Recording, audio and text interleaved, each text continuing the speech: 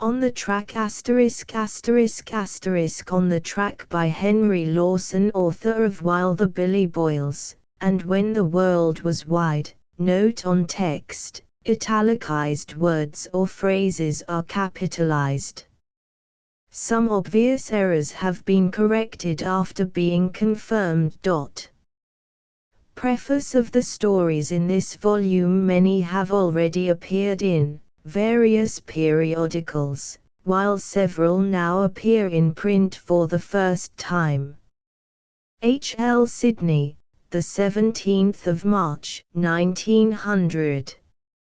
Contents. Preface. On the track, the songs they used to sing A Vision of Sandy Blight, Andy Page's Rival, The Ironbark, Chip Middleton's Peter, The Mystery of Dave Regan, Mitchell on Matrimony, Mitchell on Women, No Place for a Woman, Mitchell's Jobs Bill, The Ventriloquial Rooster, Bush Cats Meeting Old Mates, Two Larrikins, Mr. Smelling Skek, A Rough Shed, Payable, Golden Oversight of Steelman's House. Steelman told his story about the author. On the track, the songs they used to sing on the diggings up to 20-odd years ago, and as far back as I can remember, on Lambing Flat, The Pipe Clays, Gull Gong, Home Rule, and so through the roaring list, in bark huts, tents, public houses, sly grog shanties, and, well, the most glorious voice of all belonged to a bad girl.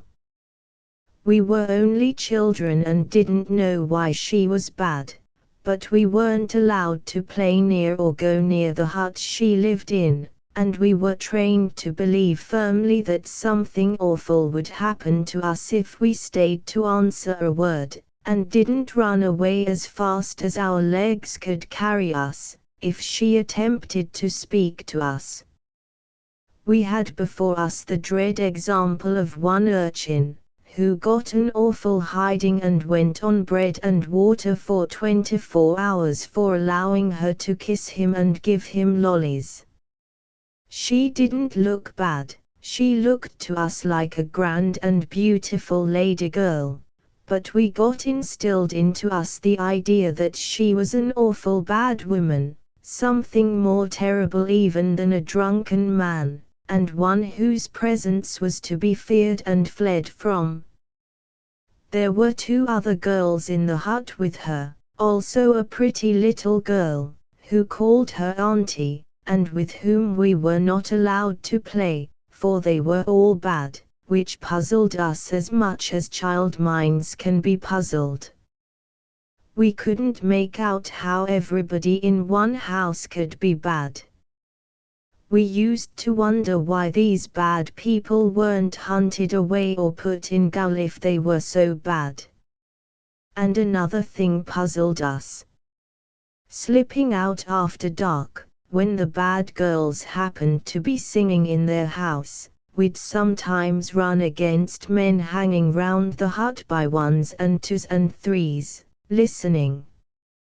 They seemed mysterious. They were mostly good men, and we concluded they were listening and watching the bad women's house to see that they didn't kill anyone, or steal and run away with any bad little boys, ourselves, for instance, who ran out after dark, which, as we were informed, those bad people were always on the lookout for a chance to do. We were told in after years that old Peter Mackenzie, a respectable, married, hard-working digger, would sometimes steal up opposite the bad door in the dark, and throw in money done up in a piece of paper, and listen round until the bad girl had sung the Bonny Hills of Scotland 2 or 3 times. Then he'd go and get drunk, and stay drunk 2 or 3 days at a time. And his wife caught him throwing the money in one night, and there was a terrible row, and she left him, and people always said it was all a mistake. But we couldn't see the mistake then.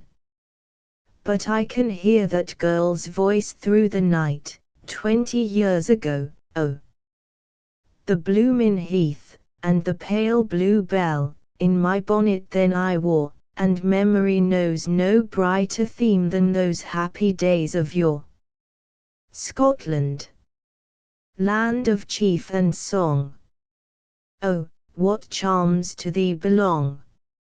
And I am old enough to understand why poor Peter Mackenzie, who was married to a Saxon, and a Tartar, went and got drunk when the bad girl sang the bonny hills of Scotland.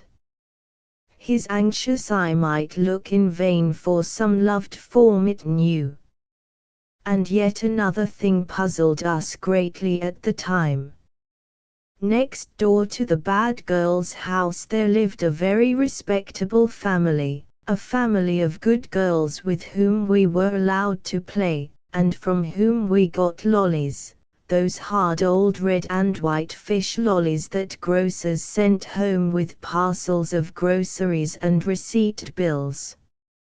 Now one washing day, they being as glad to get rid of us at home as we were to get out, we went over to the good house and found no one at home except the grown-up daughter, who used to sing for us, and read Robinson Crusoe of nights, out loud, and give us more lollies than any of the rest, and with whom we were passionately in love, notwithstanding the fact that she was engaged to a grown-up man. We reckoned he'd be dead and out of the way by the time we were old enough to marry her.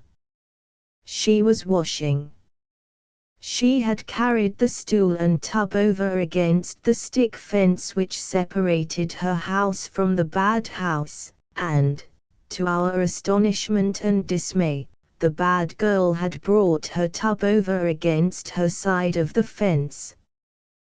They stood and worked with their shoulders to the fence between them, and heads bent down close to it. The bad girl would sing a few words, and the good girl after her, over and over again. They sang very low, we thought. Presently the good grown-up girl turned her head and caught sight of us. She jumped, and her face went flaming red. She laid hold of the stool and carried it, tub and all, away from that fence in a hurry. And the bad grown-up girl took her tub back to her house. The good grown-up girl made us promise never to tell what we saw, that she'd been talking to a bad girl, else she would never, never marry us. She told me, in after years, when she'd grown up to be a grandmother, that the bad girl was surreptitiously teaching her to sing Madeline that day.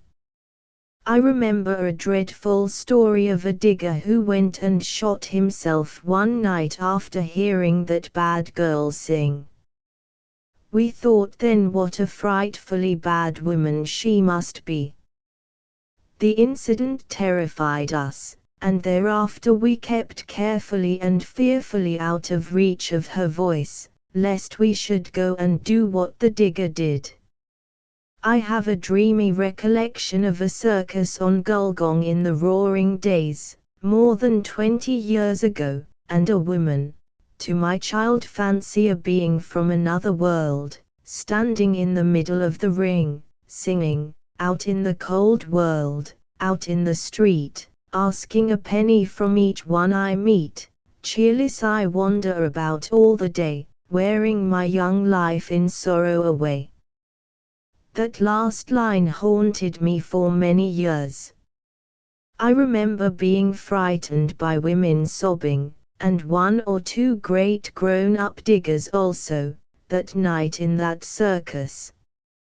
"Father, dear father, come home with me now," was a sacred song then, not a peg for vulgar parodies and more vulgar business for fourth-rate clowns and corner men. Then there was the prairie flower. Out on the prairie, in an early day, I can hear the digger's wife yet, she was the prettiest girl on the field. They married on the sly and crept into camp after dark, but the diggers got wind of it and rolled up with gold dishes, shovels, and gave them a real good tinkettling in the old-fashioned style, and a nugget or two to start housekeeping on. She had a very sweet voice, fair as a lily, joyous and free, light of the prairie home was she. She's a granny now, no doubt, or dead. And I remember a poor, brutally ill-used little wife, wearing a black eye mostly, and singing Love Amongst the Roses at her work. And they sang the Blue-tail Fly, and all the first and best coon songs, in the days when old John Brown sank a duffer on the hill. The great bark kitchen of Granny Matthews' red clay inn. A fresh back log thrown behind the fire, which lights the room fitfully. Company settled down to pipes, subdued yawning, and reverie. Flash Jack, red sash, cabbage tree hat on back of head with nothing in it, glossy black curls bunched up in front of brim. Flash Jack volunteers, without invitation, preparation, or warning, and through his nose, hot, there was a wild colonial youth, John Dowlin was his name. He bounted on his parents, who lived in Castlemaine. And so on too, he took a pistol from his breast and waved that little toy with an enthusiastic flourish and great unction on Flash Jack's part. "I'll fight, but I won't surrender," said the wild colonial boy. Even this fails to rouse the company's enthusiasm. "Give us a song, Abe. Give us the Lowlands." Abe Matthews, bearded and grizzled, is lying on the broad of his back on a bench, with his hands clasped under his head, his favorite position for smoking, reverie, yawning, or singing. He had a strong, deep voice, which used to thrill me through and through, from hair to toenails, as a child. They bother Abe till he takes his pipe out of his mouth and puts it behind his head on the end of the stool. The ship was built in Glasgow, 'twas the Golden Vanity. Lines have dropped out of my memory during the 30 years gone between, and she ploughed in the lowlands, lo. The public house people and more diggers drop into the kitchen, as all do within hearing, when Abe sings. "Now then, boys, and she ploughed in the lowlands, lo. Now, all together. The lowlands. The lowlands. And she ploughed in the lowlands, lo." Toe and heel and flat of foot begin to stamp the clay floor, and horny hands to slap patched knees in accompaniment. "Oh, save me, lads," he cried, "I'm drifting with the current, and I'm drifting with the tide. And I'm sinking in the lowlands, lo. The lowlands. The lowlands." The old bark kitchen is a-going now. Heels drumming on gin cases under stools, hands, knuckles, pipe bowls, and pannikins keeping time on the table. And we sewed him in his hammock, and we slipped him o'er the side, and we sunk him in the lowlands, lo. The lowlands. The lowlands. And we sunk him in the lowlands, lo. Old Boozer Smith, a dirty gin-sodden bundle of rags on the floor in the corner with its head on a candle box, and covered by a horse rug. Old Boozer Smith is supposed to have been dead to the universe for hours past, but the chorus must have disturbed his torpor, for, with a suddenness and unexpectedness that makes the next man jump, there comes a bellow from under the horse rug. What though I wear a rag, jet coat? I'll wear it like a man. And ceases as suddenly as it commenced. He struggles to bring his ruined head and bloated face above the surface, glares round, then, no one questioning his manhood, he sinks back and dies to creation, and subsequent proceedings are only interrupted by a snore, as far as he is concerned. Little Jimmy Nowlett, the bullock driver, is inspired. Go on, Jimmy. Give us a song. In the days when we were hard up for want of wood and wire, Jimmy always blunders. It should have been food and fire. We used to tie our boots up with little bits of wire, and I'm sitting in my little room. It measures 6 by 6. The workhouse wall is opposite. I've counted all the bricks. Give us a chorus, Jimmy.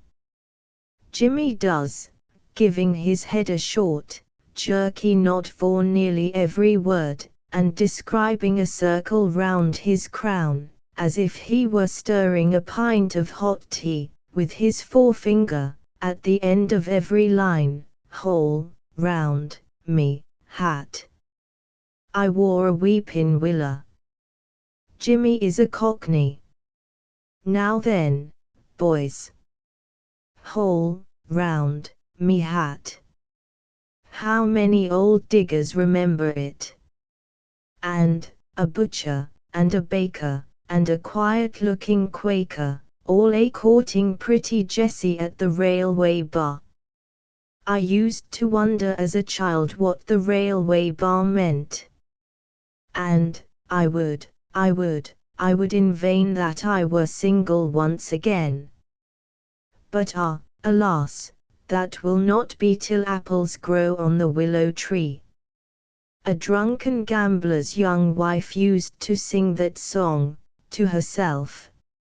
A stir at the kitchen door, and a cry of Pinter and Old Point on, Ballarat digger, appears and is shoved in. He has several drinks aboard, and they proceed to git Pinter on the singin' lay and at last talk him round. He has a good voice, but no theory, and blunders worse than Jimmy Nowlett with the words. He starts with a howl, "Ho!" Way down in Covent Gardens a strolling I did go, to see the sweetest flowers that e'er in gardings grow.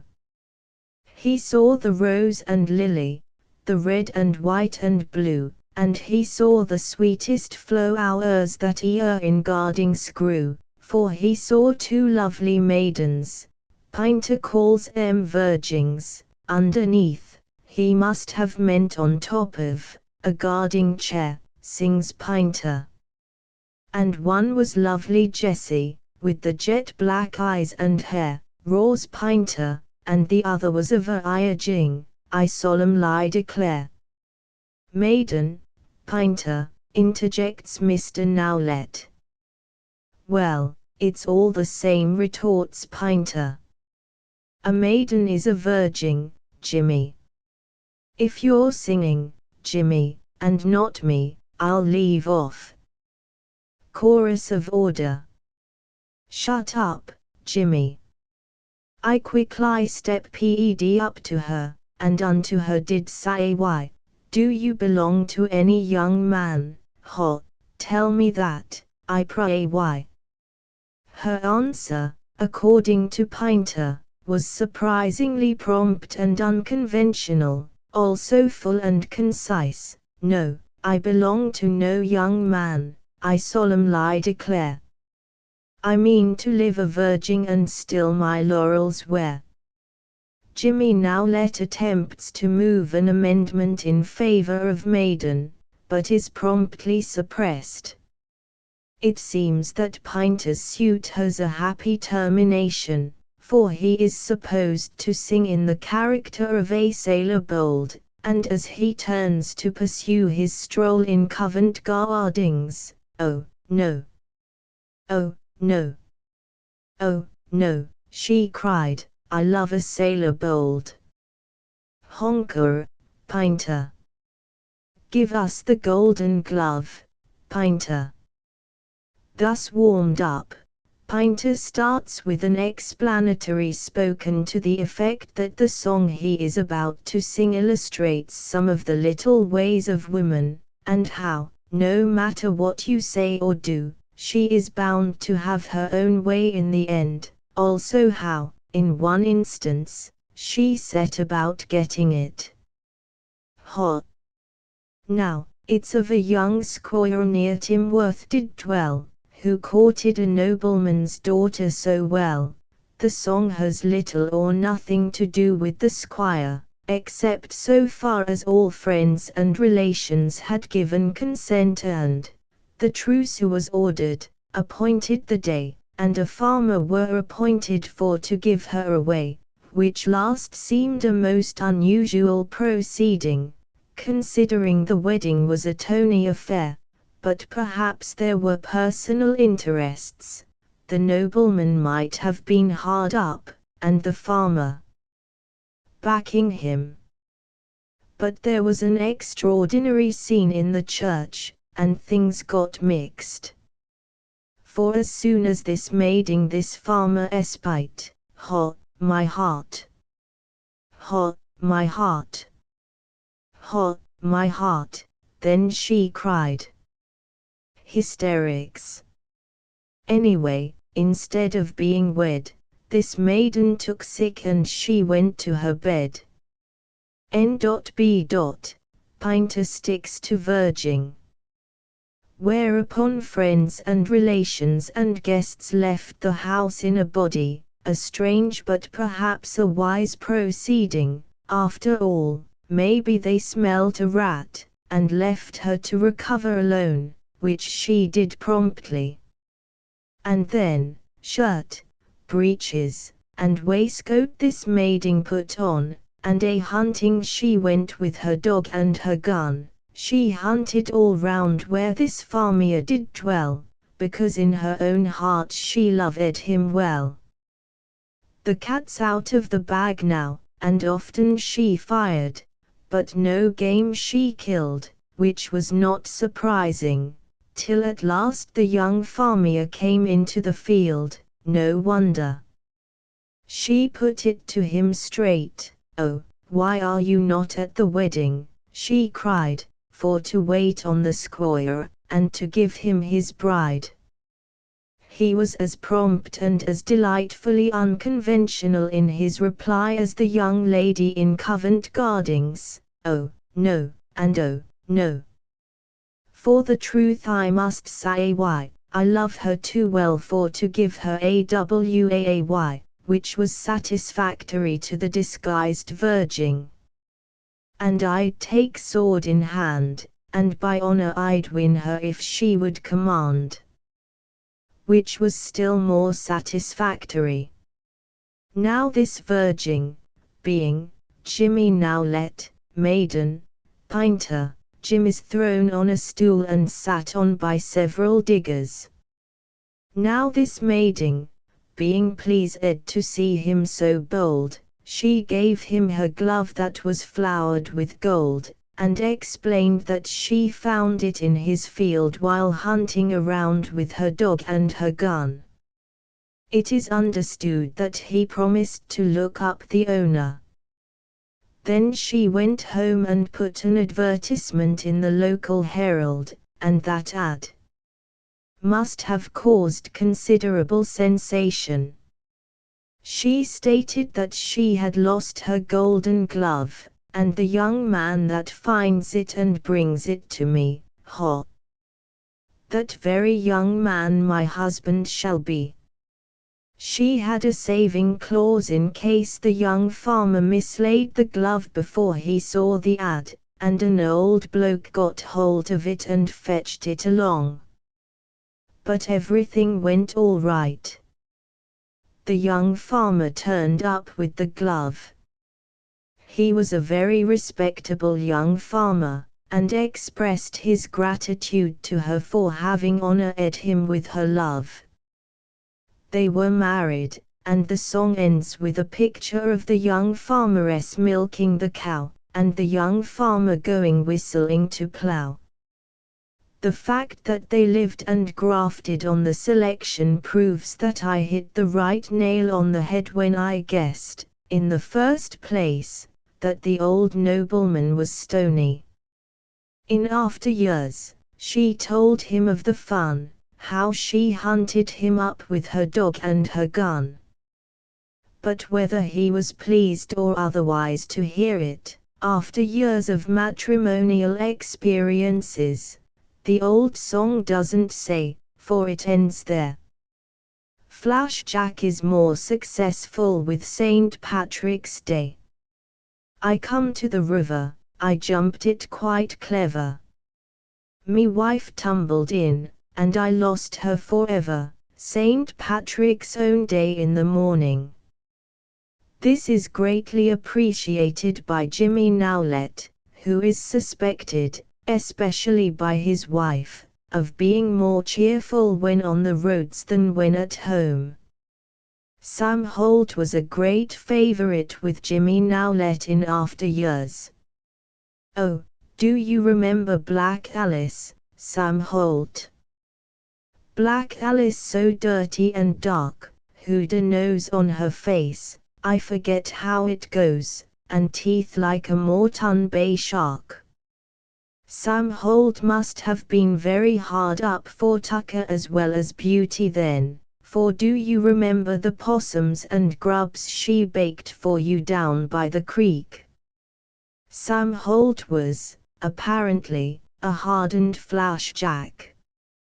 You were not quite the cleanly potato, Sam Holt. Reference is made to his manner of holding a flush, and he is asked to remember several things which he, no doubt, would rather forget, including the hiding you got from the boys. The song is decidedly personal. But Sam Holt makes a pile and goes home, leaving many a better and worse man to pad the hoof out back. And Jim Nowlett sang this with so much feeling as to make it appear a personal affair between him and the absent Holt, and, "Don't you remember the fiver, Sam Holt, you borrowed so careless and free? I reckon I'll whistle a good many tunes, with increasing feeling, ere you think of that fiver and me." For the chances will be that Sam Holt's old mate will be humping his drum on the Hoendon road to the end of the chapter of fate.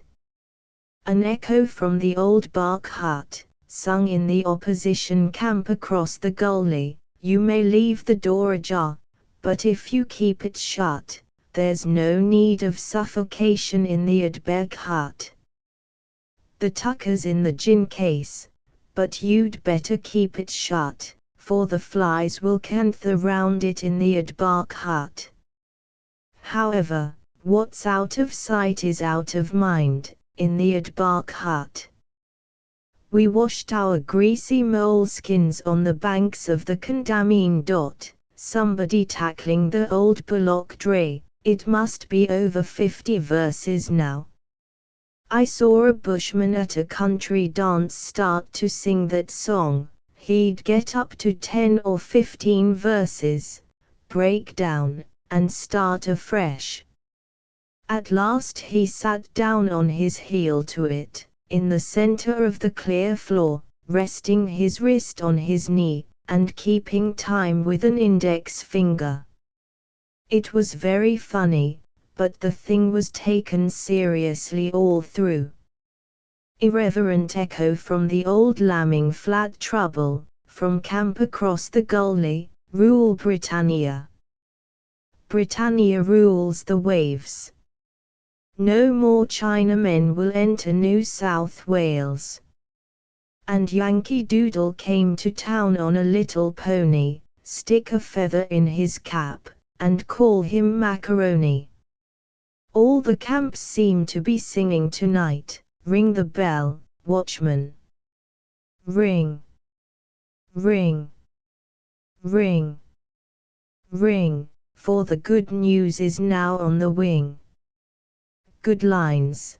The introduction. High on the belfry the old sexton stands, grasping the rope with his thin bony hands.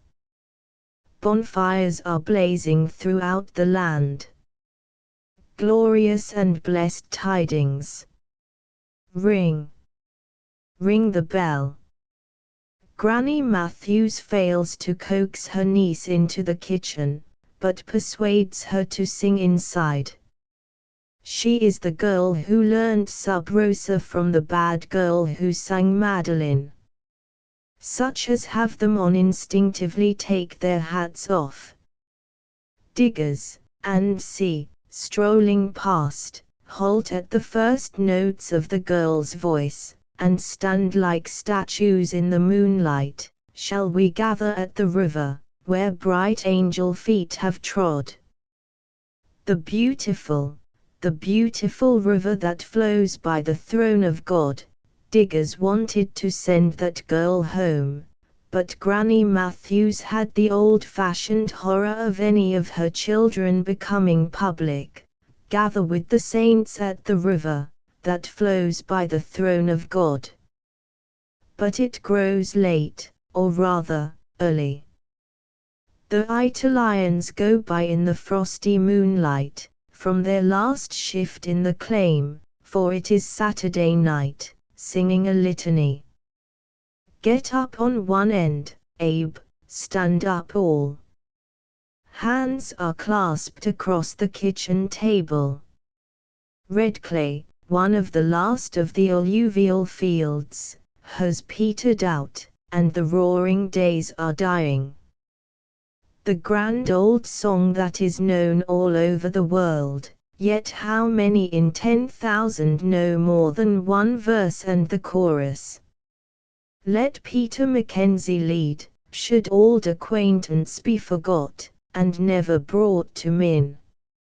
And hearts echo from far back in the past and across wide, wide seas, should old acquaintance be forgot, and days o' lang syne. Now boys, all together. For auld lang syne, my dear, for auld lang syne, we'll tak a cup o' kindness yet, for auld lang syne. We twa ha run about the braes, and pewdie the gowans fine, but we've wandered mony a weary foot, sin auld lang syne. The world was wide then. We twa ha paidle I the burn, frae morning sun till dine. The log fire seems to grow watery, for in wide, lonely Australia, but seas between us braid ha rordy, sin auld lang syne. The kitchen grows dimmer, and the forms of the digger singers seemed suddenly vague and unsubstantial, fading back rapidly through a misty veil. But the words ring strong and defiant through hard years, and here's a hand, my trusty friend, and gie's a grup o' thine, and we'll tak a cup o' kindness yet, for auld lang syne. And the nettles have been growing for over 20 years on the spot where Granny Matthews' big bark kitchen stood. A vision of Sunday blight. I'd been humping my back, and crouching and groaning for an hour or so in the darkest corner of the traveller's hut, tortured by the demon of Sunday blight. It was too hot to travel, and there was no one there except ourselves and Mitchell's cattle pup. We were waiting till after sundown, for I couldn't have travelled in the daylight, anyway. Mitchell had tied a wet towel round my eyes, and led me for the last mile or two by another towel, one end fastened to his belt behind, and the other in my hand as I walked in his tracks. And oh, but this was a relief. It was out of the dust and glare, and the flies didn't come into the dark hut, and I could hump and stick my knees in my eyes and groan in comfort. I didn't want 1,000 a year, or anything, I only wanted relief for my eyes. That was all I prayed for in this world. When the sun got down a bit, Mitchell started poking round, and presently he found amongst the rubbish a dirty-looking medicine bottle, corked tight. When he rubbed the dirt off a piece of notepaper that was pasted on, he saw eye water written on it. He drew the cork with his teeth, smelled the water, stuck his little finger in, turned the bottle upside down, tasted the top of his finger, and reckoned the stuff was all right. "Here! Wake up, Joe," he shouted. "Here's a bottle of tears." "A bottle of what?" I groaned. "Eye water," said Mitchell. "Are you sure it's all right?" I didn't want to be poisoned or have my eyes burnt out by mistake. Perhaps some burning acid had got into that bottle, or the label had been put on, or left on, in mistake or carelessness. "I dunno," said Mitchell, "but there's no harm in trying." I chanced it. I lay down on my back in a bunk, and Mitchell dragged my lids up and spilled half a bottle of eye water over my eyeballs. The relief was almost instantaneous.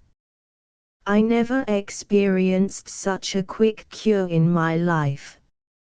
I carried the bottle in my swag for a long time afterwards, with an idea of getting it analyzed, but left it behind at last in a camp. Mitchell scratched his head thoughtfully, and watched me for a while. "I think I'll wait a bit longer," he said at last, "and if it doesn't blind you I'll put some in my eyes. I'm getting a touch of blight myself now. That's the fault of traveling with a mate who's always catching something that's no good to him." As it grew dark outside we talked of sandy-blight and fly-bite, and sandflies up north, and ordinary flies, and branched off to Baku rot, and struck the track again at bees and bee stings.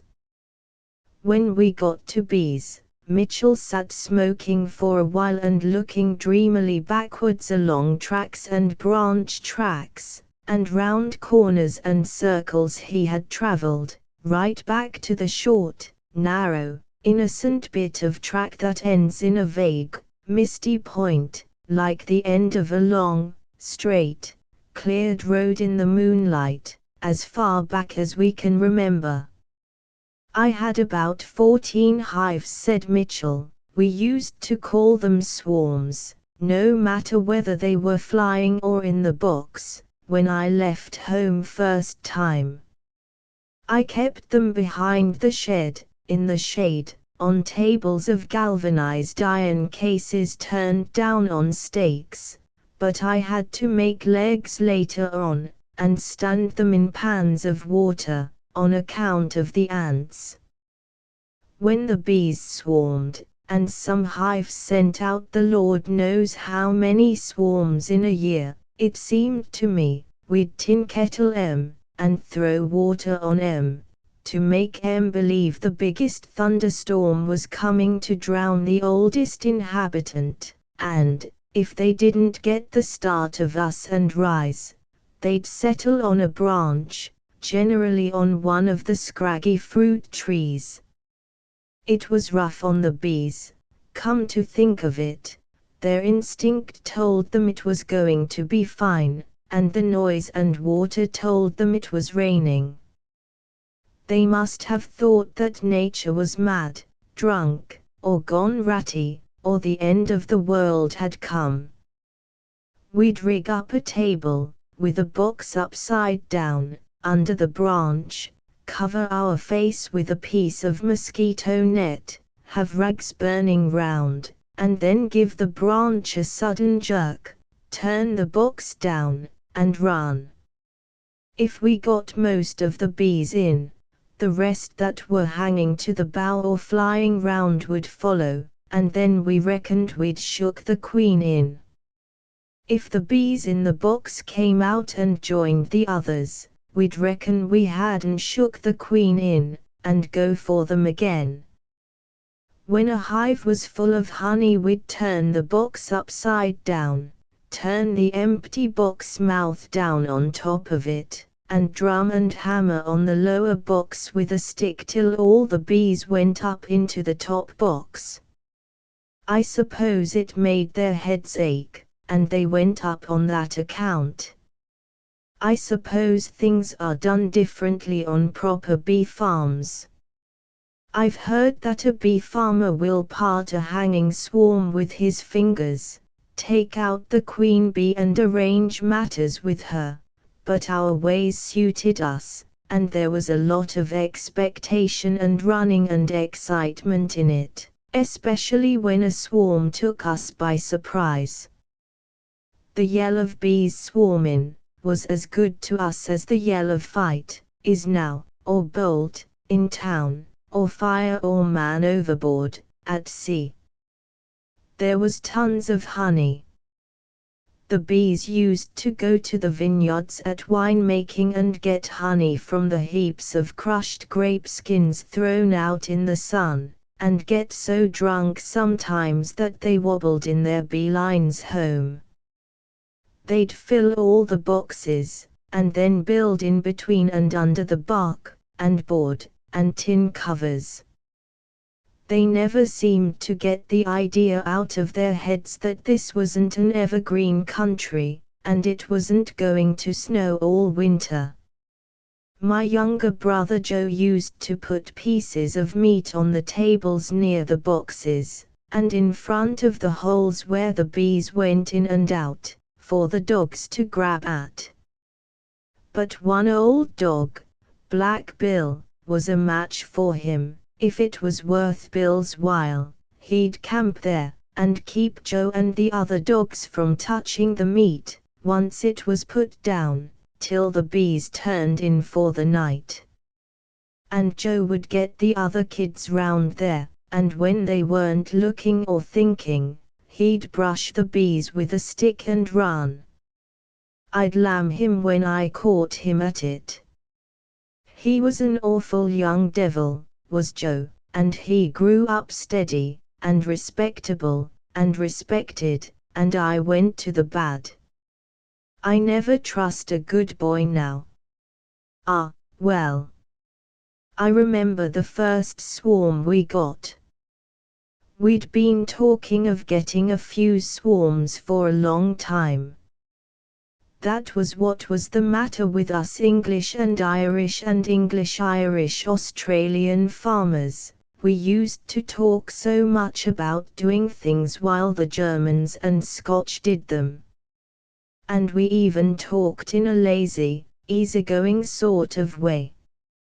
Well, one blazing hot day I saw Father coming along the road, home to dinner. We had it in the middle of the day, with his axe over his shoulder. I noticed the axe particularly because Father was bringing it home to grind, and Joe and I had to turn the stone, but when I noticed Joe dragging along home in the dust about 50 yards behind Father, I felt easier in my mind. Suddenly Father dropped the axe and started to run back along the road towards Joe, who, as soon as he saw Father coming, shied for the fence and got through. He thought he was going to catch it for something he'd done, or hadn't done. Joe used to do so many things and leave so many things not done that he could never be sure of Father. Besides, Father had a way of starting to hammer us unexpectedly, when the idea struck him. But Father pulled himself up in about 30 yards and started to grab up handfuls of dust and sand and throw them into the air. My idea, in the first flash, was to get hold of the axe, for I thought it was sunstroke, and Father might take it into his head to start chopping up the family before I could persuade him to put it, his head, I mean, in a bucket of water. But Joe came running like mad, yelling, "Swarmer, bees! Swarmer, B-E-E-S! Bring a tin dish and a dipper, waiter!" I ran with a bucket of water and an old frying pan, and pretty soon the rest of the family were on the spot, throwing dust and water, and banging everything, tin or iron, they could get hold of. The only bullock bell in the district, if it was in the district, was on the old Poley cow, and she'd been lost for a fortnight. Mother brought up the rear, but soon worked to the front, with a baking dish and a big spoon.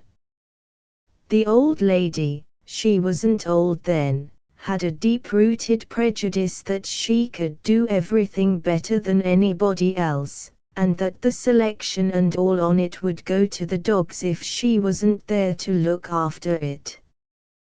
There was no jolting that idea out of her. She not only believed that she could do anything better than anybody, and hers was the only right or possible way, and that we'd do everything upside down if she wasn't there to do it or show us how, but she'd try to do things herself or insist on making us do them her way, and that led to messes and rows. She was excited now, and took command at once. She wasn't tongue-tied, and had no impediment in her speech. "Don't throw up dust, stop throwing up dust, do you want to smother 'em? Don't throw up so much water, only throw up a pannikin at a time, do you want to drown 'em?" Bang! "Keep on banging, Joe, look at that child. Run! Someone, run! You, Jack, do you want the child to be stung to death? Take her inside. Do you hear me? Stop throwing up dust, Tom." To Father. "You're scaring 'em away. Can't you see they want to settle?" Father was getting mad and yelping, "For God's sake shut up and go inside. Throw up water, Jack.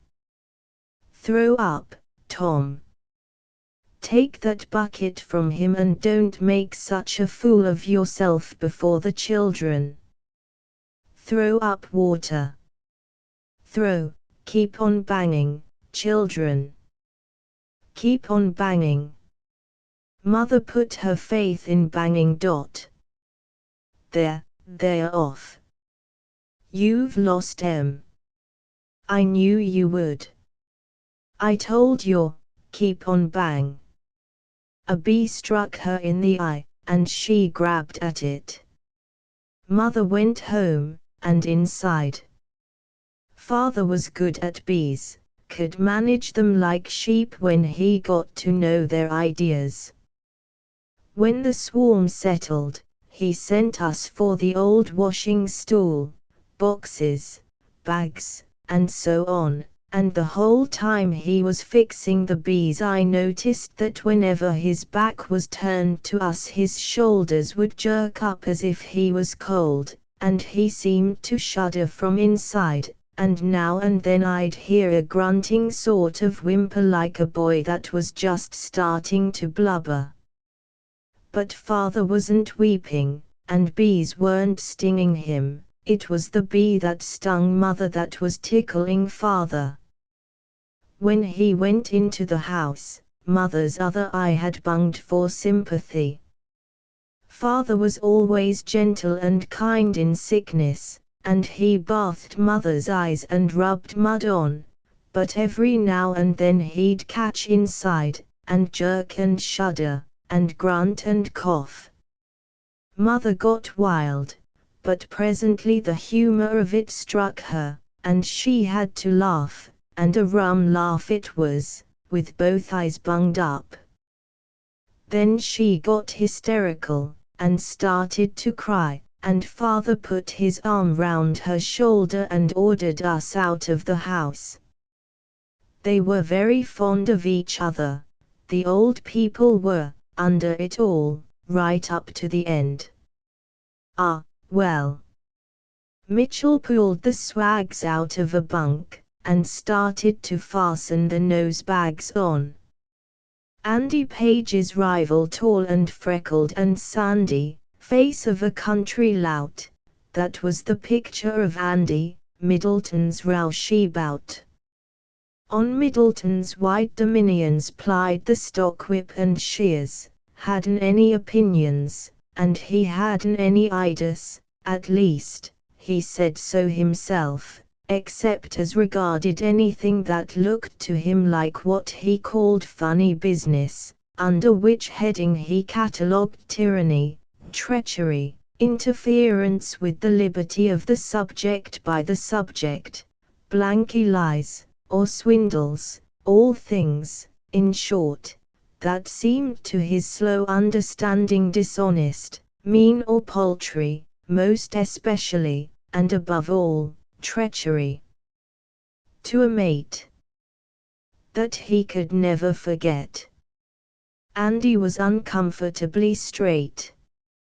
His mind worked slowly and his decisions were, as a rule, right and just, and when he once came to a conclusion concerning any man or matter, or decided upon a course of action, nothing short of an earthquake or a never-tire cyclone could move him back an inch, unless a conviction were severely shaken, and then he would require as much time to back to his starting point as he did to come to the decision. Andy had come to a conclusion with regard to a selector's daughter, name Lizzie Porter, who lived, and slaved, on her father's selection, near the township corner of the run on which Andy was a general hand. He had been in the habit for several years of calling casually at the selector's house, as he rode to and fro between the station and the town, to get a drink of water and exchange the time of day with old Porter and his missus. The conversation concerned the drought, and the likelihood or otherwise of their ever going to get a little rain, or about Porter's cattle, with an occasional enquiry concerning, or reference to, a stray cow belonging to the selection, but preferring the run, a little, plump, saucy, white cow, by the way, practically pure white, but referred to by Andy, who had eyes like a black fellow, as Old Speckledy. No one else could detect a spot or speckle on her at a casual glance. Then after a long bovine silence, which would have been painfully embarrassing in any other society, and a tilting of his cabbage tree hat forward, which came of tickling and scratching the sun-blotched nape of his neck with his little finger, Andy would slowly say, "Ah, well. I must be gettin'. So long, Mr. Porter. So long, Mrs. Porter." And, if she were in evidence, as she generally was on such occasions, "So long, Lizzie." And they'd shout, "So long, Andy," as he galloped off from the jump. Strange that those shy, quiet, gentle-voiced bushmen seem the hardest and most reckless riders. but of late his horse had been seen hanging up outside Porter's for an hour or so after sunset. He smoked, talked over the results of the last drought, if it happened to rain, and the possibilities of the next one, and played cards with old Porter, who took to winking, automatically, at his old woman, and nudging, and jerking his thumb in the direction of Lizzie when her back was turned, and Andy was scratching the nape of his neck and staring at the cards.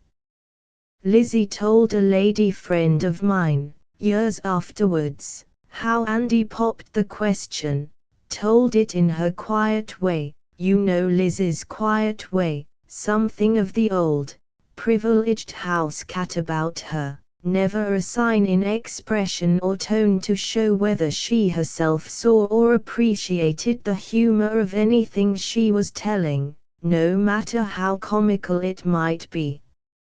She had witnessed 2 tragedies, and had found a dead man in the bush, and related the incidents as though they were commonplace.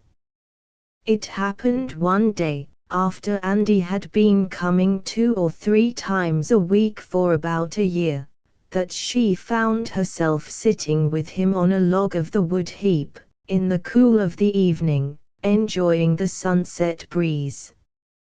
Andy's arm had got round her, just as it might have gone round a post he happened to be leaning against. They hadn't been talking about anything in particular. Andy said he wouldn't be surprised if they had a thunderstorm before morning, it had been so smothering hot all day.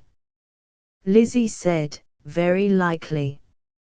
Andy smoked a good while, then he said, well. It's a weary world. Lizzie didn't say anything.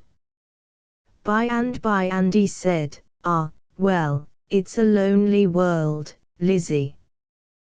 Do you feel lonely, Andy? Asked Lizzie, after a while. Yes, Lizzie, I do. Lizzie let herself settle, a little, against him, without either seeming to notice it, and after another while she said, softly, so do I, Andy. Andy knocked the ashes from his pipe very slowly and deliberately, and put it away.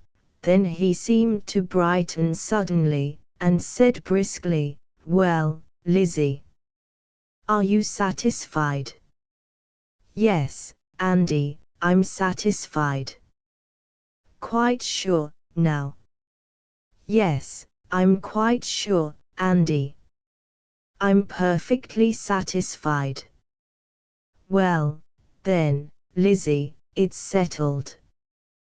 But today, a couple of months after the proposal described above, Andy had trouble on his mind, and the trouble was connected with Lizzie Porter.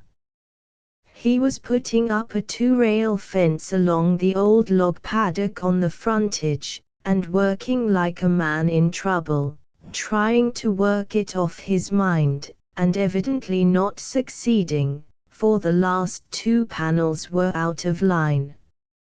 He was ramming a post, Andy rammed honestly, from the bottom of the hole, not the last few shovelfuls below the surface, as some do. He was ramming the last layer of clay when a cloud of white dust came along the road, paused, and drifted or poured off into the scrub, leaving long Dave Bentley, the horsebreaker, on his last victim. "Hello, Andy." "Grafton." "I want to speak to you," Dave said. Andy, in a strange voice. All right," said Dave, rather puzzled. He got down, wondering what was up, and hung his horse to the last post but one. Dave was Andy's opposite in one respect. He jumped to conclusions, as women do, but, unlike women, he was mostly wrong. He was an old chum and mate of Andy's who had always liked, admired, and trusted him. But now, to his helpless surprise, Andy went on scraping the earth from the surface with his long-handled shovel, and heaping it conscientiously round the butt of the post, his face like a block of wood, and his lips set grimly. Dave broke out first, with bush oaths. "What's the matter with you? Spit it out. What have I been doing to you? What's got your rag out about, anyway?" Andy faced him suddenly, with hatred for funny business flashing in his eyes. "What did you say to my sister Mary about Lizzie Porter?" Dave started, then he whistled long and low. "Spit it all out, Andy," he advised. "You said she was travelin' with a fella.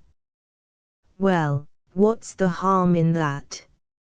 Everybody knows that, if any crawler says a word about Lizzie Porter, look here, me and you's got to fight, Dave Bentley."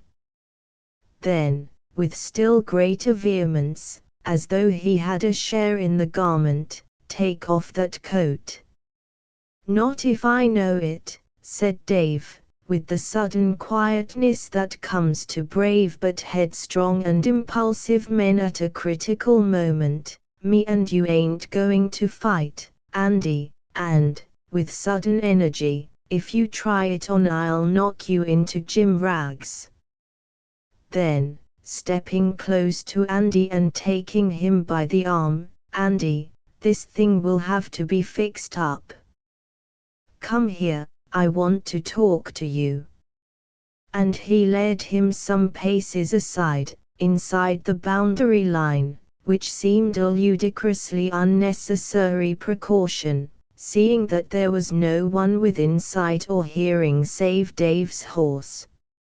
"Now, look here, Andy, let's have it over. What's the matter with you and Lizzie Porter?" "I'm travelin' with her, that's all, and we're going to get married in 2 years." Dave gave vent to another long, low whistle. He seemed to think and make up his mind. "Now, look here, Andy, we're old mates, ain't we?" "Yes, I know that. And do you think I'd tell you a blanky lie, or crawl behind your back? Do you? Spit it out." No, I don't. I've always stuck up for you, Andy, and, why, I've fought for you behind your back.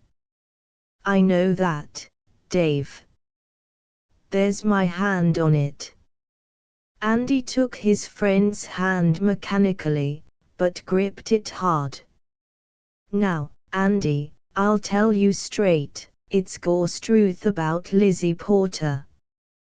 They stood as they were for a full minute, hands clasped, Andy with his jaw dropped and staring in a dazed sort of way at Dave.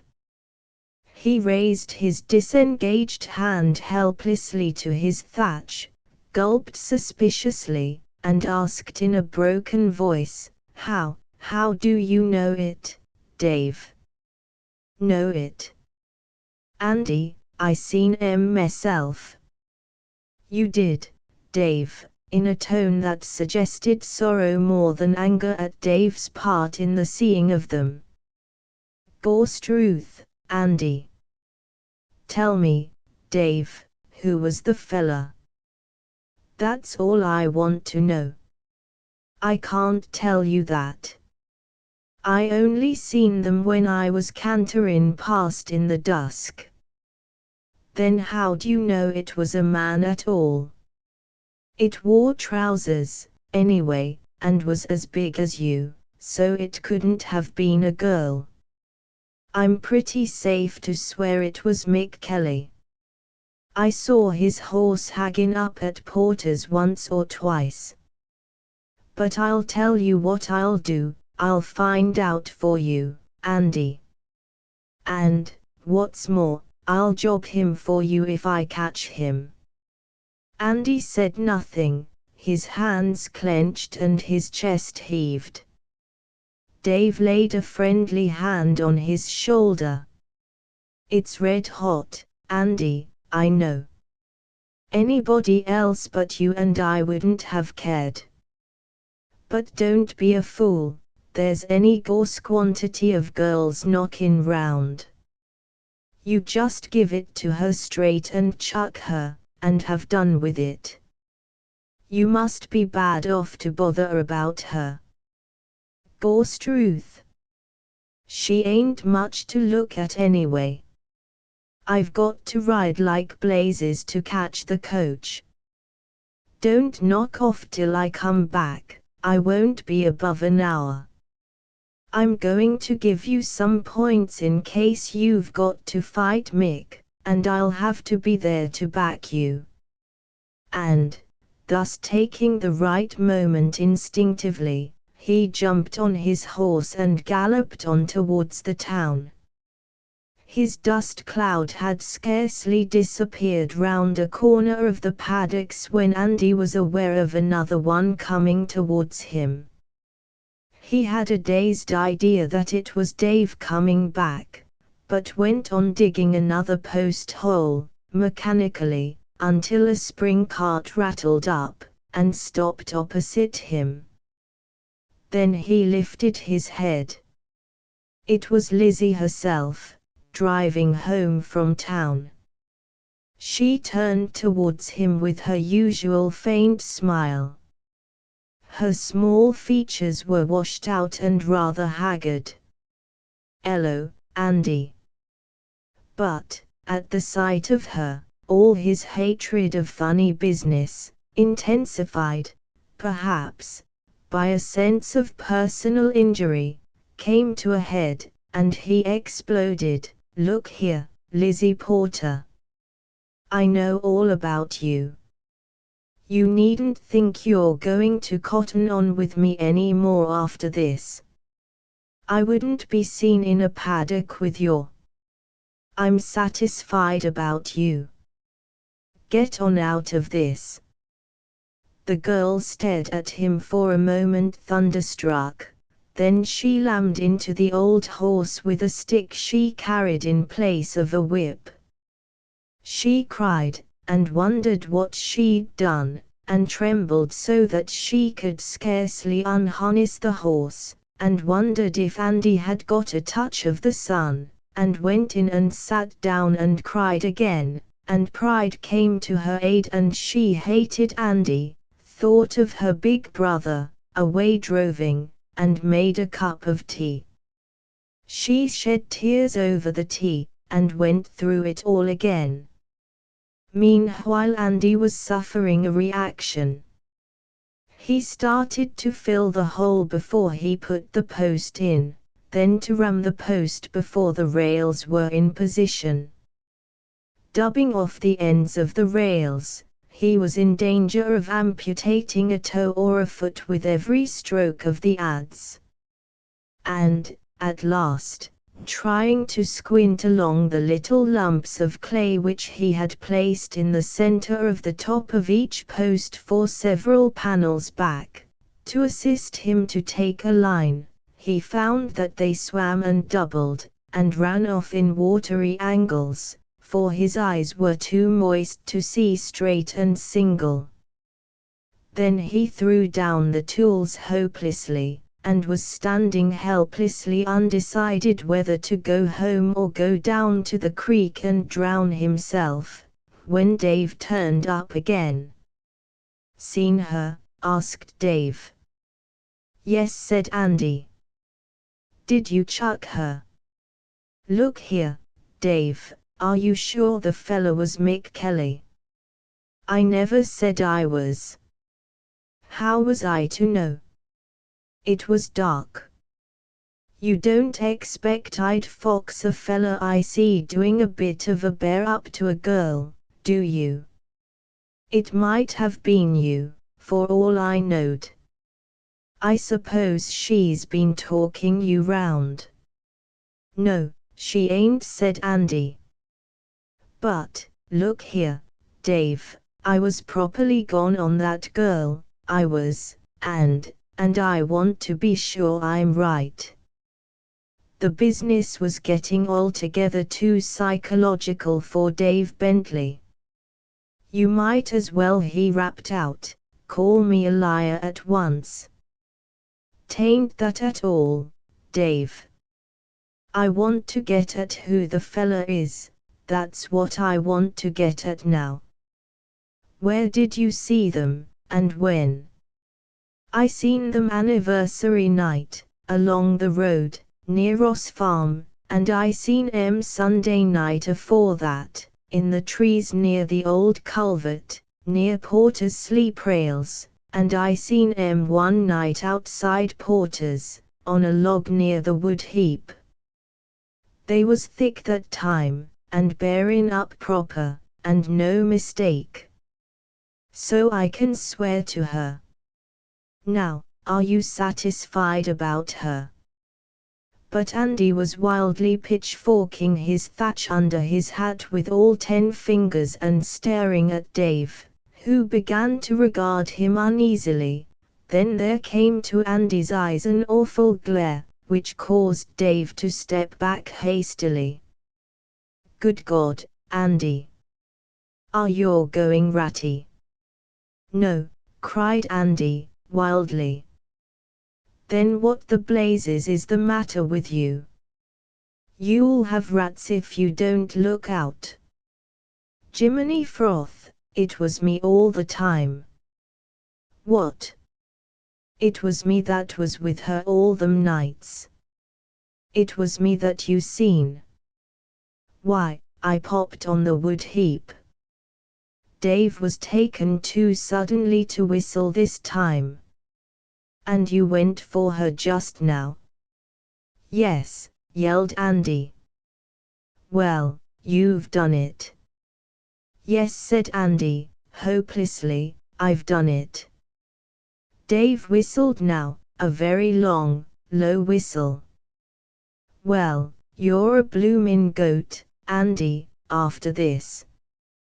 But this thing'll have to be fixed up, and he cantered away. Poor Andy was too badly knocked to notice the abruptness of Dave's departure, or to see that he turned through the sleep rails onto the track that led to Porter's. Half an hour later Andy appeared at Porter's back door, with an expression on his face as though the funeral was to start in 10 minutes. In a tone befitting such an occasion, he wanted to see Lizzie. Dave had been there with the laudable determination of fixing the business up, and had, of course, succeeded in making it much worse than it was before. But Andy made it all right. The ironbark chip Dave Regan and party, bush fencers, tank sinkers, rough carpenters, and C.Dot, were finishing the third and last culvert of their contract on the last section of the new railway line, and had already sent in their vouchers for the completed contract, so that there might be no excuse for extra delay in connection with the check. Now it had been expressly stipulated in the plans and specifications that the timber for certain beams and girders was to be ironbark and no other, and government inspectors were authorized to order the removal from the ground of any timber or material they might deem inferior, or not in accordance with the stipulations. The railway contractor's foreman and inspector of subcontractors was a practical man and a bushman, but he had been a timber-getter himself, his sympathies were bushy, and he was on winking terms with Dave Regan. Besides, extended time was expiring, and the contractors were in a hurry to complete the line.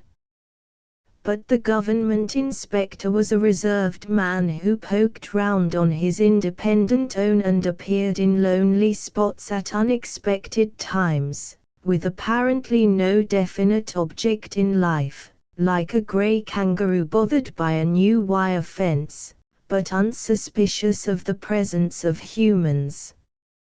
He wore a grey suit, rode, or mostly led, an ashen grey horse.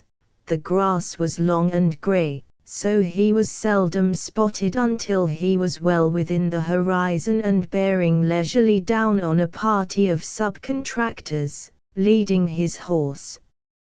Now ironbark was scarce and distant on those ridges, and another timber, similar in appearance, but much inferior in grain and standing quality, was plentiful and close at hand. Dave and party were about full of the job and place, and wanted to get their check and be gone to another spec they had in view. So they came to reckon they'd get the last girder from a handy tree, and have it squared, in place, and carefully and conscientiously tarred before the inspector happened along, if he did. But they didn't. They got it squared, and ready to be lifted into its place. The kindly darkness of tar was ready to cover a fraud that took 4 strong men with crowbars and levers to shift, and now, such is the regular cussedness of things, as the fraudulent piece of timber lay its last hour on the ground, looking and smelling, to their guilty imaginations like anything but ironbark. They were aware of the government inspector drifting down upon them obliquely, with something of the atmosphere of a casual. Bill or Jim, who had dropped out of his easygoing track to see how they were getting on, and borrow a match. They had more than half hoped that, as he had visited them pretty frequently during the progress of the work, and knew how near it was to completion, he wouldn't bother coming any more. But it's the way with the government. You might move heaven and earth in vain endeavor to get the government to flutter an eyelash over something of the most momentous importance to yourself and mates and the district, even to the country, but just when you are leaving authority severely alone, and have strong reasons for not wanting to worry or interrupt it, and not desiring it to worry about you, it will take a fancy into its head to come along and bother. It's always the way, muttered Dave to his mates. I knew the beggar would turn up. And the only cronk log we've had, too, he added, in an injured tone. If this had been the only blessed ironbark in the whole contract, it would have been all right. Good day, sir. To the inspector. It's hot. The inspector nodded. He was not of an impulsive nature. He got down from his horse and looked at the girder in an abstracted way, and presently there came into his eyes a dreamy, faraway, sad sort of expression, as if there had been a very sad and painful occurrence in his family, way back in the past, and that piece of timber in some way reminded him of it and brought the old sorrow home to him. He blinked 3 times, and asked, in a subdued tone, "Is that ironbark?" Jack Bentley, the fluent liar of the party, caught his breath with a jerk and coughed, to cover the gasp and gain time. Ironbark. Of course it is. I thought you would know ironbark, Mr. Mr. was silent. What else do you think it is? The dreamy, abstracted expression was back. The inspector, by the way, didn't know much about timber, but he had a great deal of instinct, and went by it when in doubt. Look here, mister," put in Dave Regan, in a tone of innocent puzzlement and with a blank bucolic face. But don't the plans and specifications say ironbark?" "Ours does, anyway. I'll get the papers from the tent and show you, if you're like." It was not necessary. The inspector admitted the fact slowly. He stooped, and with an absent air picked up a chip. He looked at it abstractedly for a moment, blinked his threefold blink, then, seeming to recollect an appointment, he woke up suddenly and asked briskly, "Did this chip come off that girder?" Blank silence. The inspector blinked 6 times, divided in threes, rapidly, mounted his horse, said day and rode off. Regan and party stared at each other. What did he do that for?" asked Andy Page, the third in the party. "Do what for, you fool?" enquired Dave. Take that chip for." "He's taking it to the office," snarled Jack Bentley. What for?" "What does he want to do that for?" "To get it blanky well analyzed." "You ass. Now are you satisfied?" And Jack sat down hard on the timber, jerked out his pipe, and said to Dave, in a sharp, toothache tone, "Gimme a match." Well, what are we to do now?" enquired Andy, who was the hardest grafter, but altogether helpless, hopeless, and useless in a crisis like this. "Grain and varnish the bloomin' culvert," snapped Bentley. But Dave's eyes, that had been ruefully following the inspector, suddenly dilated.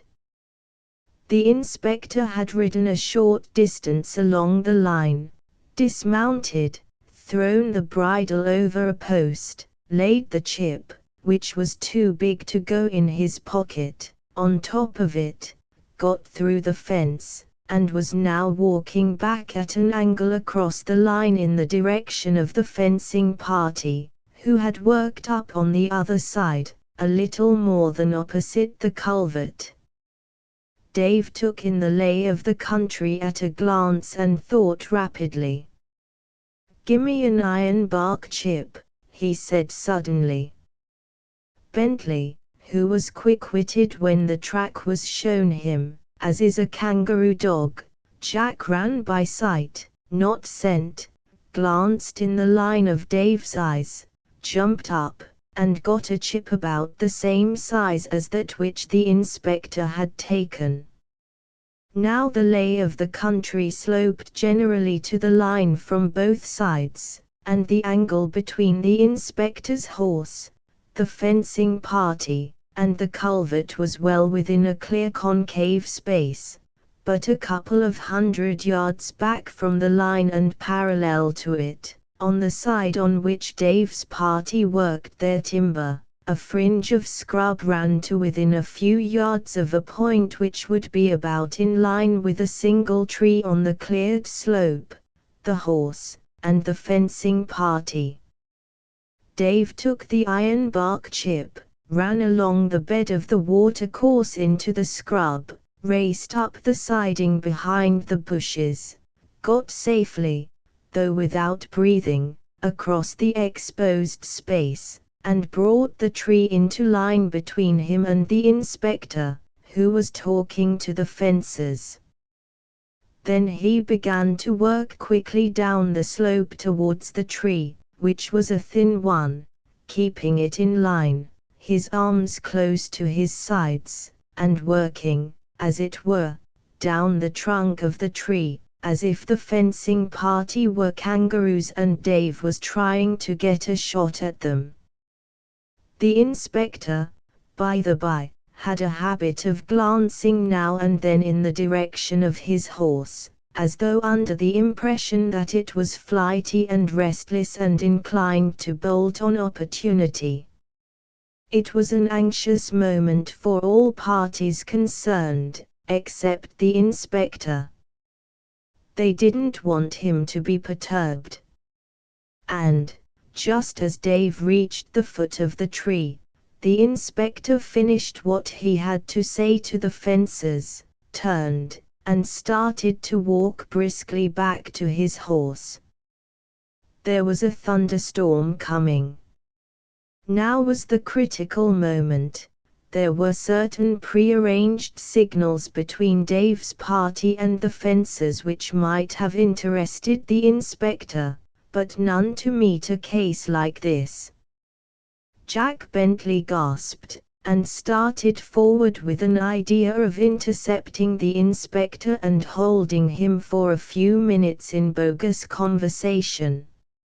Inspirations come to one at a critical moment, and it flashed on Jack's mind to send Andy instead.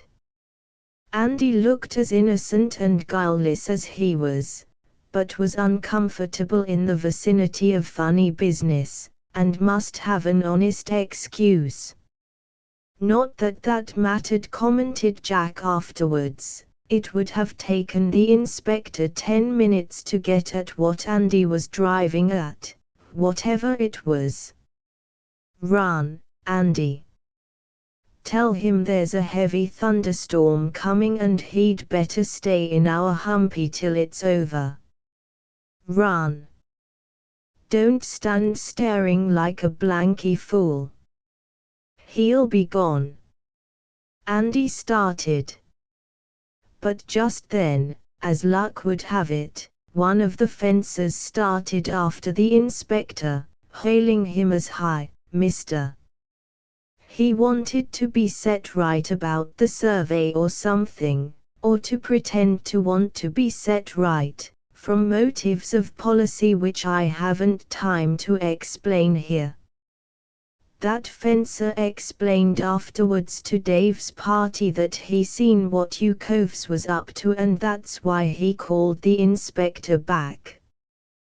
But he told them that after they had told their yarn, which was a mistake. Come back, Andy, cried Jack Bentley. Dave Regan slipped round the tree, down on his hands and knees, and made quick time through the grass which, luckily, grew pretty tall on the 30 or 40 yards of slope between the tree and the horse.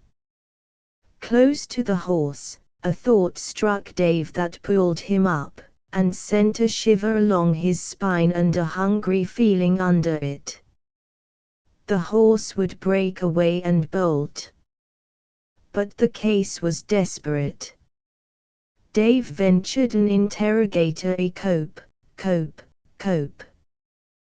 The horse turned its head wearily and regarded him with a mild eye, as if he'd expected him to come on all fours, and wondered what had kept him so long.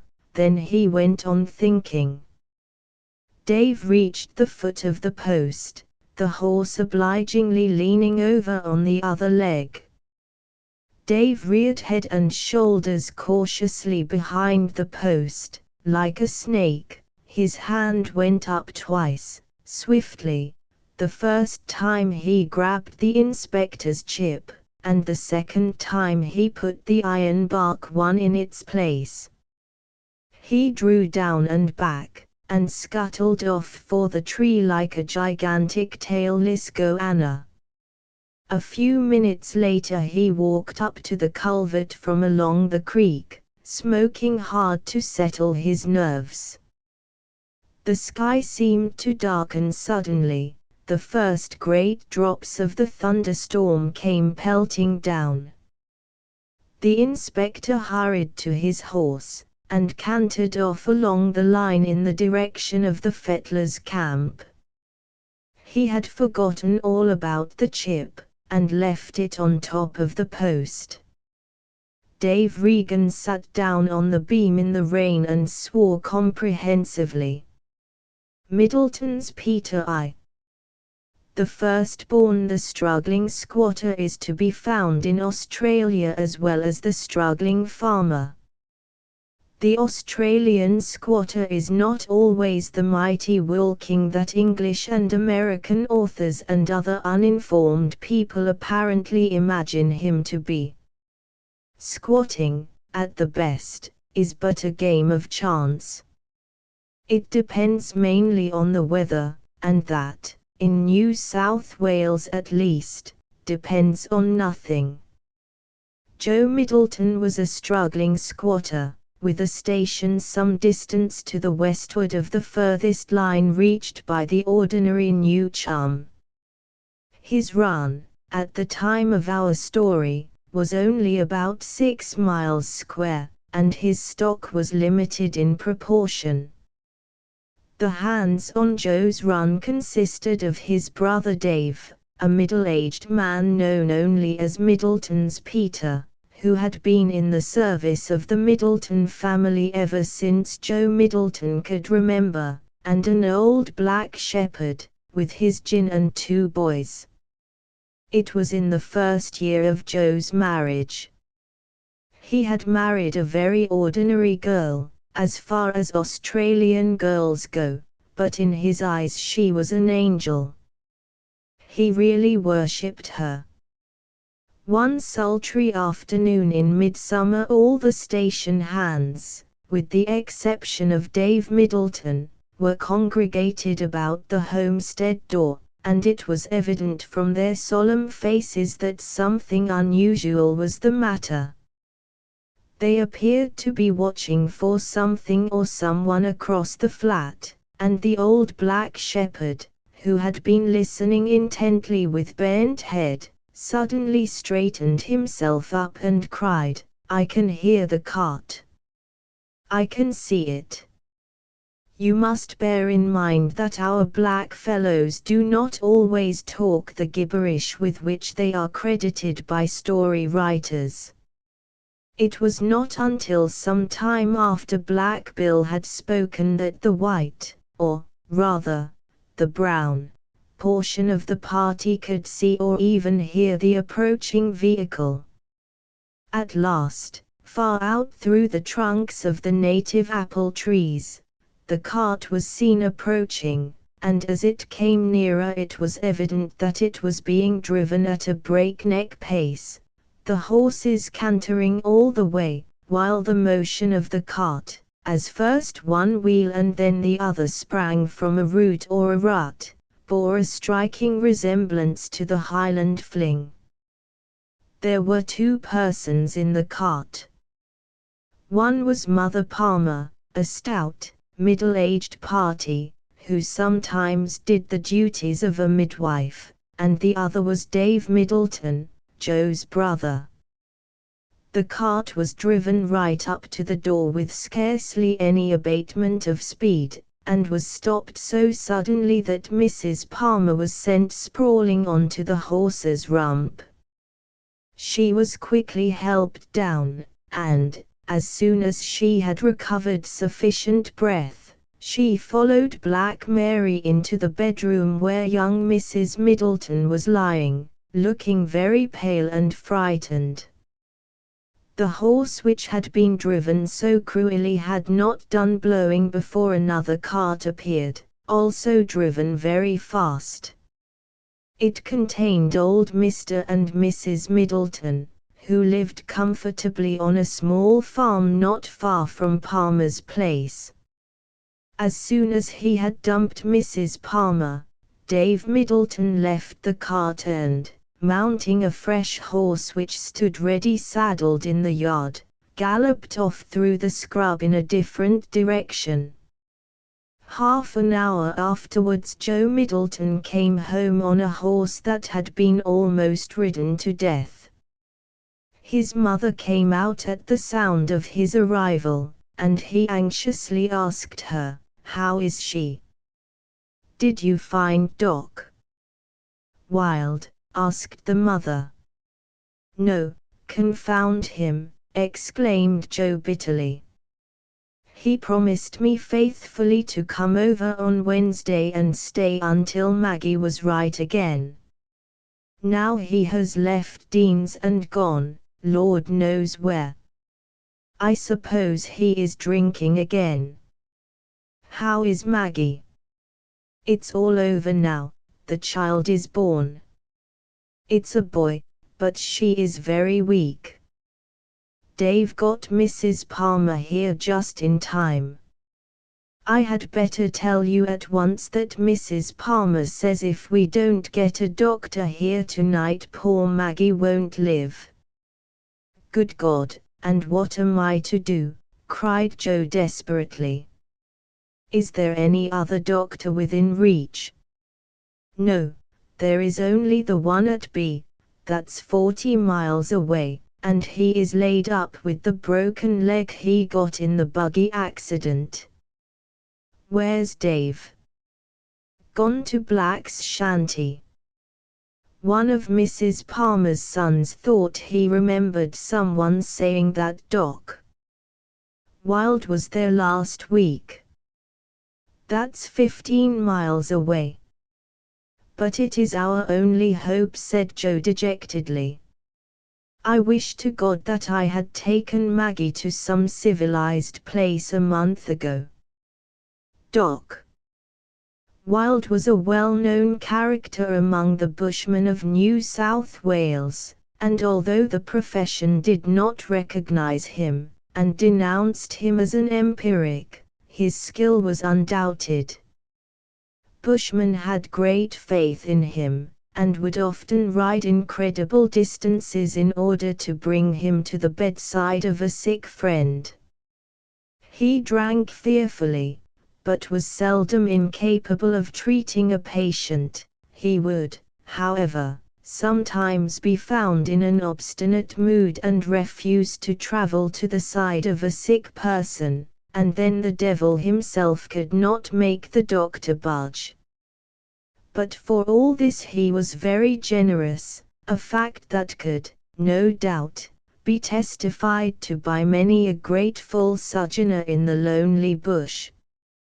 The only hope night came on, and still there was no change in the condition of the young wife, and no sign of the doctor.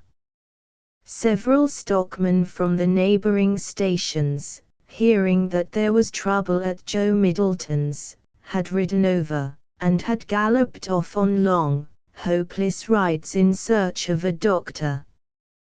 Being generally free from sickness themselves, these bushmen look upon it as a serious business even in its mildest form. What is more, their sympathy is always practical where it is possible for it to be so.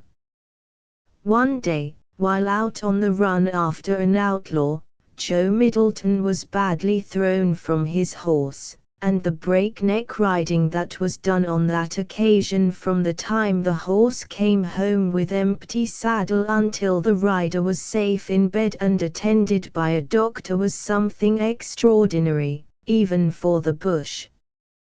Before the time arrived when Dave Middleton might reasonably have been expected to return, the station people were anxiously watching for him, all except the old black fellow and the two boys, who had gone to yard the sheep. The party had been increased by Jimmy Nowlett, the bullocky, who had just arrived with a load of fencing wire and provisions for Middleton.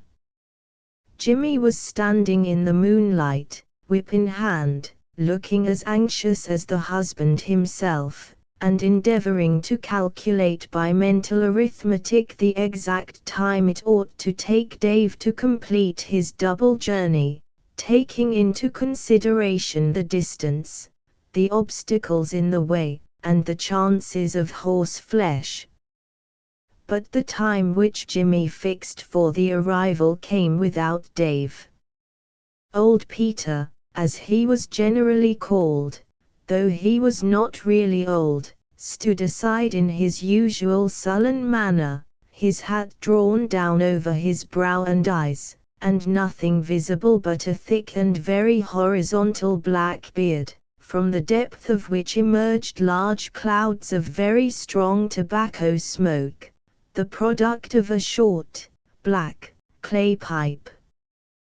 They had almost given up all hope of seeing Dave return that night, when Peter slowly and deliberately removed his pipe and grunted, "He's a-coming." He then replaced the pipe, and smoked on as before.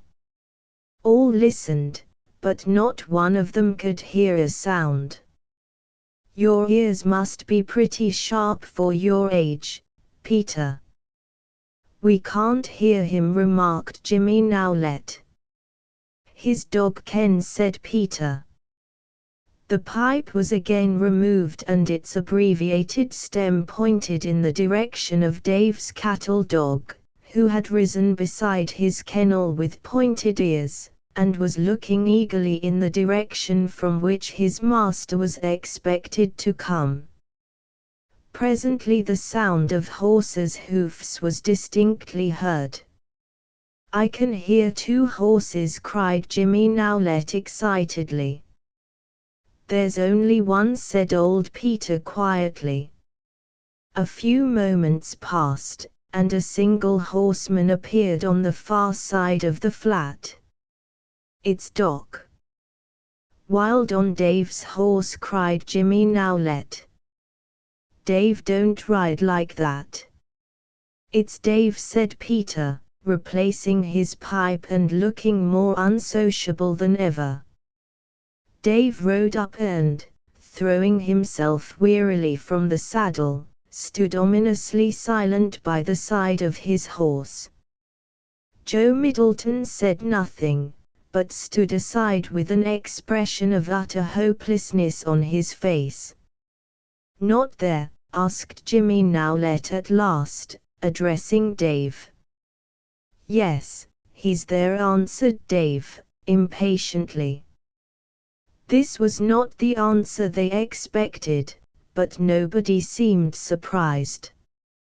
"Drunk?" asked Jimmy. "Yes." Here old Peter removed his pipe, and pronounced the one word, "How?" "What the hell do you mean by that?" muttered Dave, whose patience had evidently been severely tried by the clever but intemperate bush doctor. "How drunk?" explained Peter, with great equanimity. "Stubborn drunk, blind drunk, beastly drunk, dead drunk, and damned well drunk, if that's what you want to know." "What did Doc say?" asked Jimmy. "Said he was sick, had lumbago, wouldn't come for the Queen of England, said he wanted a course of treatment himself." "Curse him. I have no patience to talk about him." "I'd give him a course of treatment," muttered Jimmy viciously, trailing the long lash of his bullock whip through the grass and spitting spitefully at the ground. Dave turned away and joined Joe, who was talking earnestly to his mother by the kitchen door.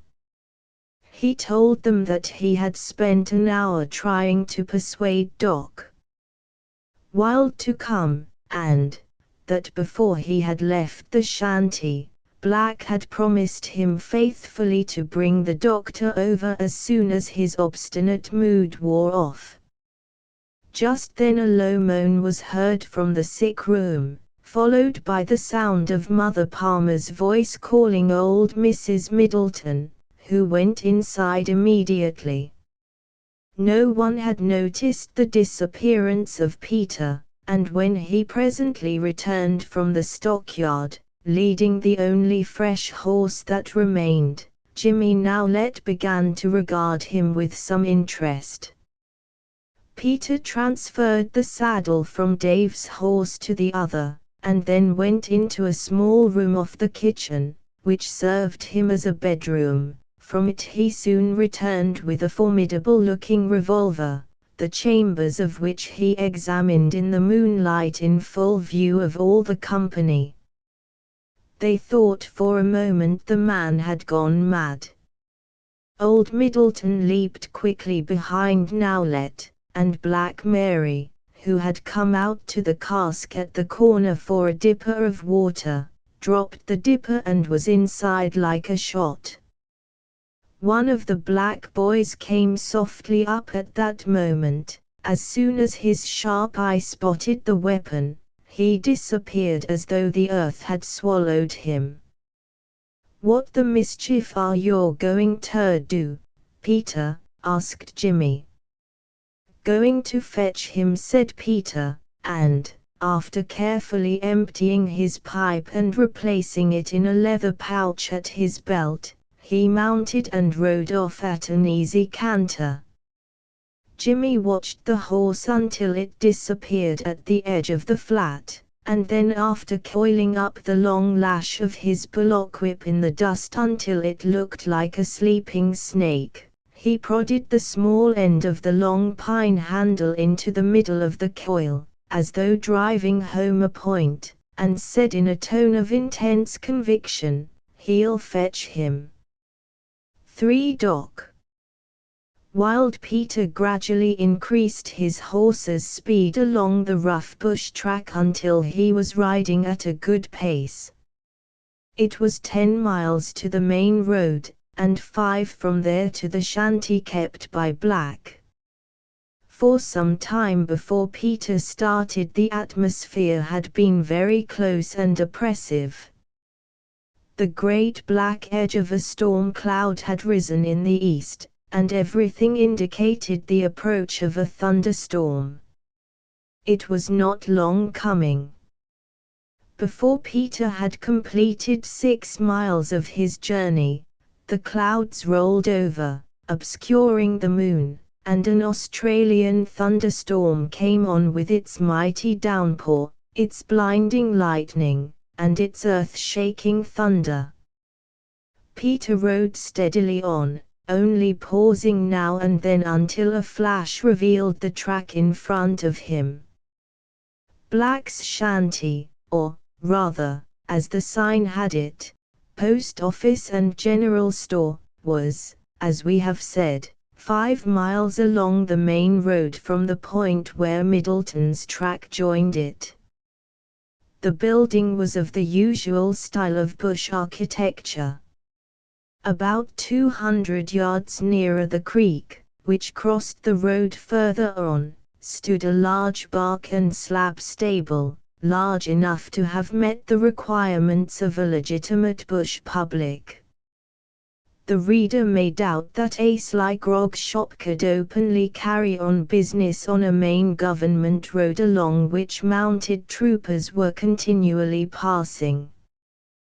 But then, you see, mounted troopers get thirsty like other men. Moreover, they could always get their thirst quenched gratis at these places, so the reader will be prepared to hear that on this very night 2 troopers' horses were stowed snugly away in the stable, and 2 troopers were stowed snugly away in the back room of the shanty, sleeping off the effects of their cheap but strong potations.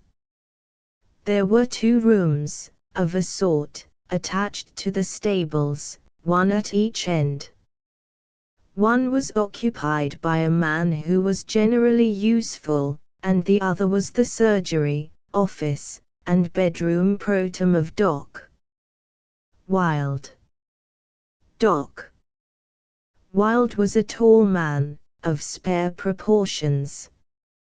He had a cadaverous face, black hair, bushy black eyebrows, eagle nose, and eagle eyes. He never slept while he was drinking. On this occasion he sat in front of the fire on a low 3-legged stool. His knees were drawn up, his toes hooked round the front legs of the stool, one hand resting on one knee, and one elbow, the hand supporting the chin, resting on the other. He was staring intently into the fire, on which an old black saucepan was boiling and sending forth a pungent odor of herbs. There seemed something uncanny about the doctor as the red light of the fire fell on his hawk-like face and gleaming eyes. He might have been Mephistopheles watching some infernal brew. He had sat there some time without stirring a finger, when the door suddenly burst open and Middleton's Peter stood within, dripping wet. The doctor turned his black, piercing eyes upon the intruder, who regarded him silently, for a moment, and then asked quietly, "What the hell do you want?" "I want you," said Peter. "And what do you want me for?" "I want you to come to Joe Middleton's wife." "She's bad," said Peter calmly. "I won't come," shouted the doctor. "I've brought enough horse stealers into the world already. If any more want to come, they can go to blazes for me. Now, you get out of this." "Don't get your rag out," said Peter quietly. "The horse stealers come, and nearly killed his mother to begin with, and if you don't get your physic box and come wi' me, by the great God I'll—" Here the revolver was produced and pointed at Doc Wilde's head. The sight of the weapon had a sobering effect upon the doctor. He rose, looked at Peter critically for a moment, knocked the weapon out of his hand, and said slowly and deliberately, "Wall, if the case's as serious as that, I reckon I'd better come."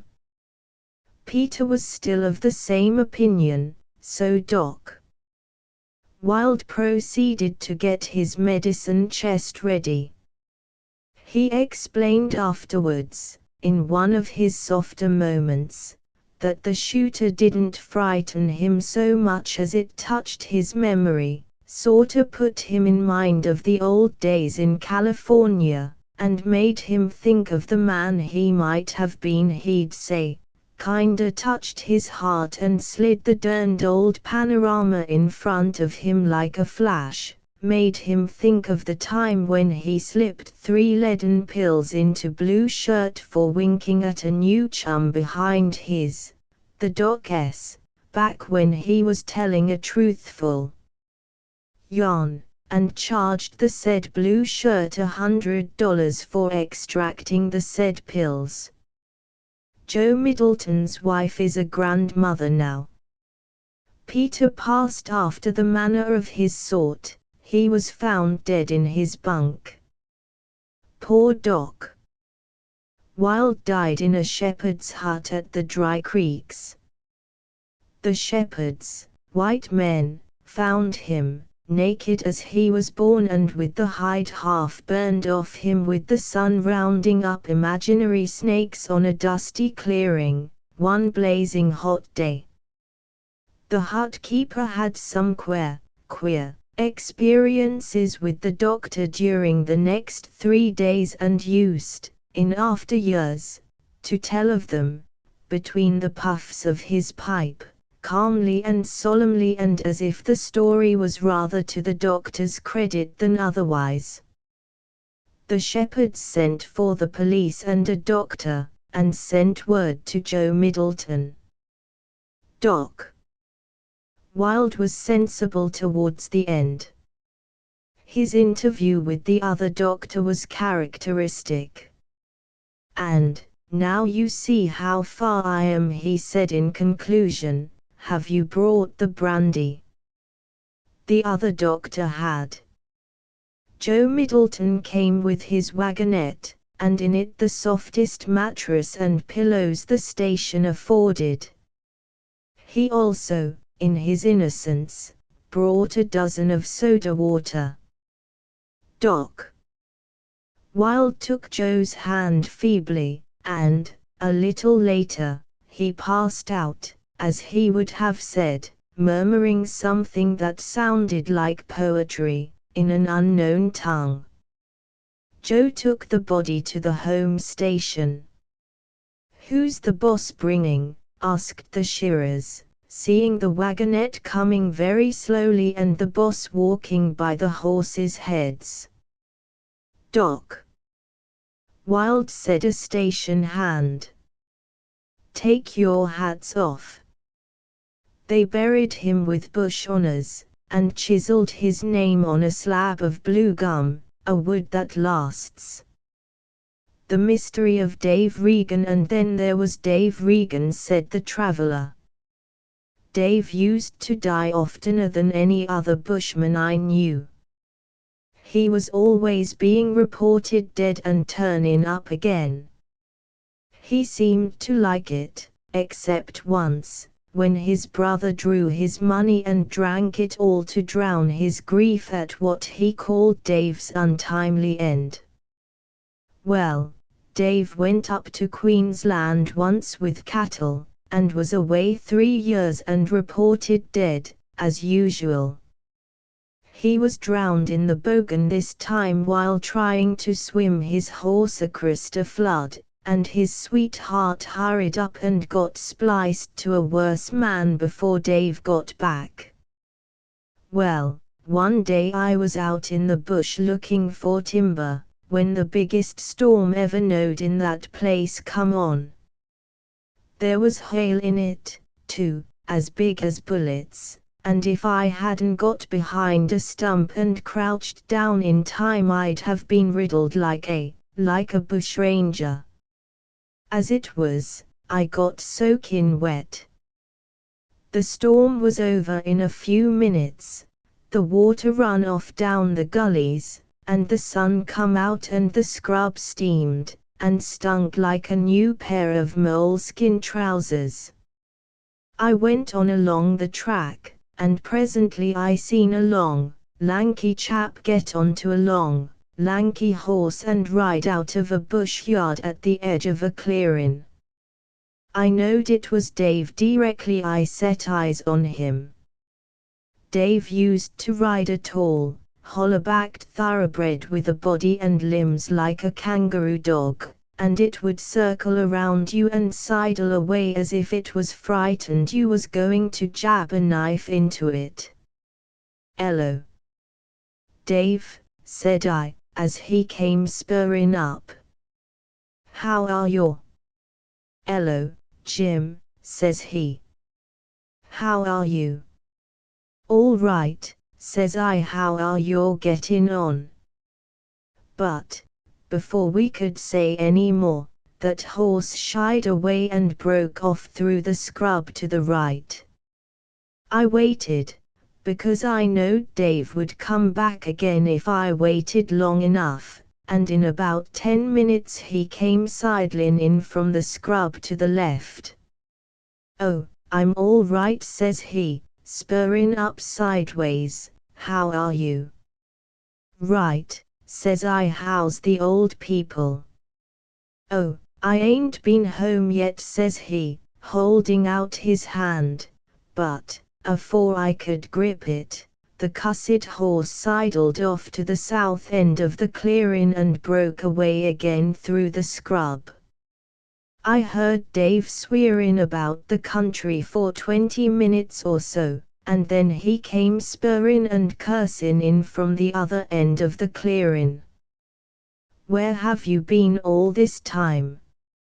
I said, as the horse came curving up like a boomerang. "Gulf country," said Dave. "That was a storm, Dave," said I. "My oath," says Dave. "Get caught in it?" "Yes." "Got to shelter?" "No, but you're as dry's a bone, Dave." Dave grinned. And, he yelled. He said that to the horse as it boomeranged off again and broke away through the scrub. I waited, but he didn't come back, and I reckoned he'd got so far away before he could pull up that he didn't think it worthwhile coming back, so I went on. By and by I got thinking. Dave was as dry as a bone, and I knowed that he hadn't had time to get to shelter, for there wasn't a shed within 12 miles. He wasn't only dry, but his coat was creased and dusty too, same as if he'd been sleeping in a hollow log, and when I come to think of it, his face seemed thinner and whiter than it used to, and so did his hands and wrists, which always stuck a long way out of his coat sleeves, and there was blood on his face, but I thought he'd got scratched with a twig.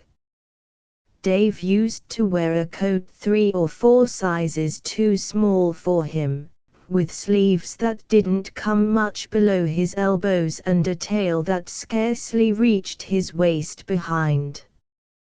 And his hair seemed dark and lank, instead of being sandy and sticking out like an old fiber brush, as it used to. And then I thought his voice sounded different, too. And, when I enquired next day, there was no one heard of Dave, and the chaps reckoned I must have been drunk, or seen his ghost.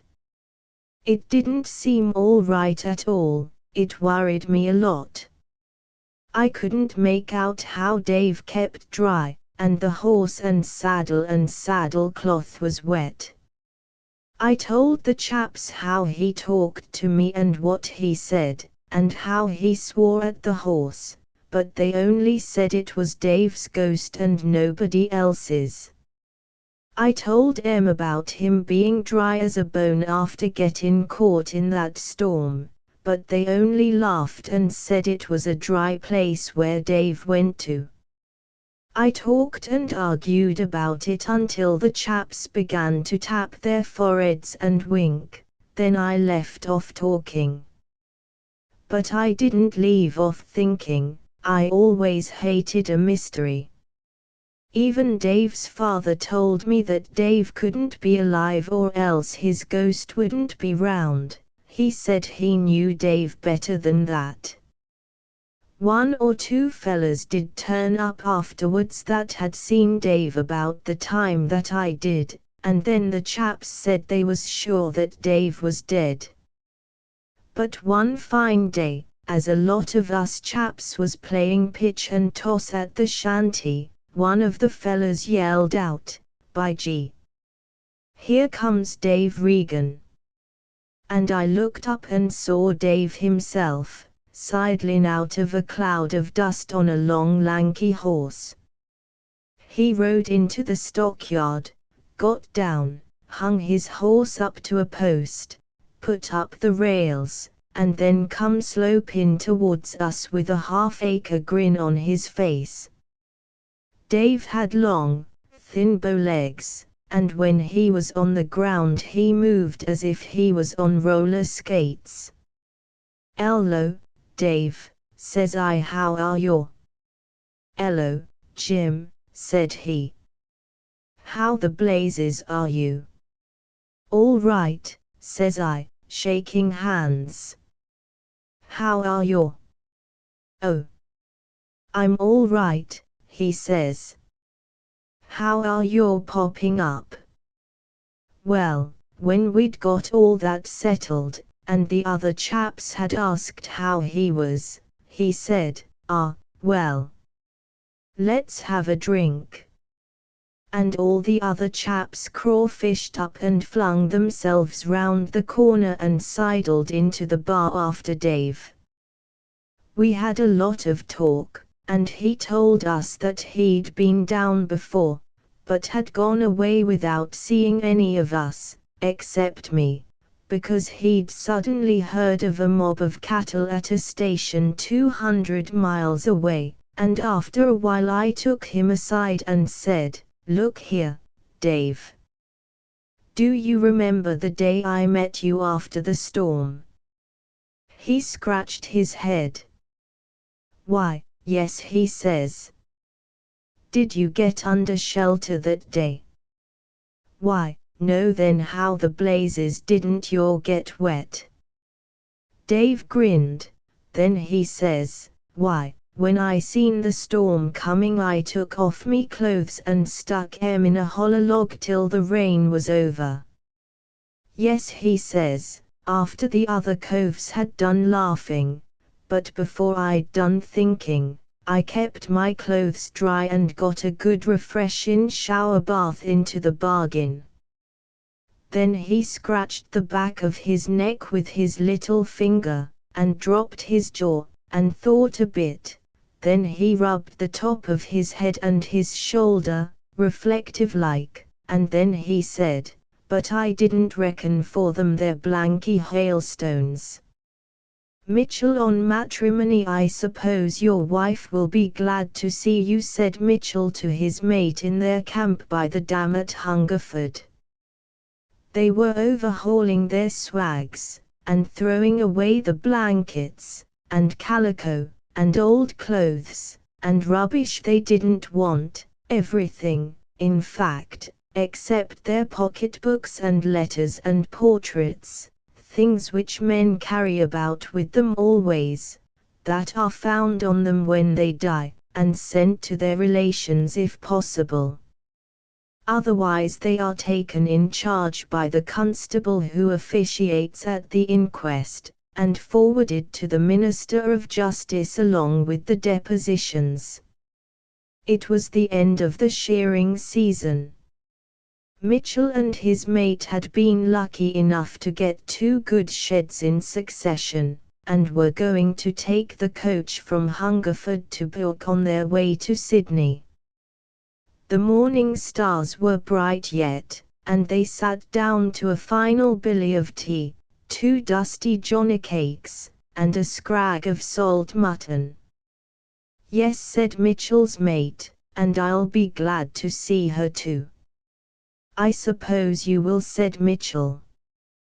He placed his pint pot between his feet, rested his arm against his knee, and stirred the tea meditatively with the handle of his pocket knife. It was vaguely understood that Mitchell had been married at one period of his checkered career.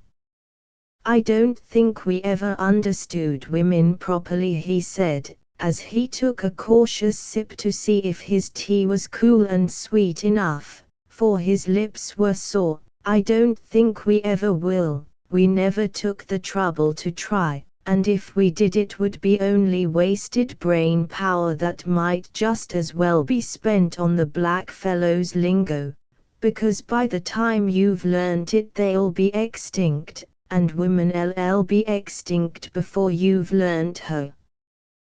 The morning star looks bright, doesn't it?"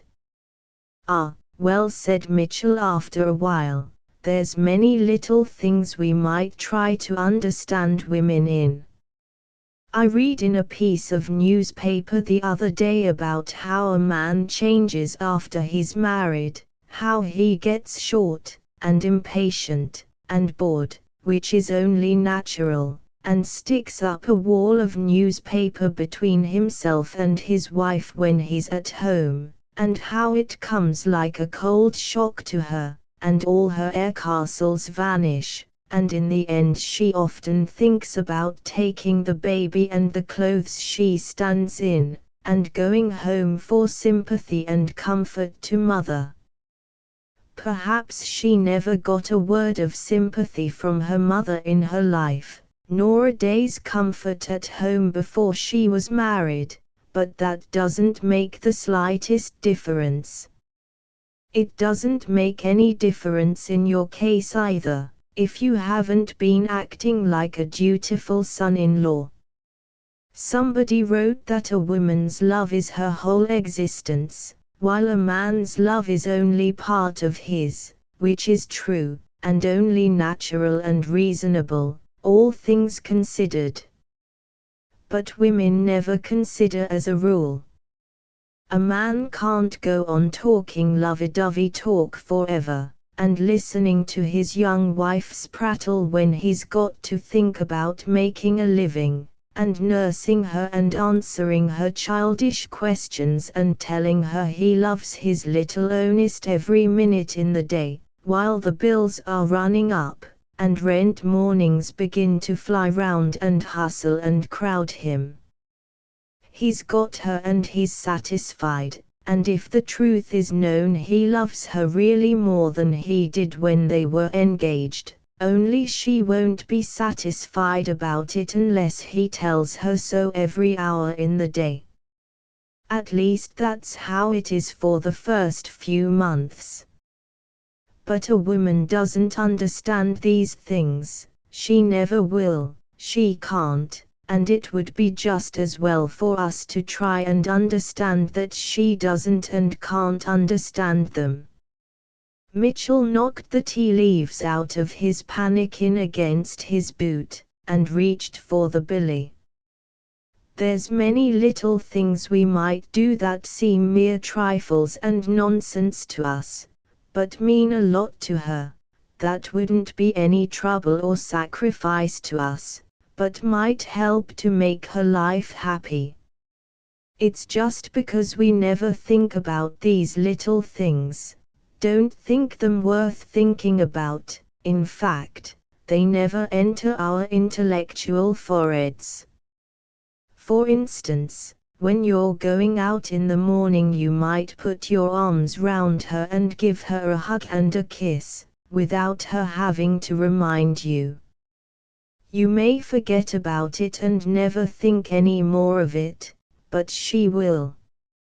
It wouldn't be any trouble to you, and would only take a couple of seconds, and would give her something to be happy about when you're gone, and make her sing to herself for hours while she bustles about her work and thinks up what she'll get you for dinner. Mitchell's mate sighed, and shifted the sugar bag over towards Mitchell. He seemed touched and bothered over something. Then again, said Mitchell, it mightn't be convenient for you to go home to dinner, something might turn up during the morning, you might have some important business to do, or meet some chaps and get invited to lunch and not be very well able to refuse, when it's too late, or you haven't a chance to send a message to your wife. But then again, chaps and business seem very big things to you, and only little things to the wife, just as lovey-dovey talk is important to her and nonsense to you. And when you come to analyze it, one is not so big, nor the other so small, after all, especially when you come to think that chaps can always wait, and business is only an inspiration in your mind, 9 cases out of 10. Think of the trouble she takes to get you a good dinner, and how she keeps it hot between 2 plates in the oven, and waits hour after hour till the dinner gets dried up, and all her morning's work is wasted. Think how it hurts her, and how anxious she'll be, especially if you're inclined to booze, for fear that something has happened to you. You can't get it out of the heads of some young wives that you're liable to get run over, or knocked down, or assaulted, or robbed, or get into one of the fixes that a woman is likely to get into. But about the dinner waiting. Try and put yourself in her place. Wouldn't you get mad under the same circumstances? I know I would. I remember once, only just after I was married, I was invited unexpectedly to a kidney pudding and beans, which was my favorite grub at the time, and I didn't resist, especially as it was washing day and I told the wife not to bother about anything for dinner. I got home an hour or so late, and had a good explanation thought out, when the wife met me with a smile as if we had just been left £1,000. She'd got her washing finished without assistance, though I'd told her to get somebody to help her, and she had a kidney pudding and beans, with a lot of extras thrown in, as a pleasant surprise for me. Well, I kissed her, and sat down, and stuffed till I thought every mouthful would choke me. I got through with it somehow, but I've never cared for kidney pudding or beans since. Mitchell felt for his pipe with a fatherly smile in his eyes.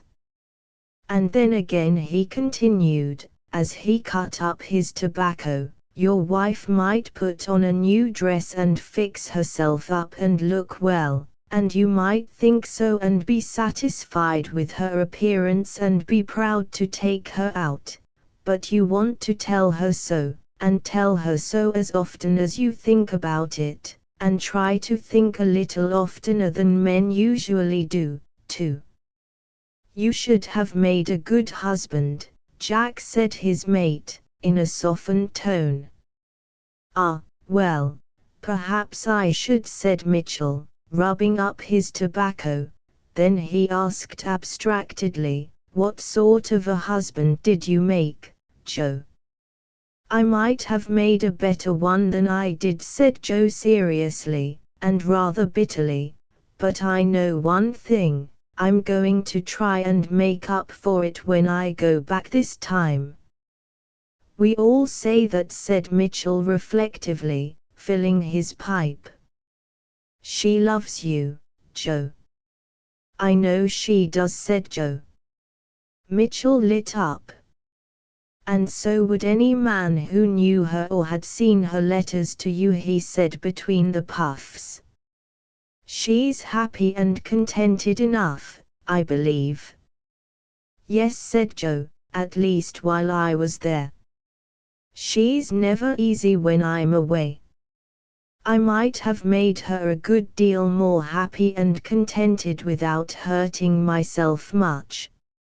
Mitchell smoked long, soft, measured puffs.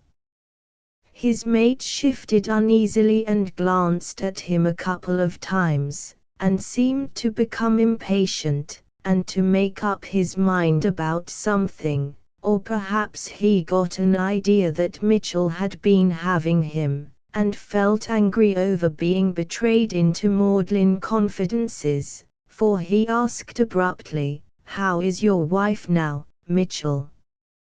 I don't know, said Mitchell calmly. Don't know, echoed the mate. Didn't you treat her well? Mitchell removed his pipe and drew a long breath. Ah, well, I tried to, he said wearily. Well, did you put your theory into practice? I did, said Mitchell very deliberately. Joe waited, but nothing came. Well, he asked impatiently, how did it act? Did it work well? I don't know, said Mitchell, puff, she left me. What? Mitchell jerked the half-smoked pipe from his mouth, and rapped the burning tobacco out against the toe of his boot. She left me, he said, standing up and stretching himself. Then, with a vicious jerk of his arm, she left me for another kind of a fellow. He looked east towards the public house, where they were taking the coach horses from the stable. Why don't you finish your tea, Joe? The bill is getting cold. Mitchell on women all the same, said Mitchell's mate, continuing an argument by the campfire. All the same, I think that a woman can stand cold water better than a man.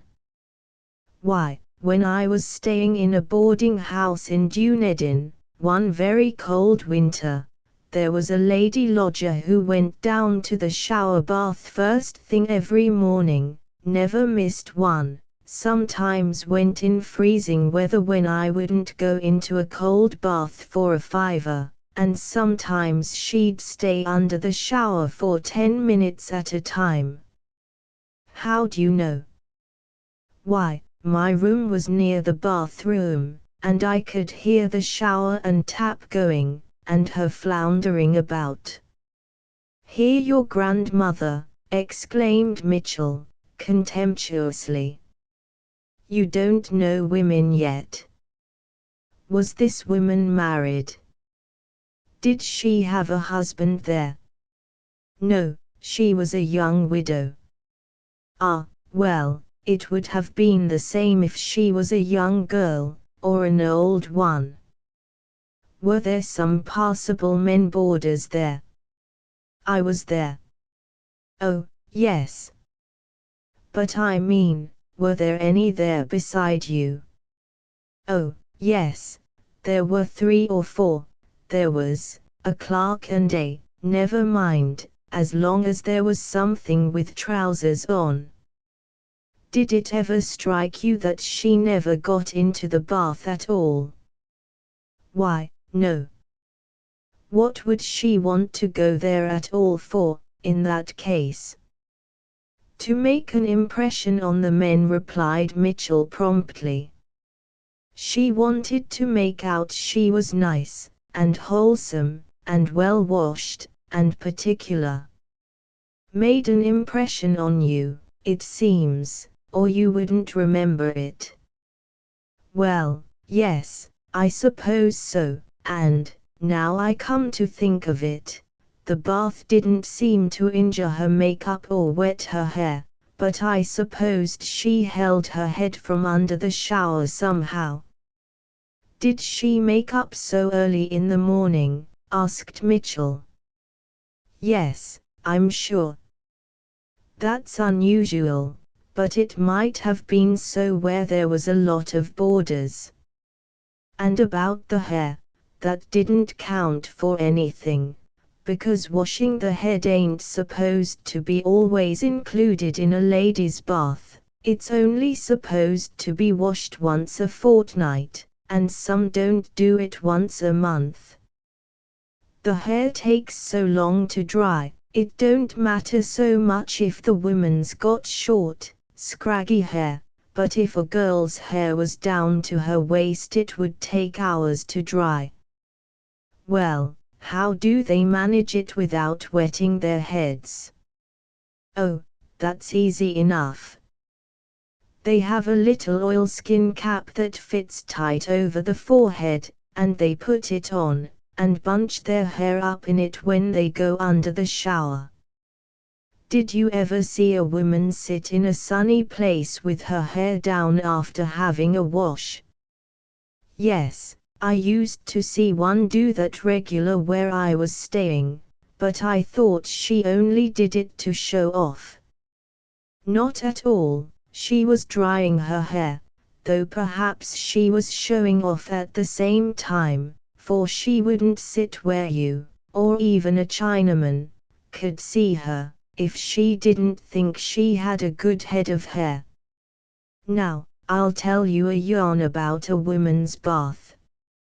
I was stopping at a shabby-genteel boarding house in Melbourne once, and one very cold winter, too, and there was a rather good-looking woman there, looking for a husband.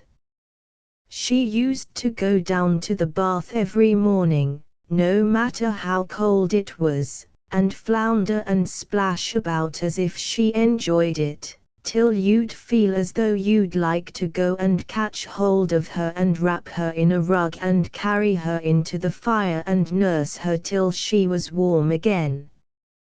Mitchell's mate moved uneasily, and crossed the other leg. He seemed greatly interested. But she never went into the water at all, continued Mitchell. As soon as 1 or 2 of the men was up in the morning she'd come down from her room in a dressing gown. It was a Tony dressing gown, too, and set her off properly.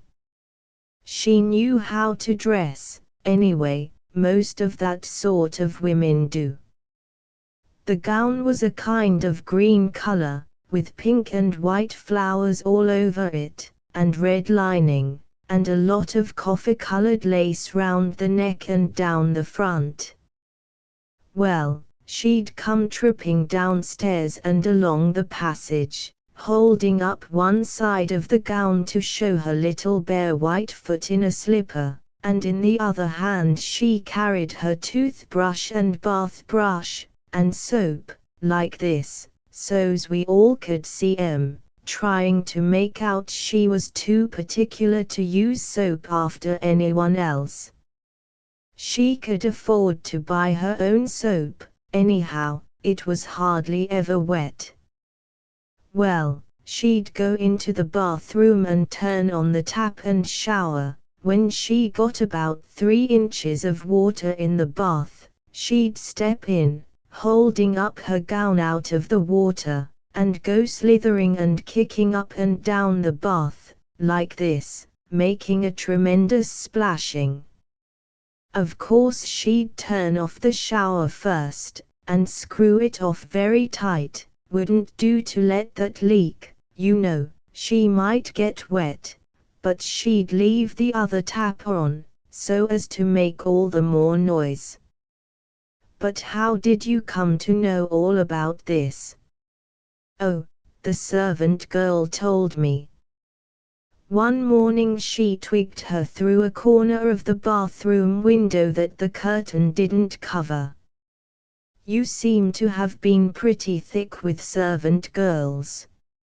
So do you with landladies. But never mind, let me finish the yarn.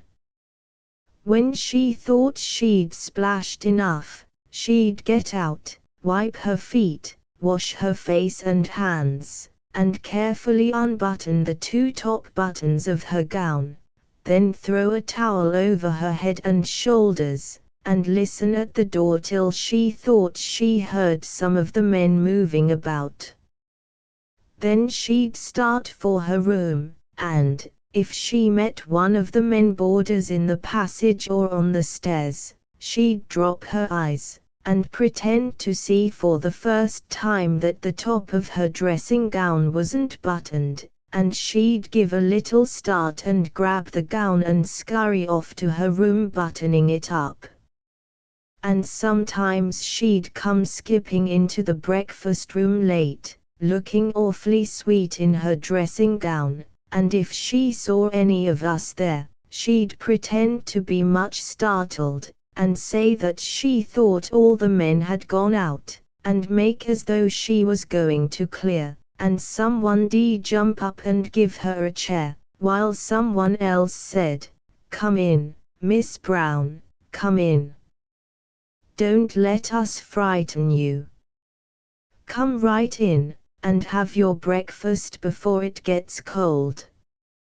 So she'd flutter a bit in pretty confusion, and then make a sweet little girly dive for her chair, and tuck her feet away under the table, and she'd blush, too, but I don't know how she managed that. I know another trick that women have, it's mostly played by private barmaids. That is, to leave a stocking by accident in the bathroom for the gentleman to find. If the barmaid's got a nice foot and ankle, she uses one of her own stockings, but if she hasn't, she gets hold of a stocking that belongs to a girl that has. Anyway, she'll have one readied up somehow. The stocking must be worn and nicely darned. One that's been worn will keep the shape of the leg and foot, at least till it's washed again. Well, the barmaid generally knows what time the gentlemen go to bath, and she'll make it a point of going down just as a gentleman's going. Of course he'll give her the preference, let her go first, you know, and she'll go in and accidentally leave the stocking in a place where he's sure to see it, and when she comes out he'll go in and find it, and very likely he'll be a jolly sort of fellow, and when they are all sitting down to breakfast he'll come in and ask them to guess what he's found, and then he'll hold up the stocking.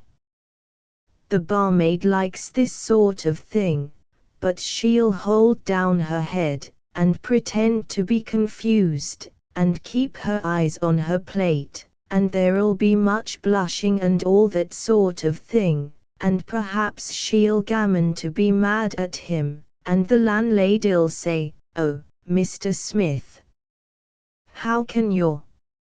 At the breakfast table, too, and they'll all laugh and look at the barmaid, and she'll get more embarrassed than ever, and spill her tea, and make out as though the stocking didn't belong to her.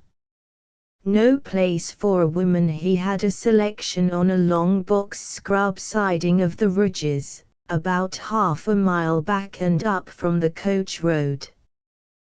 There were no neighbors that I ever heard of, and the nearest town was 30 miles away.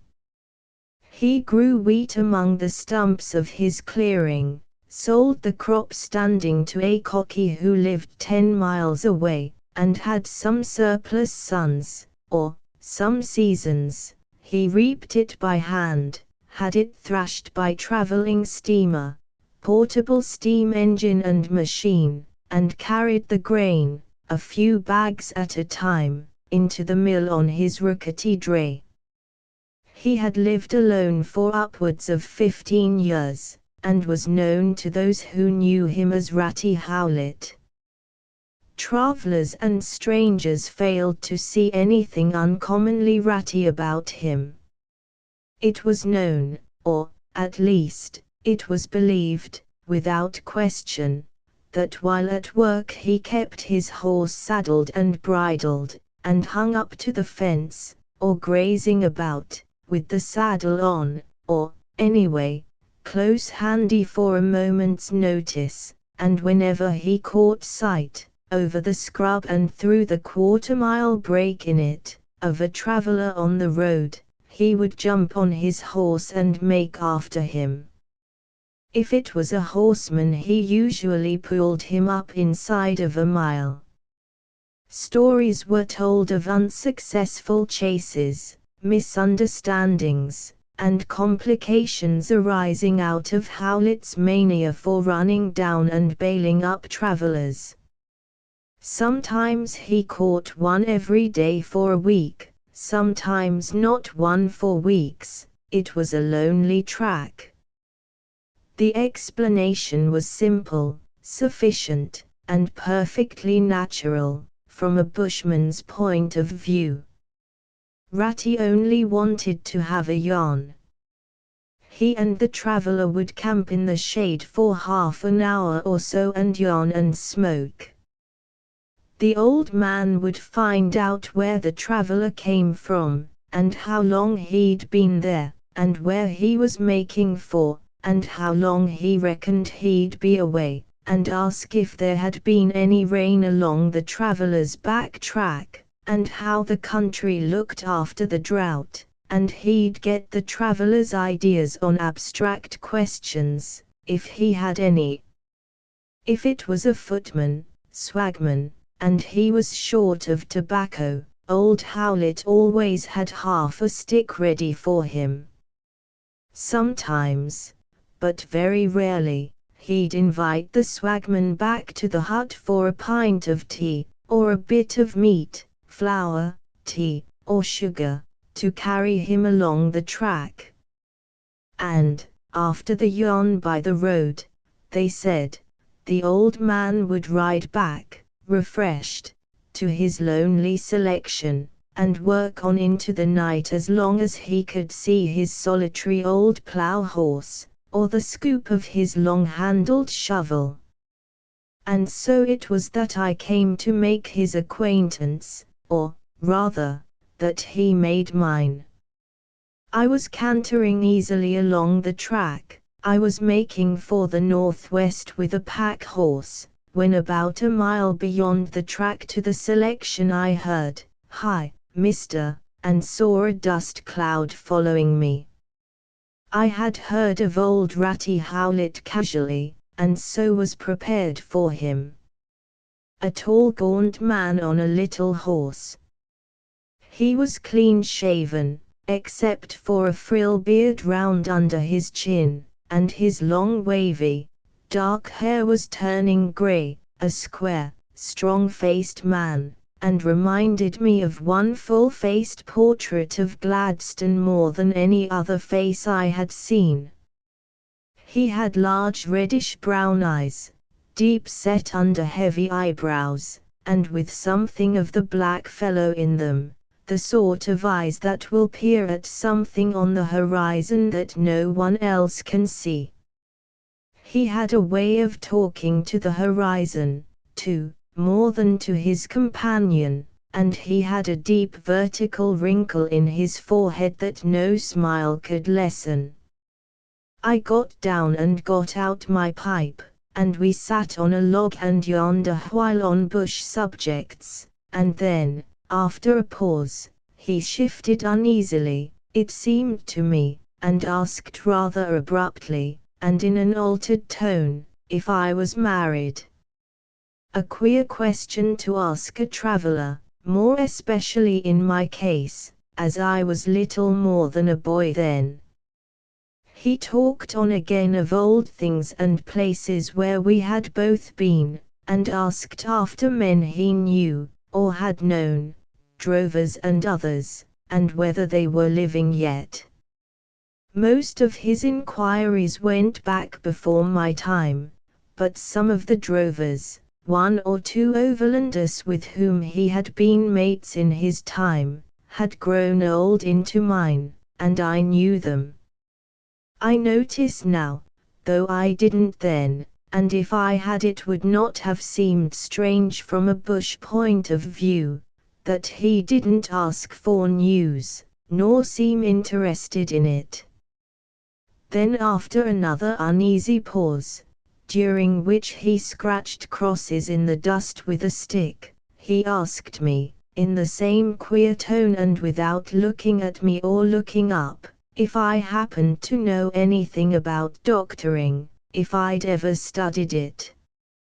I asked him if anyone was sick at his place. He hesitated, and said no. Then I wanted to know why he had asked me that question, and he was so long about answering that I began to think he was hard of hearing, when, at last, he muttered something about my face reminding him of a young fellow he knew of who'd gone to Sydney to study for a doctor. That might have been, and looked natural enough. But why didn't he ask me straight out if I was the chap he knowed of? Travellers do not like beating about the bush in conversation. He sat in silence for a good while, with his arms folded, and looking absently away over the dead level of the great scrubs that spread from the foot of the ridge we were on to where a blue peak or two of a distant range showed above the bush on the horizon. I stood up and put my pipe away and stretched. Then he seemed to wake up. "Better come back to the hut and have a bit of dinner," he said. "The missus will about have it ready, and I'll spare you a handful of hay for the horses." The hay decided it. It was a dry season.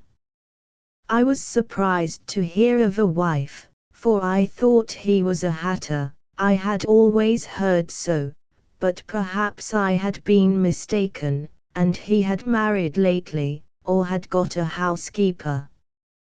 The farm was an irregularly shaped clearing in the scrub, with a good many stumps in it, with a broken-down two-rail fence along the frontage, and logs and dogleg the rest.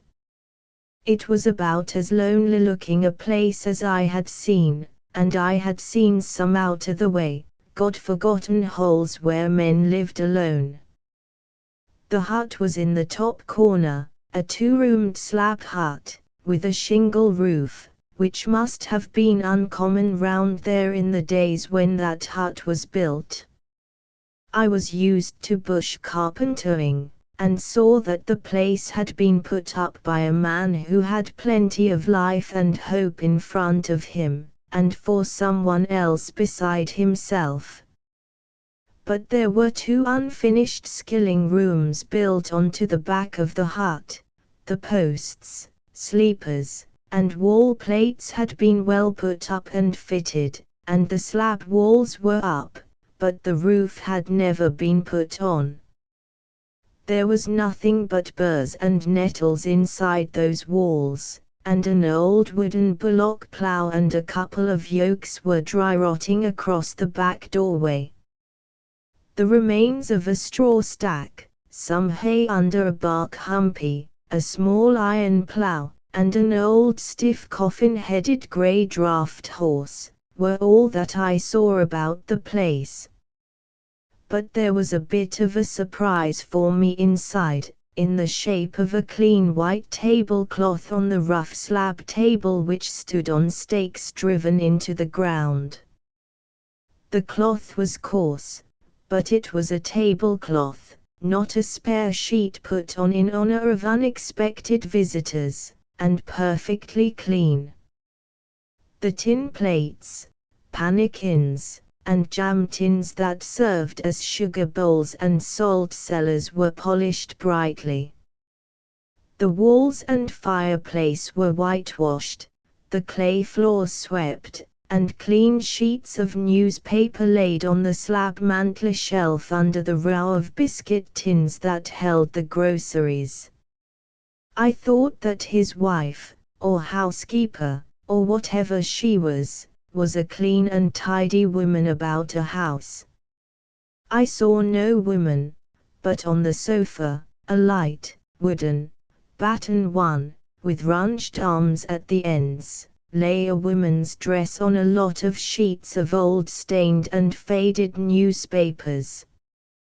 He looked at it in a puzzled way, knitting his forehead, then took it up absently and folded it. I saw then that it was a riding skirt and jacket. He bundled them into the newspapers and took them into the bedroom. The wife was going on a visit down the creek this afternoon, he said rapidly and without looking at me, but stooping as if to have another look through the door at those distant peaks. I suppose she got tired waiting, and went and took the daughter with her. But, never mind, the grub is ready. There was a camp oven with a leg of mutton and potatoes sizzling in it on the hearth, and billies hanging over the fire. I noticed the billies had been scraped, and the lids polished. There seemed to be something queer about the whole business, but then he and his wife might have had a breeze during the morning. I thought so during the meal, when the subject of women came up, and he said one never knew how to take a woman, etc., but there was nothing in what he said that need necessarily have referred to his wife or to any woman in particular. For the rest he talked of old bush things, droving, digging, and old bushranging, but never about live things and living men, unless any of the old mates he talked about happened to be alive by accident.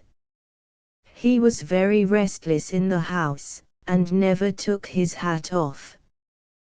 There was a dress and a woman's old hat hanging on the wall near the door, but they looked as if they might have been hanging there for a lifetime. There seemed something queer about the whole place, something wanting, but then all out-of-the-way bush homes are haunted by that something wanting, or, more likely, by the spirits of the things that should have been there, but never had been. As I rode down the track to the road I looked back and saw old Howlett hard at work in a hole round a big stump with his long-handled shovel. I'd noticed that he moved and walked with a slight list to port, and put his hand once or twice to the small of his back, and I set it down to lumbago, or something of that sort. Up in the Never Never I heard from a drover who had known Howlett that his wife had died in the first year, and so this mysterious woman, if she was his wife, was, of course, his second wife. The drover seemed surprised and rather amused at the thought of old Howlett going in for matrimony again. I rode back that way 5 years later, from the Never Never. It was early in the morning, I had ridden since midnight. I didn't think the old man would be up and about, and, besides, I wanted to get on home, and have a look at the old folk, and the mates I'd left behind, and the girl. But I hadn't got far past the point where Howlett's track joined the road, when I happened to look back, and saw him on horseback, stumbling down the track. I waited till he came up. He was riding the old grey draft horse this time, and it looked very much broken down. I thought it would have come down every step, and fallen like an old rotten humpy in a gust of wind. And the old man was not much better off. I saw at once that he was a very sick man. His face was drawn, and he bent forward as if he was hurt. He got down stiffly and awkwardly, like a hurt man, and as soon as his feet touched the ground he grabbed my arm, or he would have gone down like a man who steps off a train in motion. He hung towards the bank of the road, feeling blindly, as it were, for the ground, with his free hand, as I eased him down. I got my blanket and calico from the pack saddle to make him comfortable. "Help me with my back again the tree," he said. "I must sit up, it's no use lying me down." He sat with his hand gripping his side, and breathed painfully. "Shall I run up to the hut and get the wife?" I asked. "No," he spoke painfully. "No." Then, as if the words were jerked out of him by a spasm, "She ain't there." I took it that she had left him. "How long have you been bad? How long has this been coming on?" He took no notice of the question. I thought it was a touch of rheumatic fever, or something of that sort. "It's gone into my back and sides now, the pain's worse in me back," he said presently. I had once been mates with a man who died suddenly of heart disease, while at work. He was washing a dish of dirt in the creek near a claim we were working. He let the dish slip into the water, fell back, crying, "Oh, my back," and was gone. And now I felt by instinct that it was poor old Howlett's heart that was wrong. A man's heart is in his back as well as in his arms and hands. The old man had turned pale with the pallor of a man who turns faint in a heat wave, and his arms fell loosely, and his hands rocked helplessly with the knuckles in the dust. I felt myself turning white, too, and the sick, cold, empty feeling in my stomach, for I knew the signs. Bushmen stand in awe of sickness and death. But after I'd fixed him comfortably and given him a drink from the water bag, the grayness left his face, and he pulled himself together a bit. He drew up his arms and folded them across his chest. He let his head rest back against the tree. His slouch hat had fallen off, revealing a broad, white brow, much higher than I expected. He seemed to gaze on the azure fin of the range, showing above the dark blue-green bush on the horizon. Then he commenced to speak, taking no notice of me when I asked him if he felt better now, to talk in that strange, absent, faraway tone that awes one. He told his story mechanically, monotonously, in set words, as I believe now, as he had often told it before, if not to others, then to the loneliness of the bush. And he used the names of people and places that I had never heard of, just as if I knew them as well as he did. I didn't want to bring her up the first year. It was no place for a woman. I wanted her to stay with her people and wait till I'd got the place a little more ship-shape. The Phippses took a selection down the creek. I wanted her to wait and come up with them so's she'd have some company, a woman to talk to. They came afterwards, but they didn't stop. It was no place for a woman. But Mary would come. She wouldn't stop with her people down country. She wanted to be with me, and look after me, and work and help me. He repeated himself a great deal, said the same thing over and over again sometimes. He was only mad on one track. He'd tail off and sit silent for a while, then he'd become aware of me in a hurried, half-scared way, and apologize for putting me to all that trouble, and thank me. "I'll be all right directly. Best take the horses up to the hut and have some breakfast, you'll find it by the fire. I'll follow you, directly. The wife'll be waiting," and he would drop off, and be going again presently on the old track. Her mother was coming up to stay a while at the end of the year, but the old man hurt his leg. Then her married sister was coming, but one of the youngsters got sick and there was trouble at home. I saw the doctor in the town, 30 miles from here, and fixed it up with him. He was a boozer, I'd a shot him afterwards. I fixed up with a woman in the town to come and stay. I thought Mary was wrong in her time. She must have been a month or 6 weeks out. But I listened to her. Don't argue with a woman. Don't listen to a woman. Do the right thing.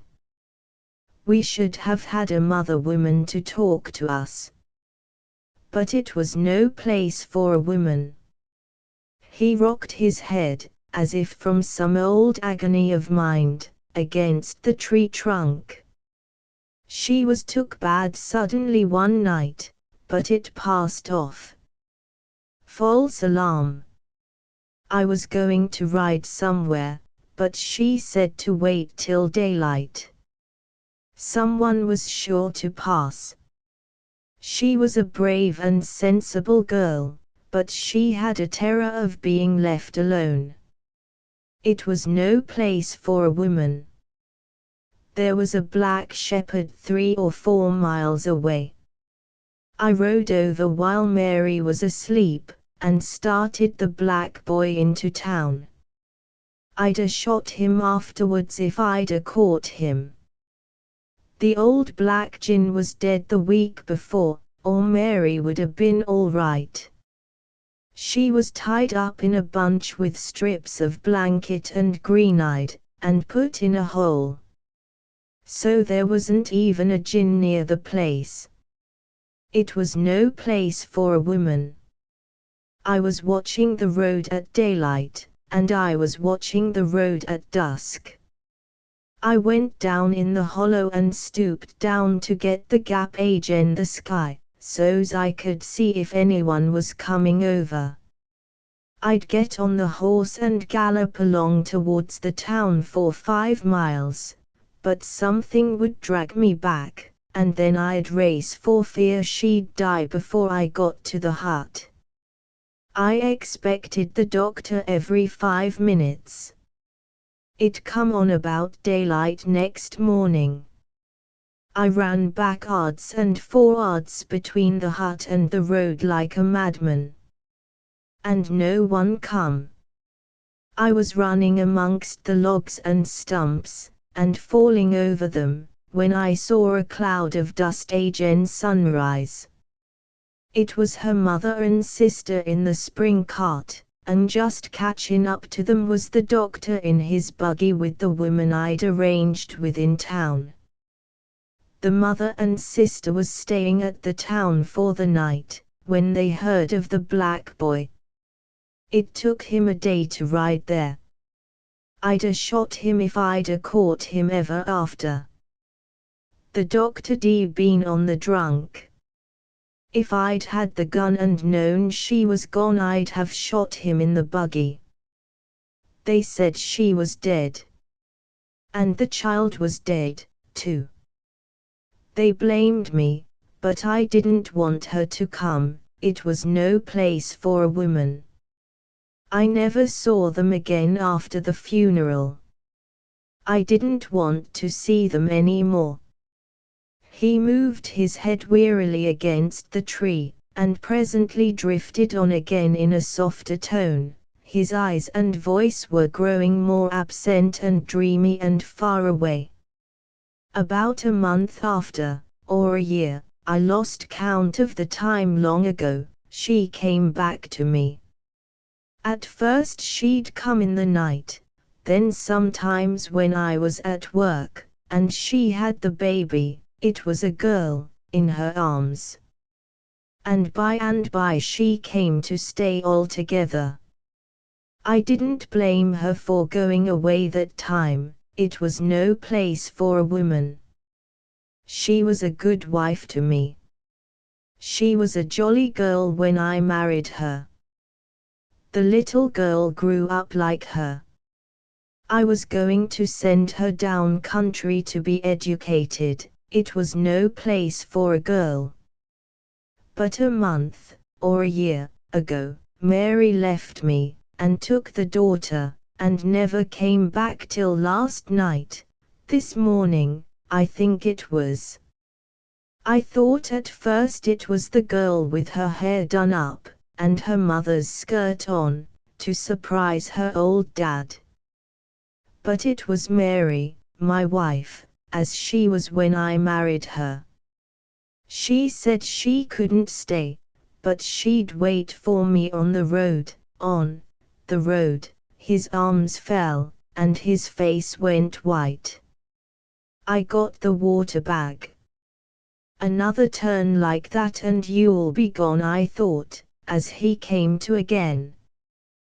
Then I suddenly thought of a shanty that had been started, when I came that way last, 10 or 12 miles along the road, towards the town. There was nothing for it but to leave him and ride on for help, and a cart of some kind. You wait here till I come back, I said. I'm going for the doctor. He roused himself a little. Best come up to the hut and get some grub. The wife'll be waiting. He was off the track again. Will you wait while I take the horse down to the creek? Yes, I'll wait by the road. Look, I said, I'll leave the water bag handy. Don't move till I come back. I won't move, I'll wait by the road, he said.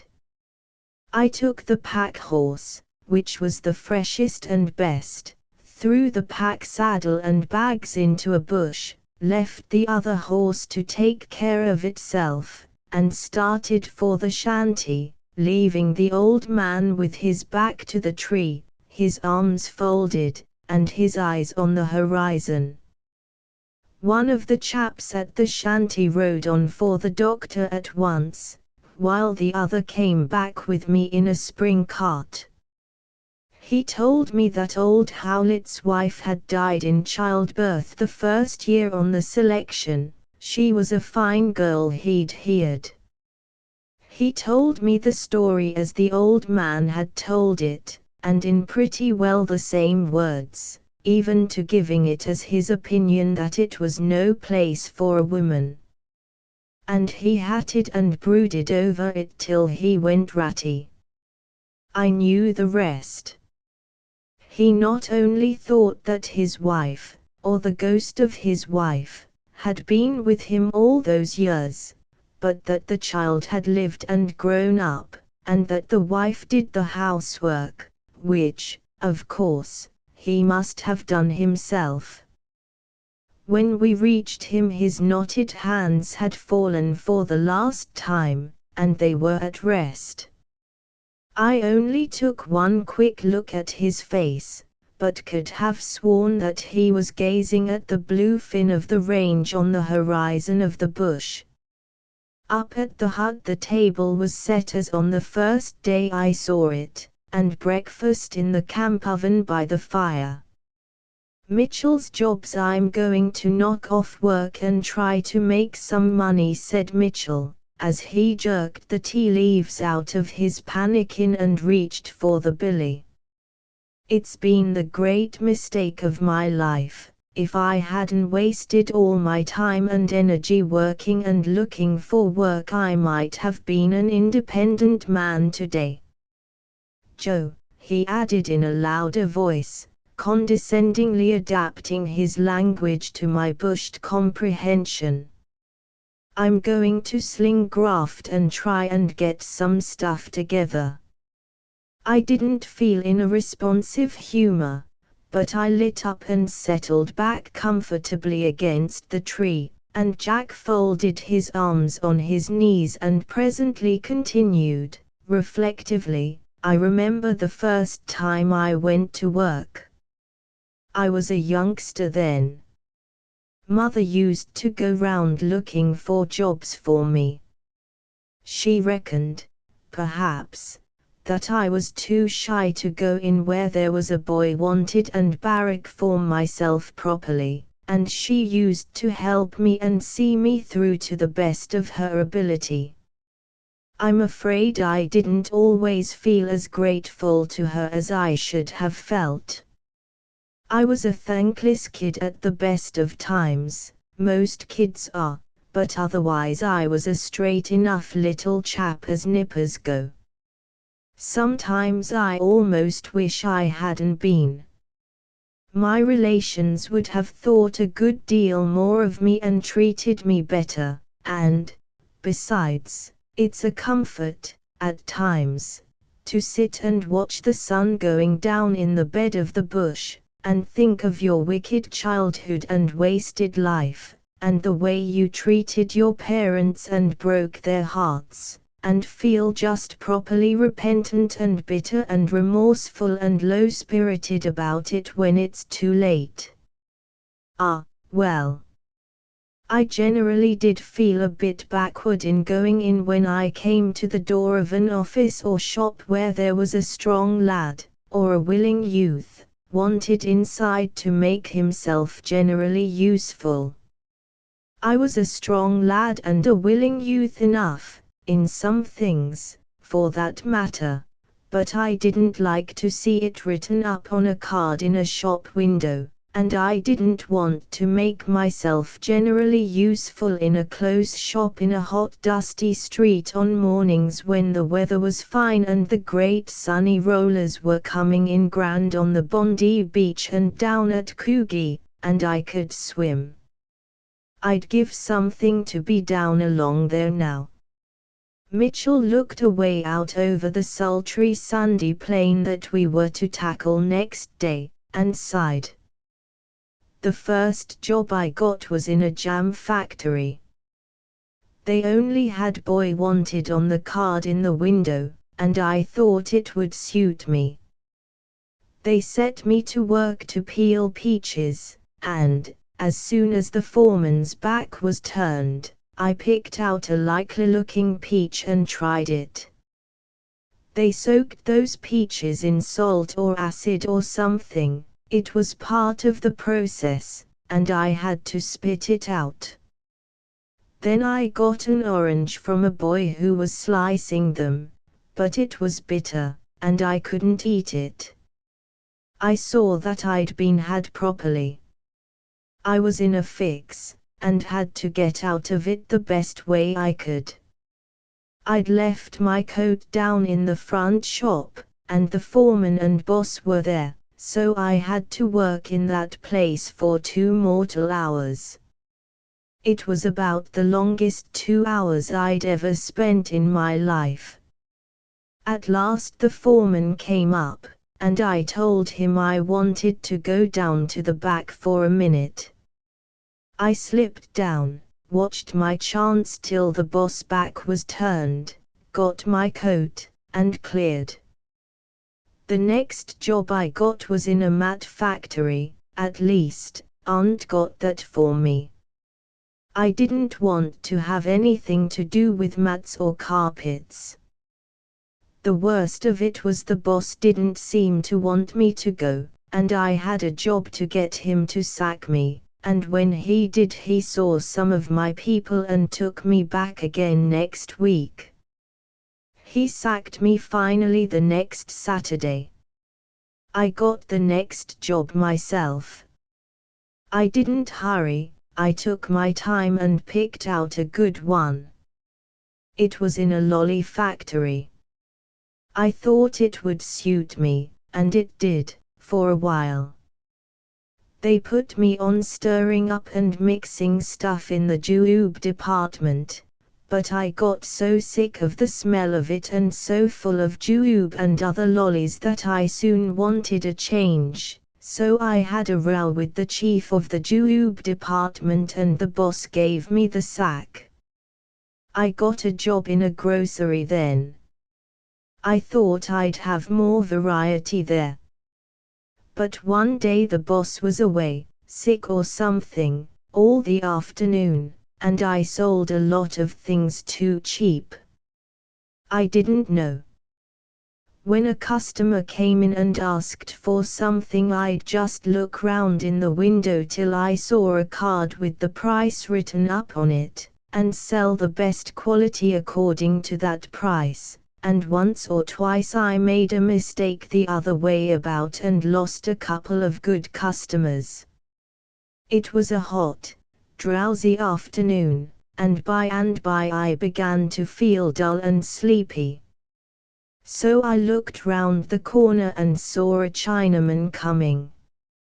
I got a big tin garden syringe and filled it full of brine from the butter keg, and when he came opposite the door, I let him have the full force of it in the ear. That Chinaman put down his baskets and came for me.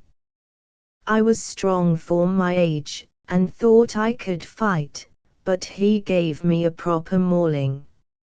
It was like running up against a thrashing machine, and it wouldn't have been well for me if the boss of the shop next door hadn't interfered. He told my boss, and my boss gave me the sack at once. I took a spell of 18 months or so after that, and was growing up happy and contented when a married sister of mine must needs come to live in town and interfere. I didn't like married sisters, though I always got on grand with my brothers-in-law, and wished there were more of them. The married sister comes round and cleans up the place and pulls your things about and finds your pipe and tobacco and things, and cigarette portraits, and deadwood dicks, that you've got put away all right, so's your mother and aunt wouldn't find them in a generation of cats, and says, "Mother, why don't you make that boy go to work? It's a scandalous shame to see a big boy like that growing up idle. He's going to the bad before your eyes." And she's always trying to make out that you're a liar, and trying to make mother believe it, too. My married sister got me a job with a chemist, whose missus she knew. I got on pretty well there, and by I was put upstairs in the grinding and mixing department, but, after a while, They put another boy that I was chummy with up there with me, and that was a mistake. I didn't think so at the time, but I can see it now. We got up to all sorts of tricks. We'd get mixing together chemicals that weren't related to see how they'd agree, and we nearly blew up the shop several times, and set it on fire once. But all the chaps liked us, and fixed things up for us. One day we got a big black dog, that we meant to take home that evening, and sneaked him upstairs and put him on a flat roof outside the laboratory. He had a touch of the mange and didn't look well, so we gave him a dose of something, and he scrambled over the parapet and slipped down a steep iron roof in front, and fell on a respected townsman that knew my people. We were awfully frightened, and didn't say anything. Nobody saw it but us. The dog had the presence of mind to leave at once, and the respected townsman was picked up and taken home in a cab, and he got it hot from his wife, too, I believe, for being in that drunken, beastly state in the main street in the middle of the day. I don't think he was ever quite sure that he hadn't been drunk or what had happened, for he had had one or two that morning, so it didn't matter much. Only we lost the dog.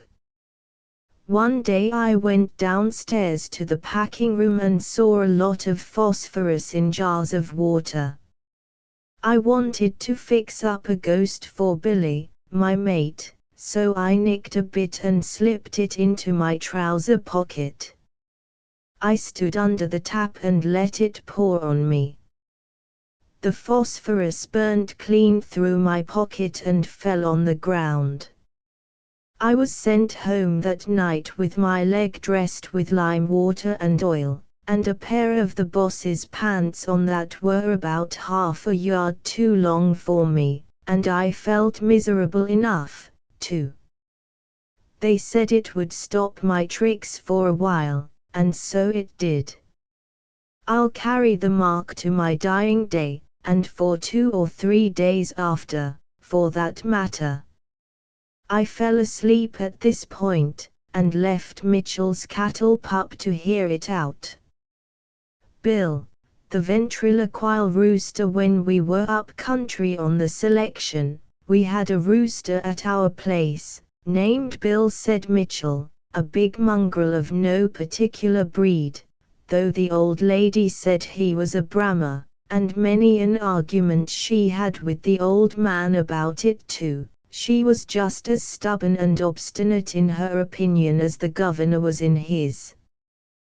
But, anyway, we called him Bill, and didn't take any particular notice of him till a cousin of some of us came from Sydney on a visit to the country, and stayed at our place because it was cheaper than stopping at a pub.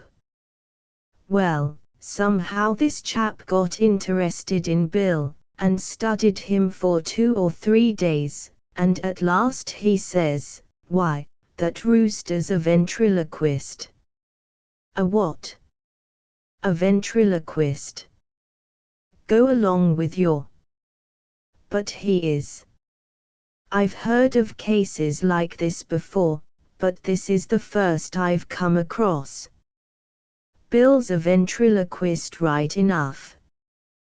Then we remembered that there wasn't another rooster within 5 miles. Our only neighbor, an Irishman named Page, didn't have one at the time, and we'd often heard another cock crow, but didn't think to take any notice of it.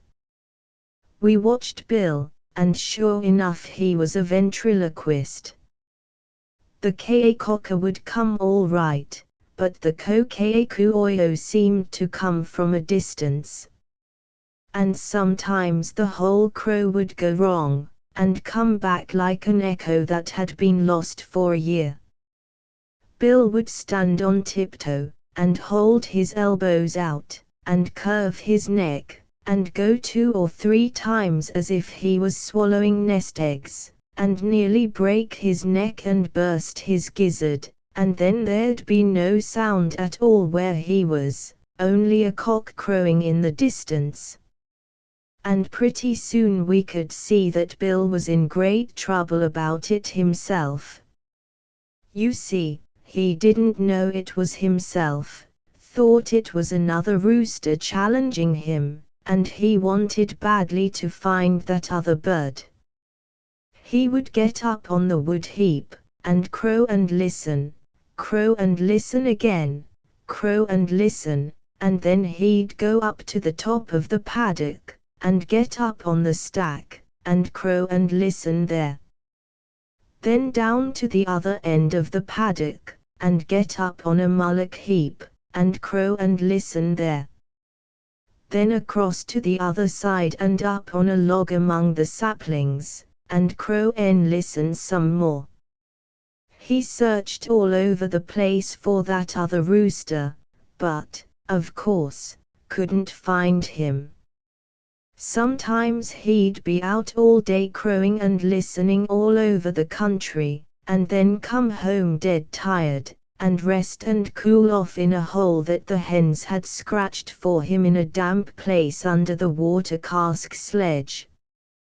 Well, one day Page brought home a big white rooster, and when he let it go it climbed up on Page's stack and crowed, to see if there was any more roosters round there. Bill had come home tired, it was a hot day, and he'd rooted out the hens, and was having a spellow under the cask when the white rooster crowed.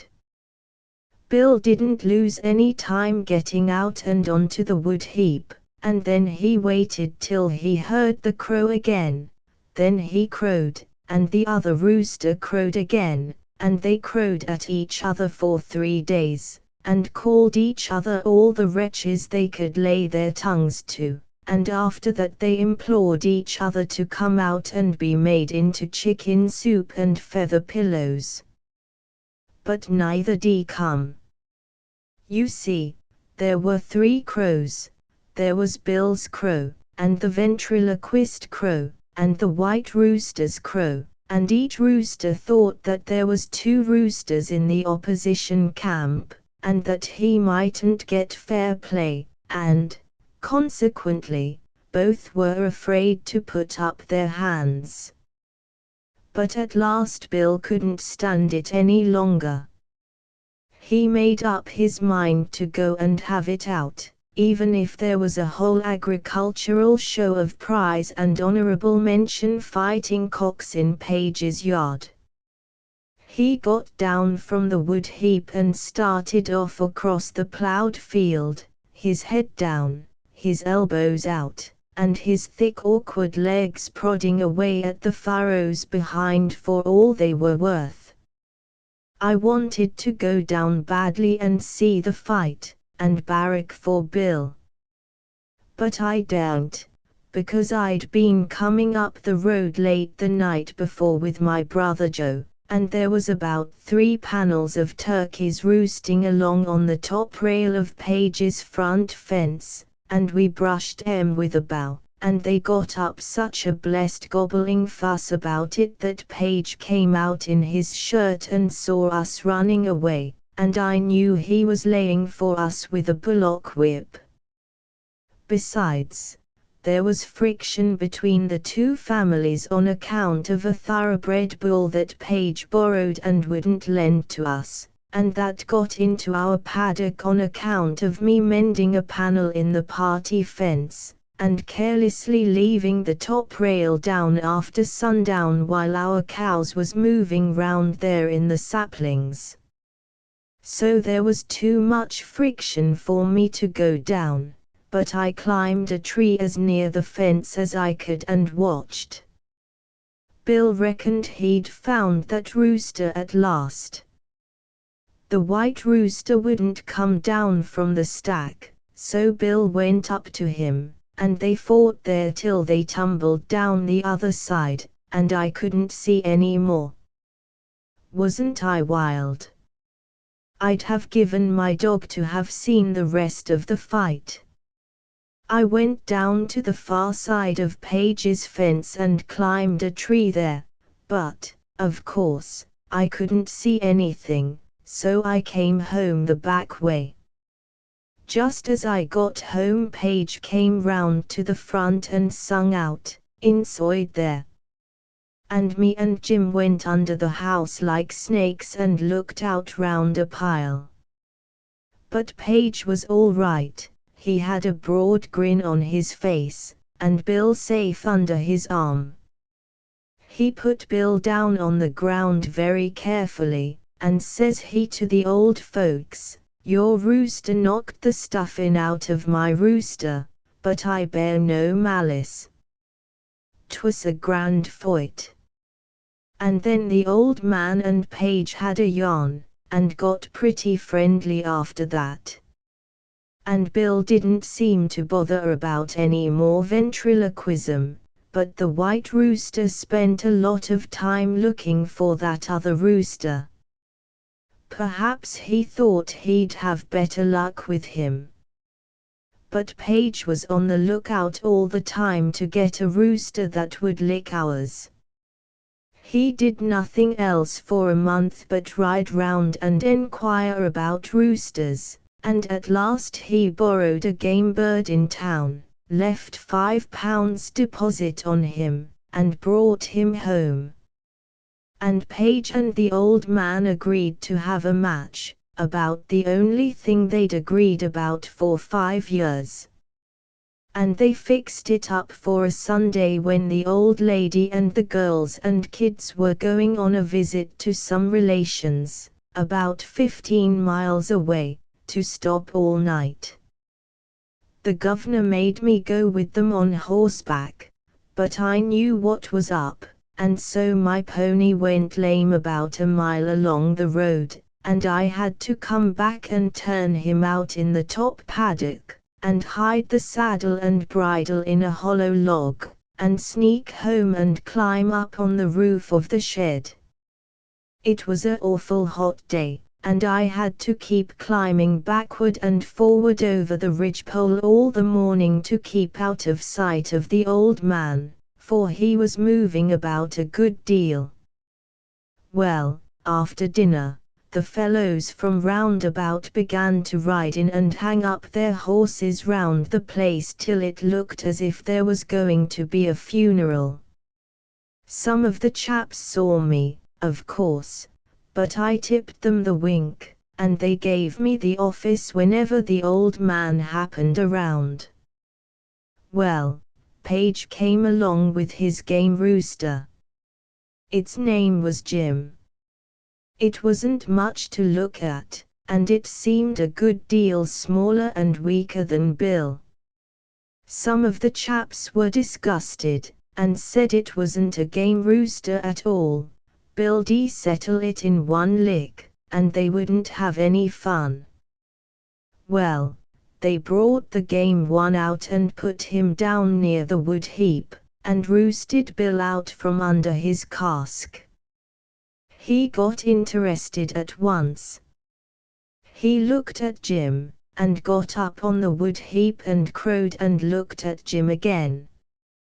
He reckoned this at last was the fowl that had been humbugging him all along.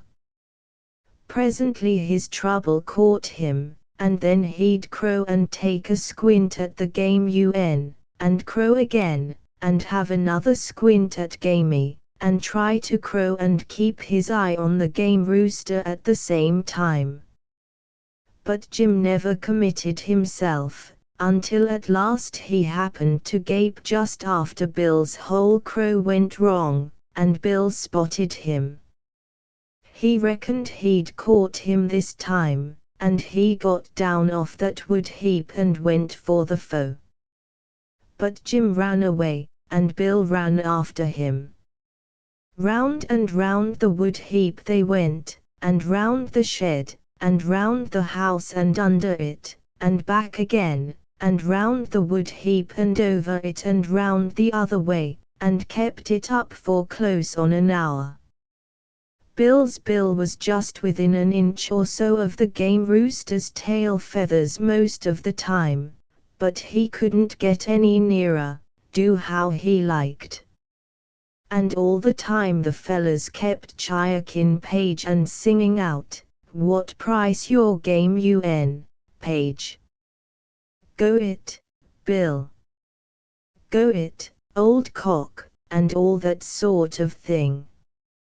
Well, the game rooster went as if it was a go as you please, and he didn't care if it lasted a year.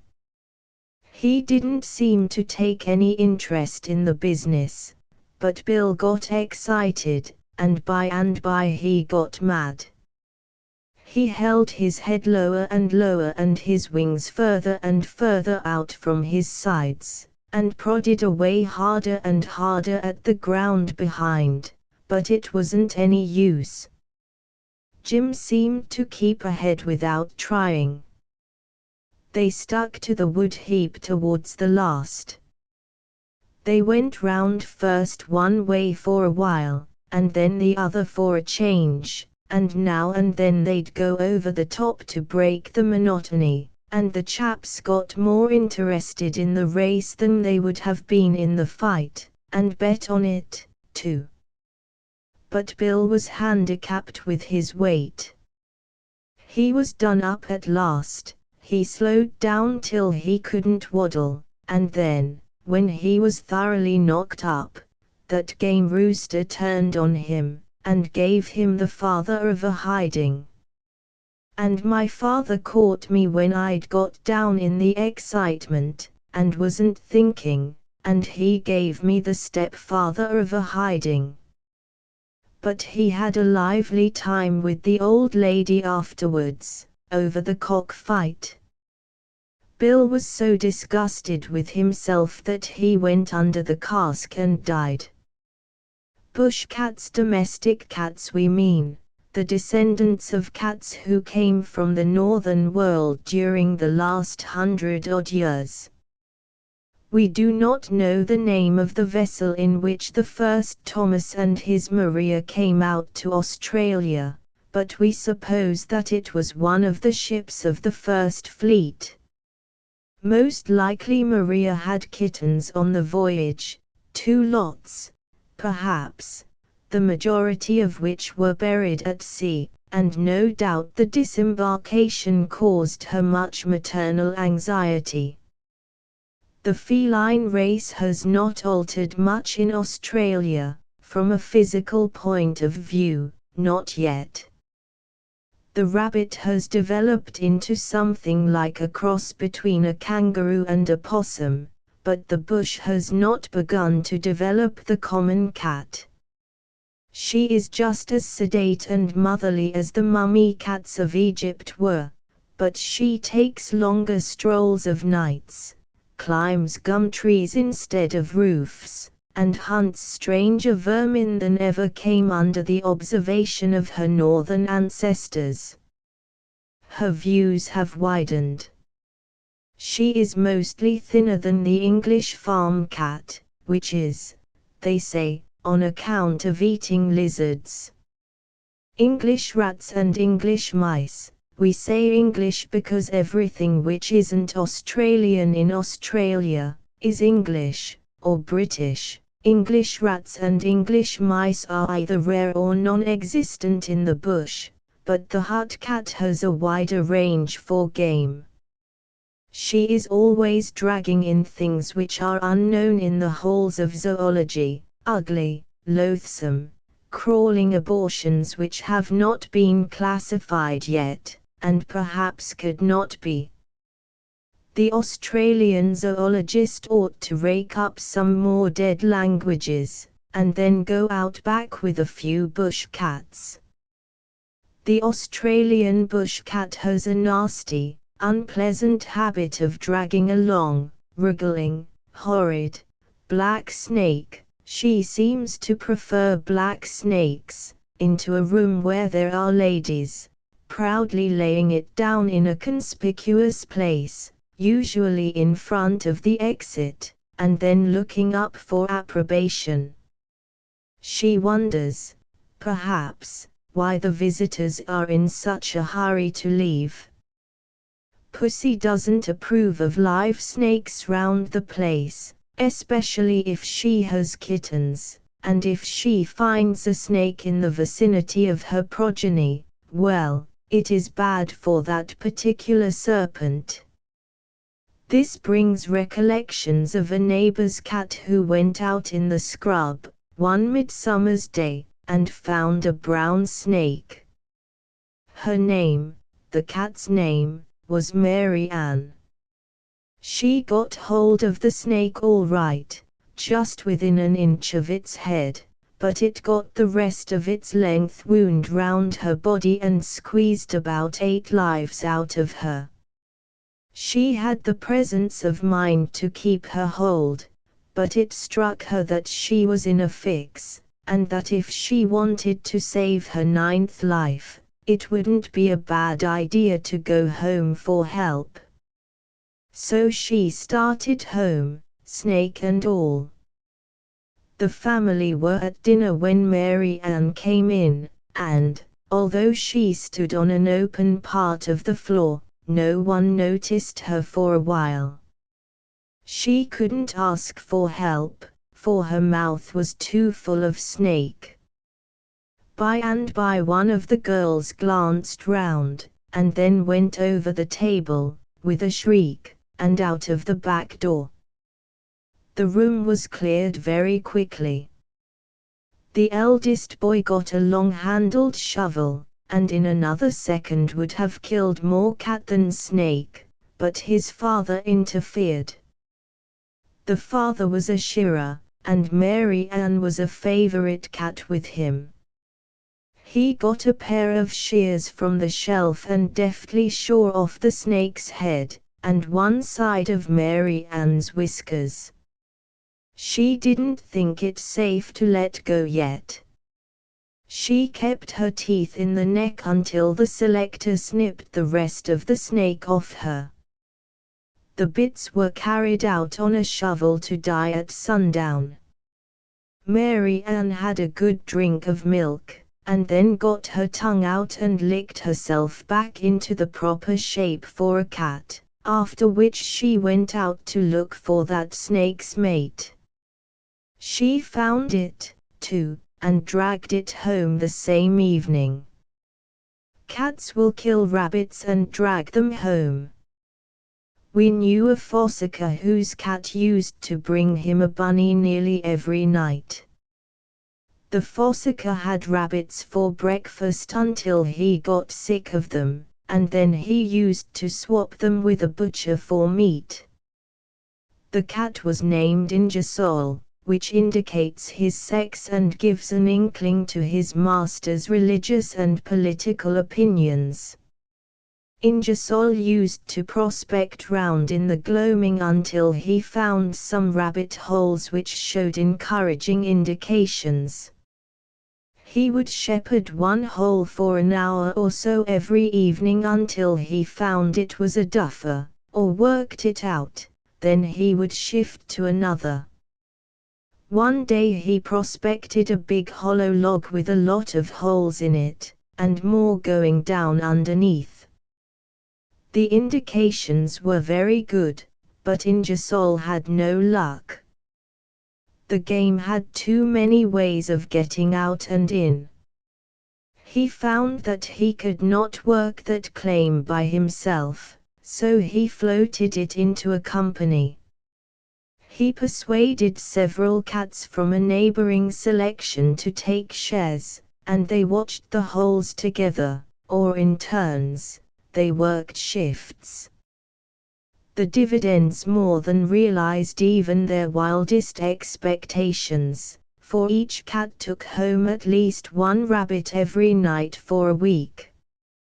A selector started a vegetable garden about the time when rabbits were beginning to get troublesome up country. The hare had not shown itself yet. The farmer kept quite a regiment of cats to protect his garden, and they protected it. He would shut the cats up all day with nothing to eat, and let them out about sundown. Then they would mooch off to the turnip patch like farm laborers going to work. They would drag the rabbits home to the back door, and sit there and watch them until the farmer opened the door and served out the ration of milk. Then the cats would turn in. He nearly always found a semicircle of dead rabbits and watchful cats round the door in the morning. They sold the product of their labor direct to the farmer for milk. It didn't matter if one cat had been unlucky, had not got a rabbit, each had an equal share in the general result. They were true socialists, those cats. One of those cats was a mighty big Tom, named Jack. He was death on rabbits. He would work hard all night, laying for them and dragging them home. Some weeks he would graft every night, and at other times every other night, but he was generally pretty regular.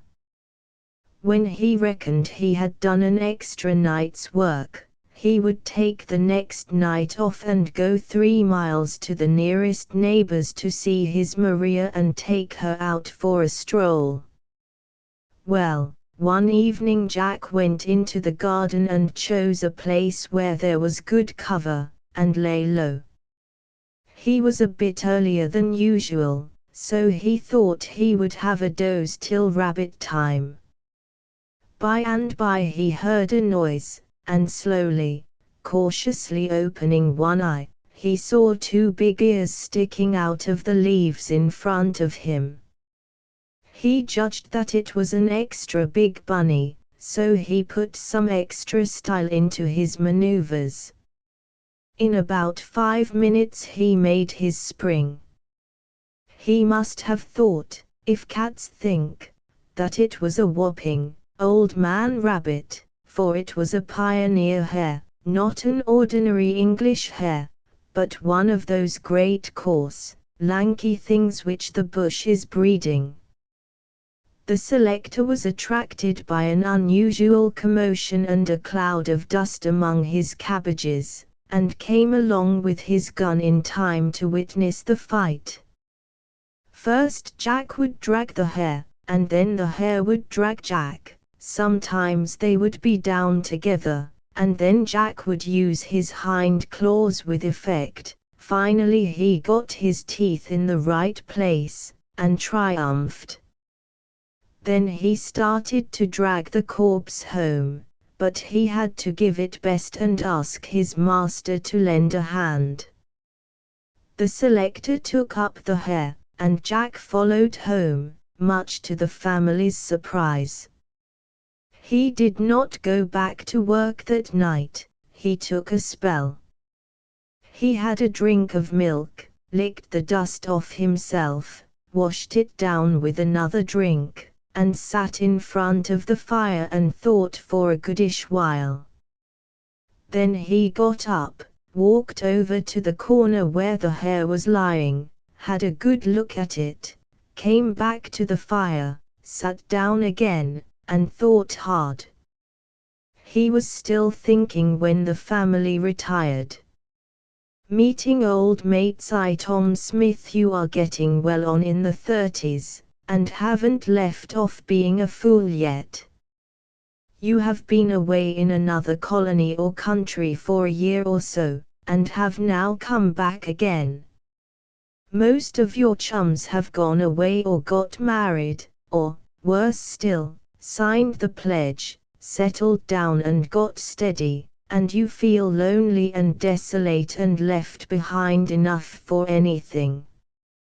While drifting aimlessly round town with an eye out for some chance acquaintance to have a knock round with, you run against an old chum whom you never dreamt of meeting, or whom you thought to be in some other part of the country, or perhaps you knock up against someone who knows the old chum in question, and he says, "I suppose you know Tom Smith's in Sydney." Tom Smith? Why, I thought he was in Queensland. I haven't seen him for more than 3 years. Where's the old joker hanging out at all? Why, except you, there's no one in Australia I'd sooner see than Tom Smith. Here I've been mooning round like an unemployed for 3 weeks, looking for someone to have a knock round with, and Tom in Sydney all the time. I wish I'd known before.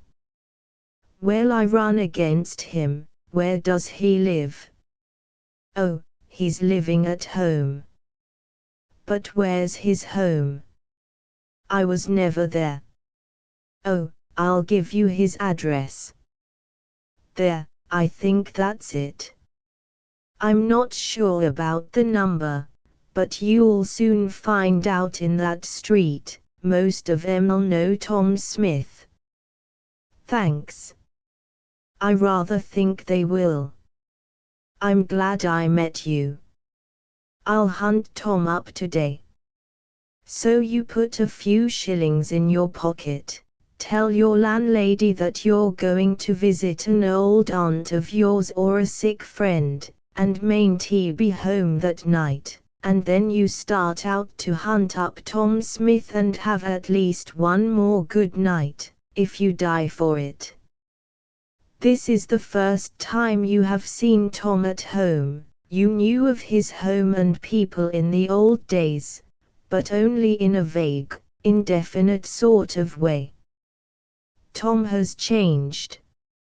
He is stouter and older looking, he seems solemn and settled down. You intended to give him a surprise and have a good old jolly laugh with him, but somehow things get suddenly damped at the beginning. He grins and grips your hand right enough, but there seems something wanting.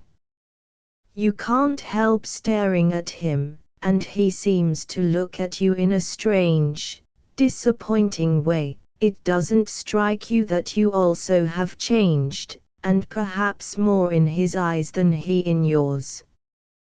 He introduces you to his mother and sisters and brothers, and the rest of the family, or to his wife, as the case may be, and you have to suppress your feelings and be polite and talk commonplace.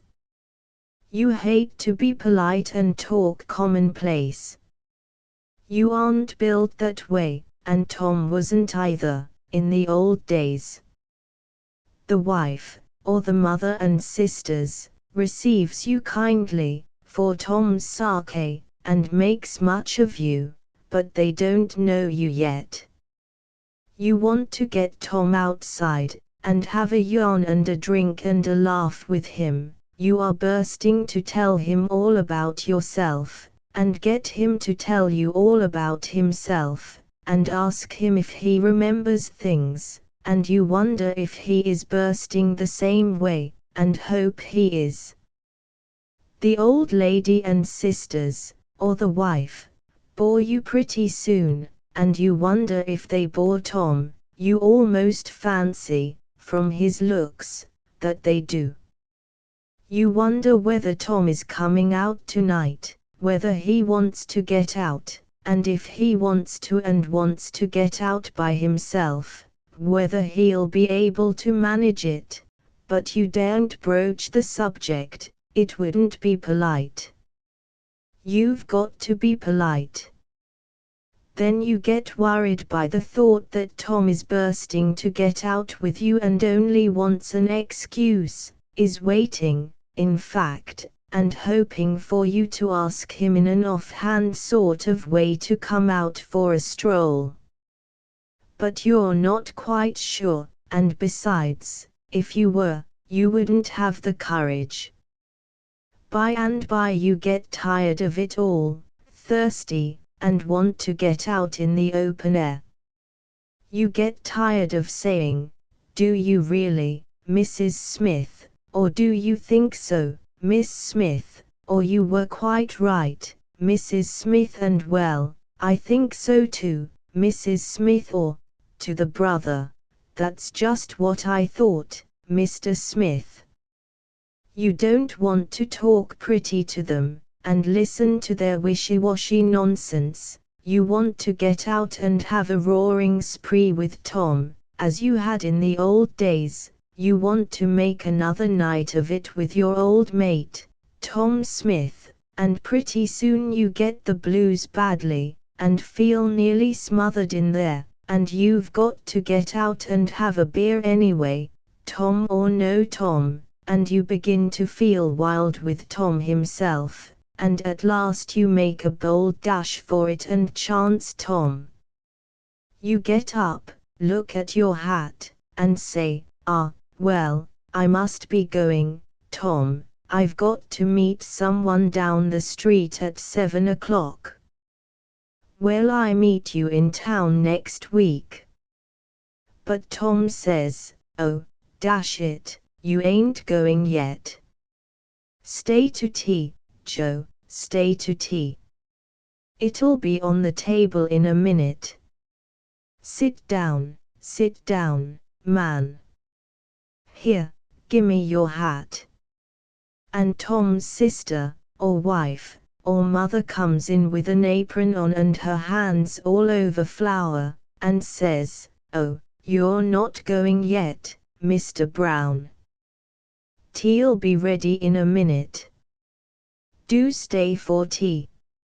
And if you make excuses, she cross-examines you about the time you've got to keep that appointment down the street, and tells you that their clock is 20 minutes fast, and that you have got plenty of time, and so you have to give in. But you are mightily encouraged by a winksome expression which you see, or fancy you see, on your side of Tom's face, also by the fact of his having accidentally knocked his foot against your shins. So you stay. One of the females tells you to sit there, Mr. Brown, and you take your place at the table, and the polite business goes on. You've got to hold your knife and fork properly, and mind your PS and QS, and when she says, "Do you take milk and sugar, Mr. Brown?" you've got to say, "Yes, please, Miss Smith, thanks, that's plenty." And when they press you, as they will, to have more, you've got to keep on saying, "No, thanks, Mrs. Smith, no, thanks, Miss Smith, I really couldn't, I've done very well, thank you, I had a very late dinner," and so on, bother such tommy rot. And you don't seem to have any appetite, anyway. And you think of the days out on the track when you and Tom sat on your swags under a mulga at midday, and ate mutton and johnny cake with clasp knives, and drank by turns out of the old, battered, leaky billy. And after tea you have to sit still while the precious minutes are wasted, and listen and sympathize, while all the time you are on the fidget to get out with Tom, and go down to a private bar where you know some girls.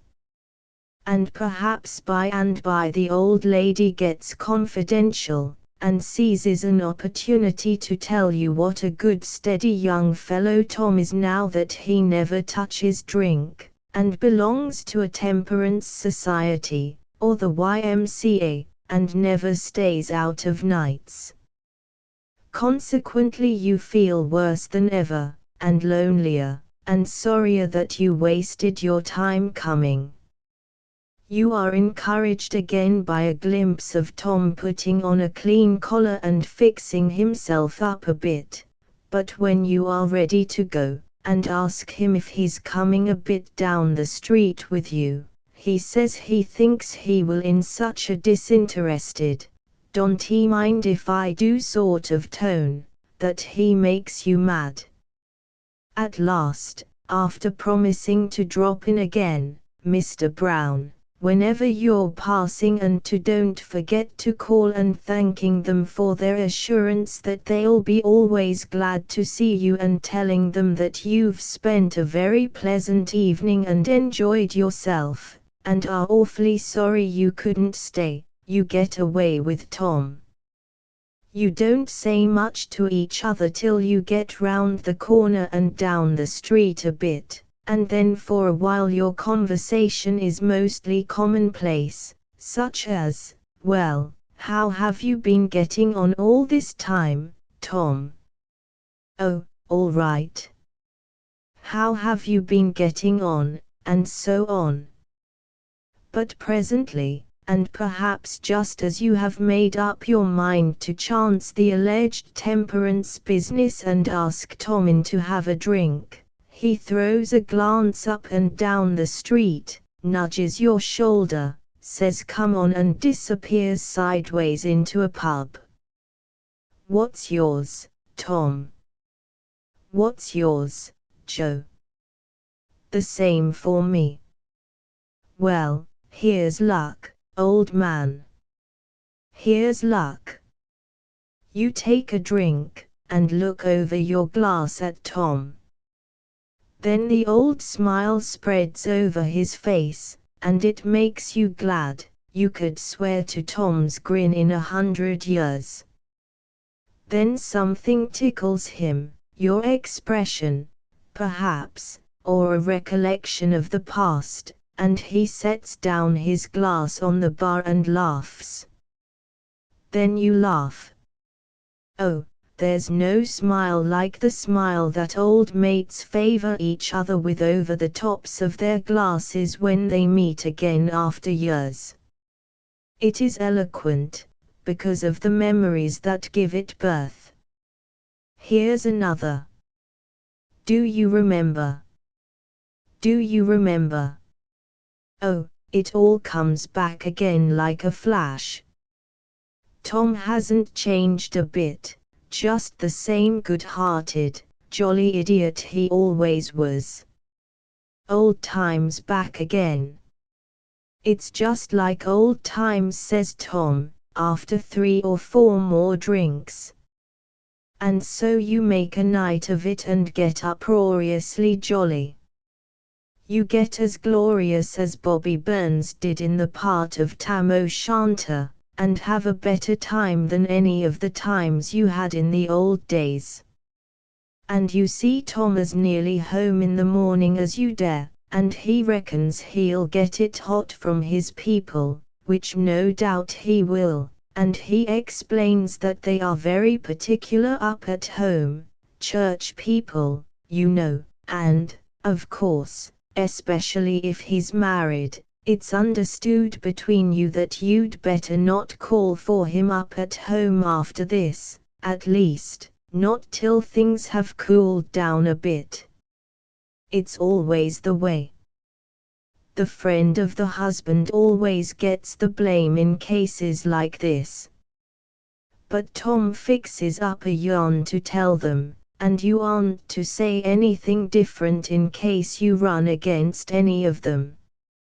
And he fixes up an appointment with you for next Saturday night, and he'll get there if he gets divorced for it. But he might have to take the wife out shopping, or one of the girls somewhere, and if you see her with him you've got to lay low, and be careful, and wait, at another hour and place, perhaps, all of which is arranged, for if she sees you she'll smell a rat at once, and he won't be able to get off at all. And so, as far as you and Tom are concerned, the old times have come back once more. But, of course, and we almost forgot it, you might chance to fall in love with one of Tom's sisters, in which case there would be another and a totally different story to tell. 2 Jack Ellis things are going well with you. You have escaped from the track, so to speak, and are in a snug, comfortable little billet in the city. Well, while doing the block you run against an old mate of other days, very other days, call him Jack Ellis.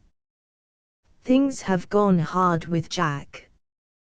He knows you at once, but makes no advance towards a greeting. He acts as though he thinks you might cut him, which, of course, if you are a true mate, you have not the slightest intention of doing.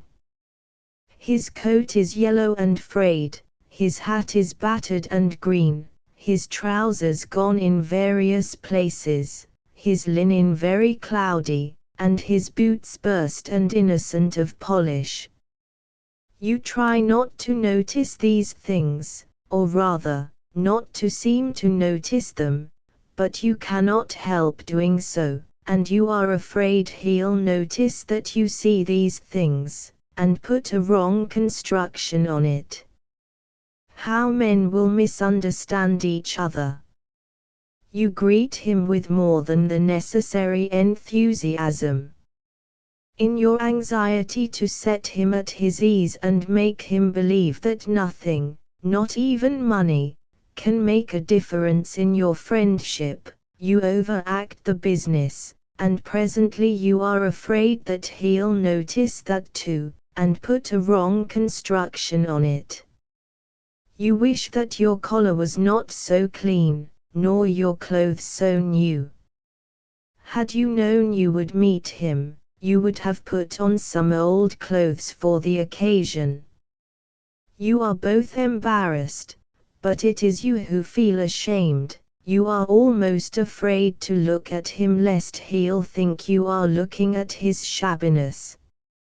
You ask him in to have a drink, but he doesn't respond so heartily as you wish, as he did in the old days. He doesn't like drinking with anybody when he isn't fixed, as he calls it, when he can't shout. It didn't matter in the old days who held the money so long as there was plenty of stuff in the camp. You think of the days when Jack stuck to you through thick and thin. You would like to give him money now, but he is so proud, he always was, he makes you mad with his beastly pride. There wasn't any pride of that sort on the track or in the camp in those days, but times have changed, your lives have drifted too widely apart, you have taken different tracks since then, and Jack, without intending to, makes you feel that it is so. You have a drink, but it isn't a success, it falls flat. As far as Jack is concerned, he won't have another, he doesn't feel on, and presently he escapes under plea of an engagement, and promises to see you again. And you wish that the time was come when no one could have more or less to spend than another. P.S. I met an old mate of that description once, and so successfully persuaded him out of his beastly pride that he borrowed £2 off me till Monday. I never got it back since, and I want it badly at the present time. In future I'll leave old mates with their pride unimpaired. Two larrikins, why oughta do something, Ernie. You know how I am. You don't seem to care. Why oughta to do something? Stosha slouched at a greater angle to the greasy doorpost, and scowled under his hat brim. It was a little, low, frosy room opening into Joan's alley. She sat at the table, sewing, a thin, sallow girl with weak, colorless eyes. She looked as frosy as her surroundings. Well, why don't you go to some of them women, and get fixed up? She flicked the end of the tablecloth over some tiny, unfinished articles of clothing, and bent to her work. But you know very well I haven't got a shilling, Ernie, she said, quietly. Where am I to get the money from? Who asked you to get it? She was silent, with the exasperating silence of a woman who has determined to do a thing in spite of all reasons and arguments that may be brought against it. Well, what more do you want? Demanded Stosha, impatiently. She bent lower. Couldn't we keep it, Ernie? What next? Asked Stosha, sulkily. He had half suspected what was coming. Then, with an impatient oath, you must be gettin' ratty. She brushed the corner of the cloth further over the little clothes. It wouldn't cost anything, Ernie. I'd take a pride in him, and keep him clean, and dress him like a little lord. He'll be different from all the other youngsters. He wouldn't be like those dirty, sickly little brats out there. He'd be just like you, Ernie, I know he would. I'll look after him night and day, and bring him up well and strong.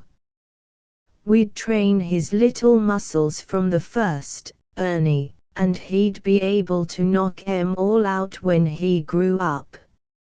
It wouldn't cost much, and I'd work hard and be careful if you'd help me. And you'd be proud of him, too, Ernie, I know you would. Stosha scraped the doorstep with his foot, but whether he was touched, or feared hysterics and was wisely silent, was not apparent. Do you remember the first day I met you, Ernie? She asked, presently. Stosha regarded her with an uneasy scowl. Well, what o' that? You came into the bar parlour at the Cricketers' Arms and caught a push of 'em chiaking your old man. Well, I altered that. I know you did. You done for 3 of them, one after another, and 2 was bigger than you. Yes, and when the push come up we done for the rest, said Stosha, softening at the recollection. And the day you come home and caught the landlord bullying your old mother like a dog, yes, I got 3 months for that job. But it was worth it, he reflected.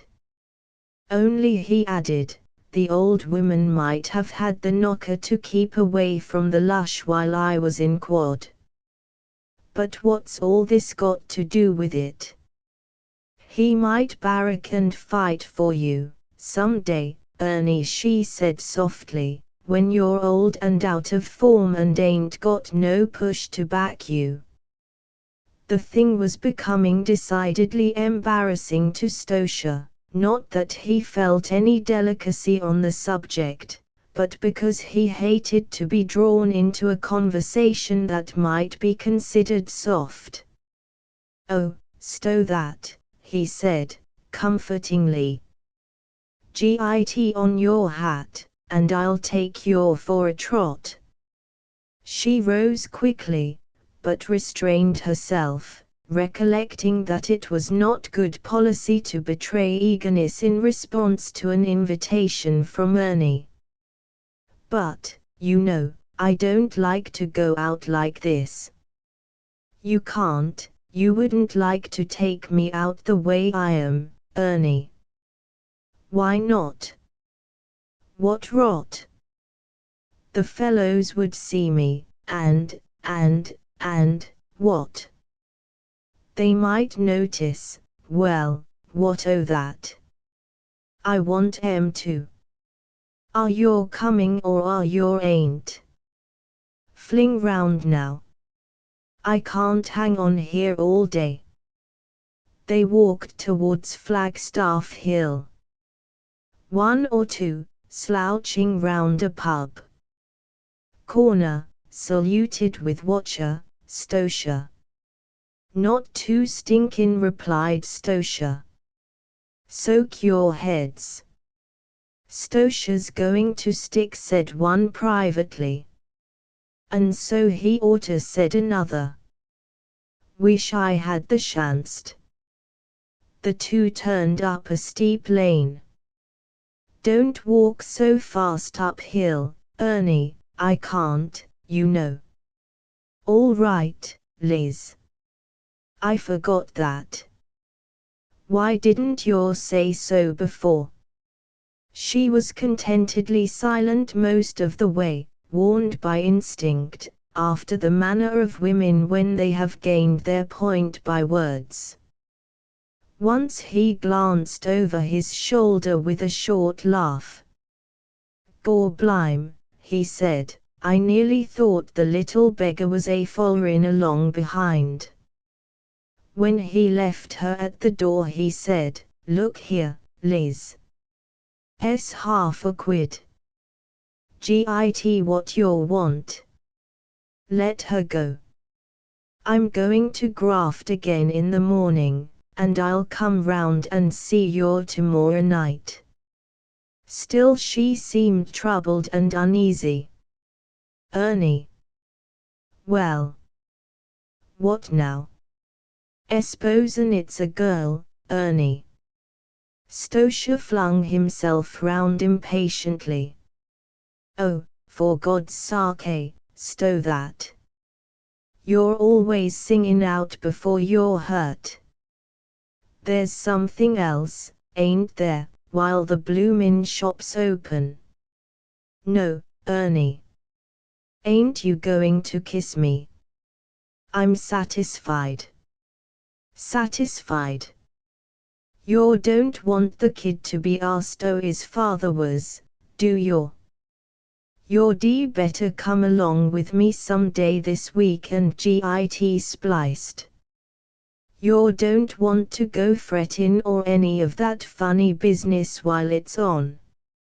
Oh, Ernie, do you really mean it?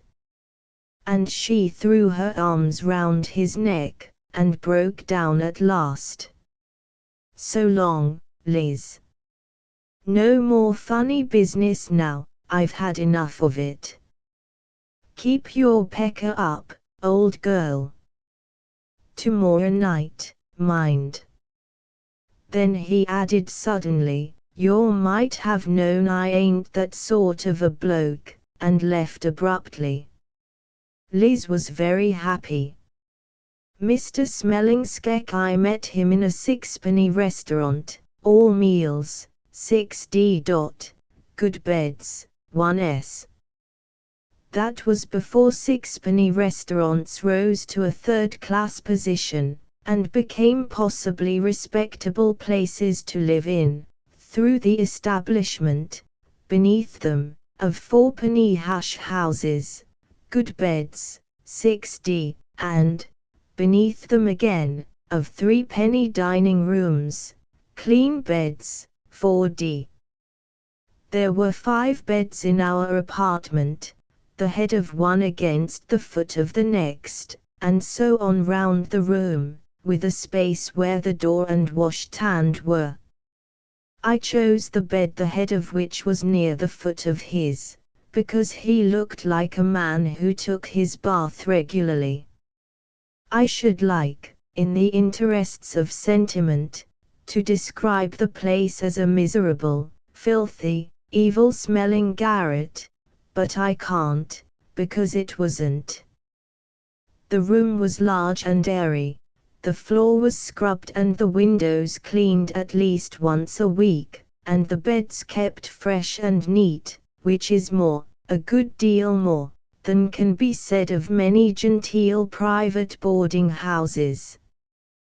The lodgers were mostly respectable unemployed, and 1 or 2, fortunate men, in work. It was the casual boozer, the professional loafer, and the occasional spieler, the 1-shilling bedmen, who made the place objectionable, not the hard-working people who paid £10 a week for the house, and, but for the one-night lodgers and the big gilt black and red bordered and shaded 6d in the window, which made me glance guiltily up and down the street, like a burglar about to do a job. Before I went in, I was pretty comfortable there. They called him Mr. Smelling Skek, and treated him with a peculiar kind of deference, the reason for which they themselves were doubtless unable to explain or even understand. The haggard woman who made the beds called him Mr. Smelly's Check. Poor fellow! I didn't think, by the look of him, that he'd smelled his check, or anyone else's, or that anyone else had smelled his, for many a long day. He was a fat man, slow and placid. He looked like a typical monopolist who had unaccountably got into a suit of clothes belonging to a domain unemployed, and hadn't noticed, or had entirely forgotten, the circumstance in his business cares, if such a word as care could be connected with such a calm, self-contained nature. He wore a suit of cheap slops of some kind of shoddy tweed. The coat was too small and the trousers too short, and they were drawn up to meet the waistcoat, which they did with painful difficulty, now and then showing, by way of protest, 2 pairs of brass buttons and the ends of the brace straps, and they seemed to blame the irresponsive waistcoat or the wearer for it all. Yet he never gave way to assist them. A pair of burst elastic sides were in full evidence, and a rim of cloudy sock, with a hole in it, showed at every step. But he put on his clothes and wore them like a gentleman. He had 2 white shirts, and they were both dirty. He'd lay them out on the bed, turn them over, regard them thoughtfully, choose that which appeared to his calm understanding to be the cleaner, and put it on, and wear it until it was unmistakably dirtier than the other, then he'd wear the other till it was dirtier than the first. He managed his 3 collars the same way. His handkerchiefs were washed in the bathroom, and dried, without the slightest disguise, in the bedroom. He never hurried in anything. The way he cleaned his teeth, shaved, and made his toilet almost transformed the place, in my imagination, into a gentleman's dressing room. He talked politics and such things in the abstract, always in the abstract, calmly in the abstract. He was an old-fashioned conservative of the Sir Leicester Dedlock style. When he was moved by an extra shower of aggressive democratic cant, which was seldom, he defended capital, but only as if it needed no defense, and as if its opponents were merely thoughtless, ignorant children whom he condescended to set right because of their inexperience and for their own good. He stuck calmly to his own order, the order which had dropped him like a foul thing when the bottom dropped out of his boom, whatever that was. He never talked of his misfortunes. He took his meals at the little greasy table in the dark corner downstairs, just as if he were dining at the Exchange. He had a chop, rather well done, and a sheet of the Herald for breakfast. He carried 2 handkerchiefs. He used one for a handkerchief and the other for a table napkin, and sometimes folded it absently and laid it on the table.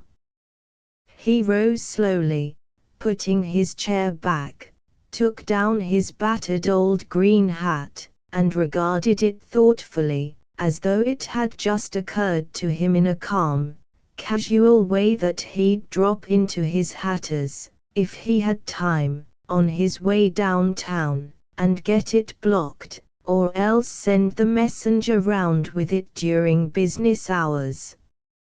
He'd draw his stick out from behind the next chair, plant it, and, if you hadn't quite finished your side of the conversation, stand politely waiting until you were done. Then he'd look for a suitable reply into his hat, put it on, give it a twitch to settle it on his head, as gentlemen do a chimney pot, step out into the gangway, turn his face to the door, and walk slowly out onto the middle of the pavement, looking more placidly well-to-do than ever. The saying is that clothes make a man, but he made his almost respectable just by wearing them. Then he'd consult his watch. He stuck to the watch all through, and it seemed a good one. I often wondered why he didn't pawn it. Then he'd turn slowly, right turn, and look down the street. Then slowly back, left about turn, and take a cool survey in that direction, as if calmly undecided whether to take a cab and drive to the exchange, or, as it was a very fine morning, and he had half an hour to spare, walk there and drop in at his club on the way. He'd conclude to walk. I never saw him go anywhere in particular, but he walked and stood as if he could. Coming quietly into the room one day, I surprised him sitting at the table with his arms lying on it and his face resting on them. I heard something like a sob. He rose hastily, and gathered up some papers which were on the table. Then he turned round, rubbing his forehead and eyes with his forefinger and thumb, and told me that he suffered from something, I forget the name of it, but it was a well-to-do ailment. His manner seemed a bit jolted and hurried for a minute or so, and then he was himself again.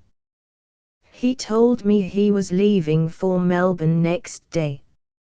He left while I was out, and left an envelope downstairs for me. There was nothing in it except a £1 note.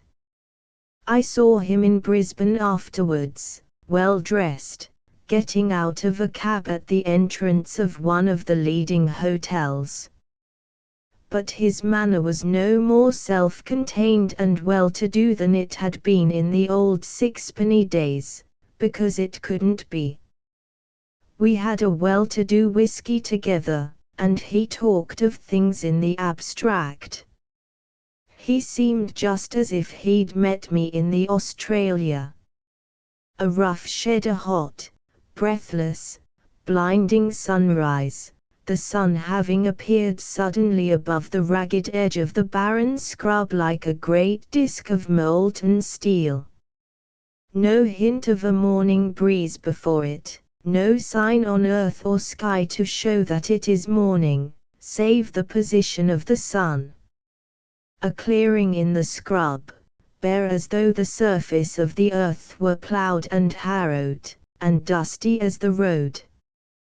2 oblong huts, one for the shearers and one for the rouseabouts, in about the centre of the clearing, as if even the mongrel scrub had shrunk away from them, built end to end, of weatherboards, and roofed with galvanized iron.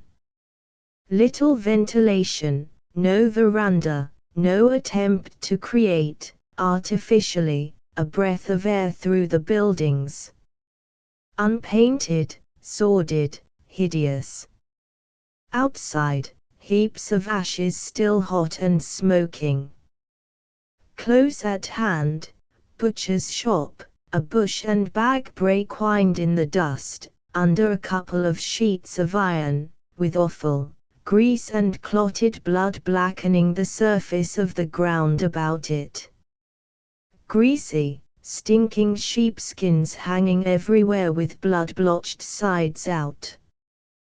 Grease inches deep in great black patches about the fireplace ends of the huts, where wash-up and boiling water is thrown. Inside, a rough table on supports driven into the black, greasy ground floor, and formed of flooring boards, running on uneven lines the length of the hut from within about 6 feet of the fireplace. Lengths of single 6-inch boards or slabs on each side, supported by the projecting ends of short pieces of timber nailed across the legs of the table to serve as seats. On each side of the hut runs a rough framework, like the partitions in a stable, each compartment battened off to about the size of a manger, and containing 4 bunks, one above the other, on each side, their ends, of course, to the table. Scarcely breathing space anywhere between. Fireplace, the full width of the hut in one end, where all the cooking and baking for 40 or 50 men is done, and where flour, sugar, etc., are kept in open bags. Fire, like a very furnace. Buckets of tea and coffee on roasting beds of coals and ashes on the hearth. Pile of brownie on the bare black boards at the end of the table. Unspeakable aroma of 40 or 50 men who have little inclination and less opportunity to wash their skins, and who soak some of the grease out of their clothes, in buckets of hot water, on Saturday afternoons or Sundays. And clinging to all, and over all, the smell of the dried, stale yolk of wool, the stink of rams. I am a roushebout of the roushebouts. I have fallen so far that it is beneath me to try to climb to the proud position of ringer of the shed. I had that ambition once, when I was the softest of green hands, but then I thought I could work out my salvation and go home. I've got used to hell since then. I only get 25 shillings a week, less station store charges, and tucker here. I have been 7 years west of the Darling and never shore a sheep. Why don't I learn to shear, and so make money? What should I do with more money?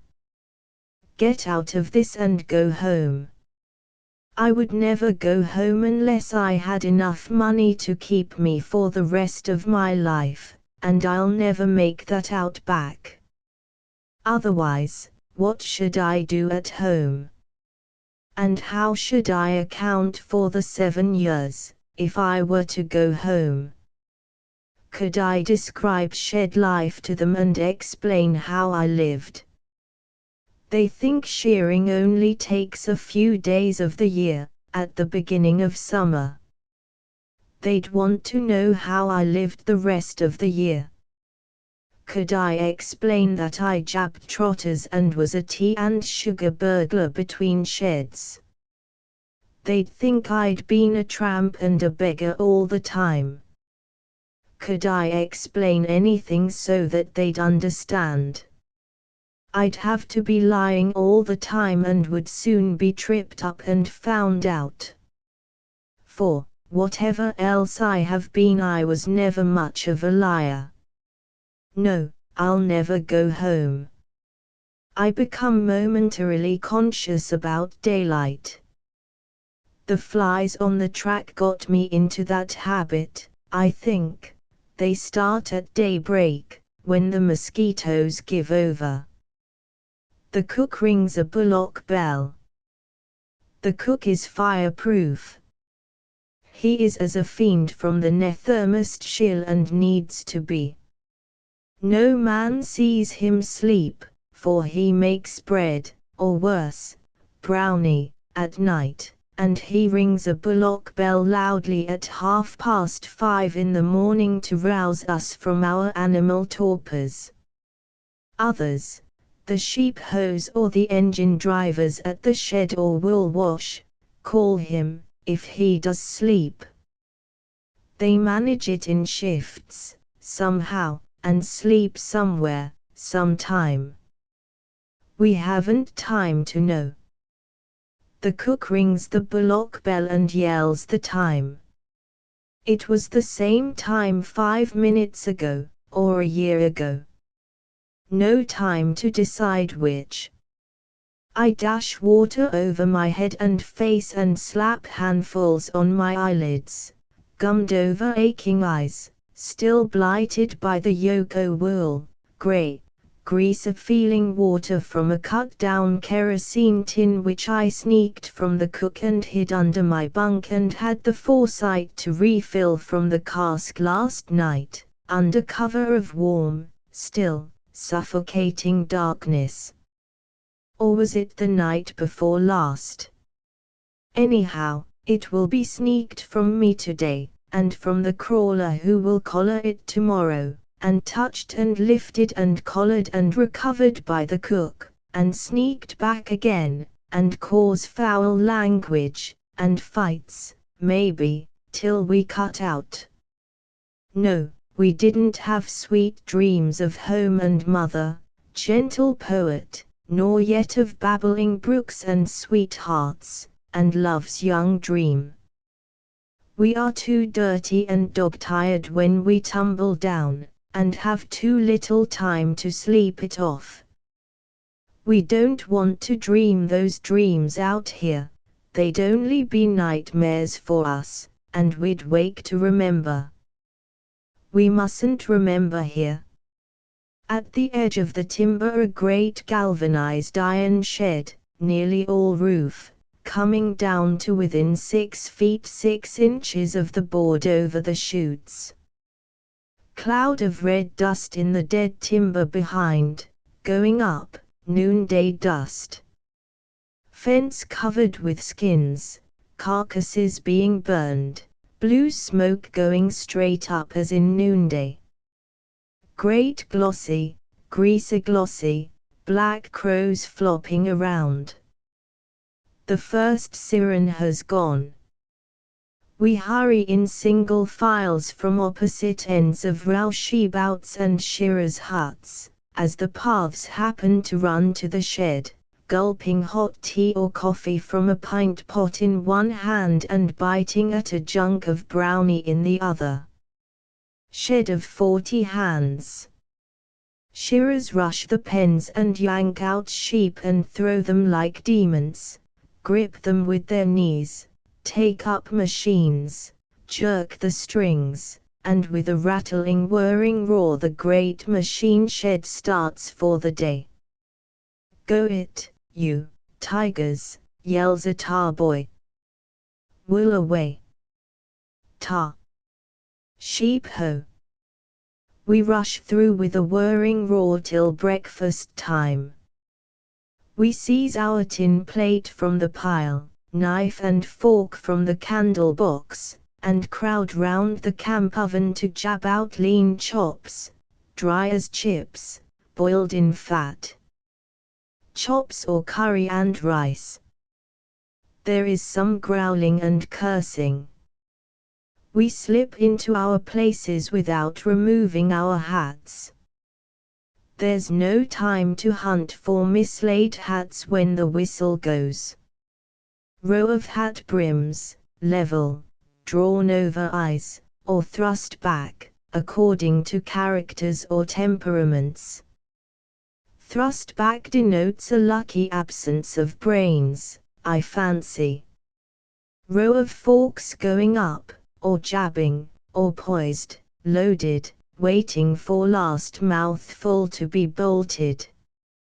We pick up, sweep, tar, sow wounds, catch sheep that break from the pens, jump down and pick up those that can't rise at the bottom of the chutes, bring my combs from the grinder. Will you laugh at dirty jokes, and swear, and, in short, are the will your slaves, body and soul, of 7, 6, 5, or 4 shearers, according to the distance from the rolling tables. The shearer on the board at the shed is a demon. He gets so much 100, 25s a week.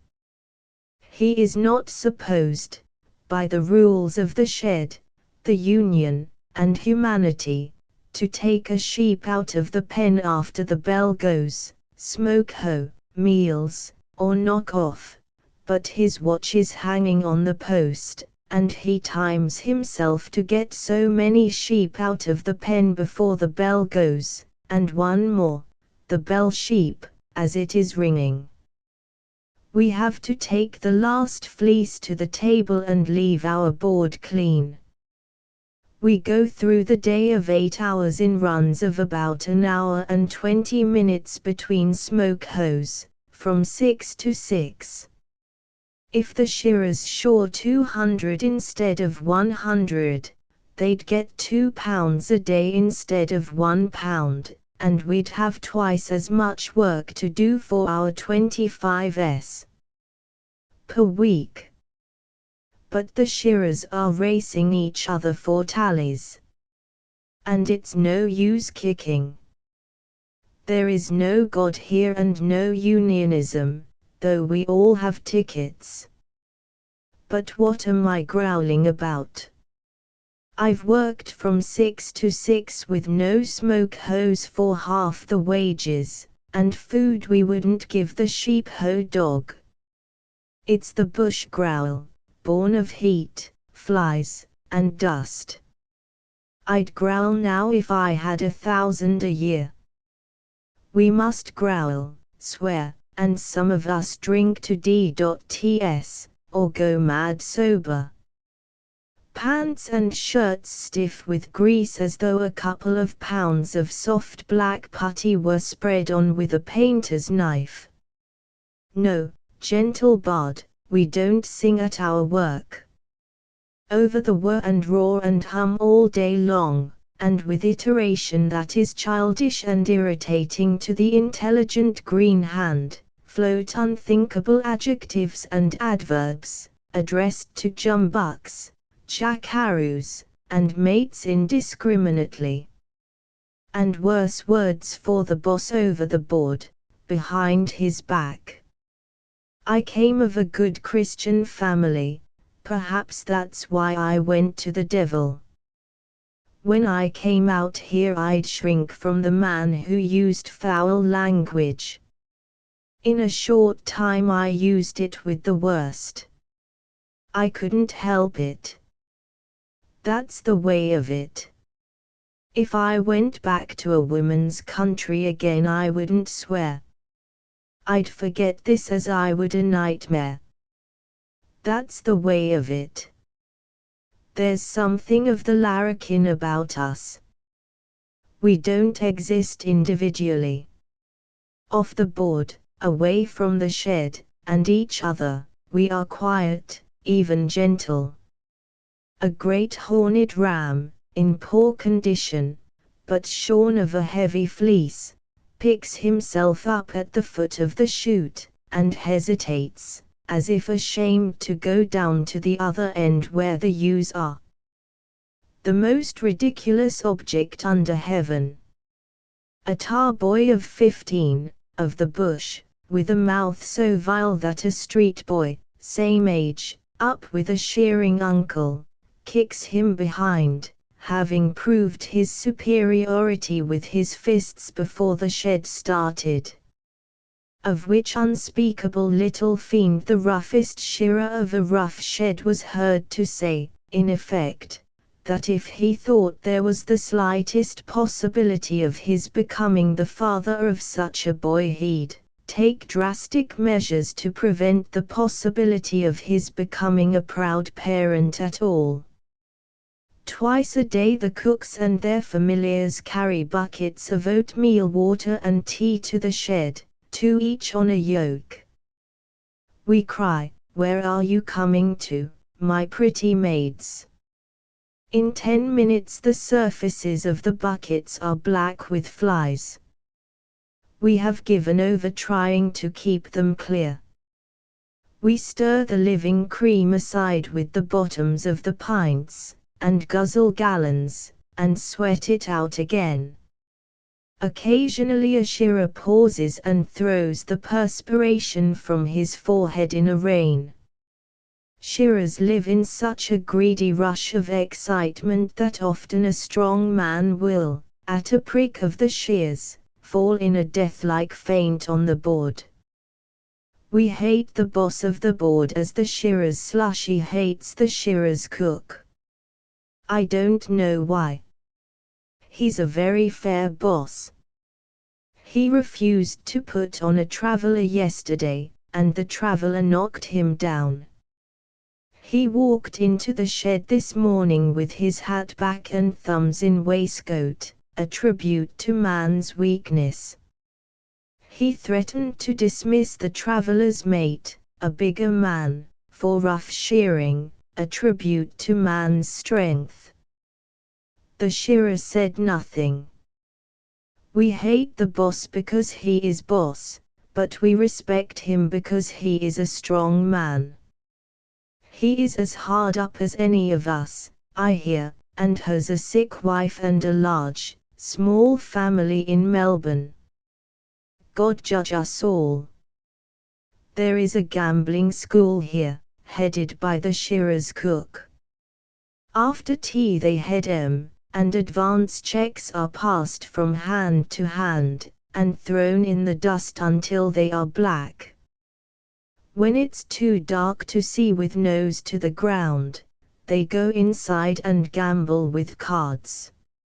Sometimes they start on Saturday afternoon, heading till dark, play cards all night, start again heading Sunday afternoon, play cards all Sunday night, and sleep themselves sane on Monday, or go to work ghastly, like dead men.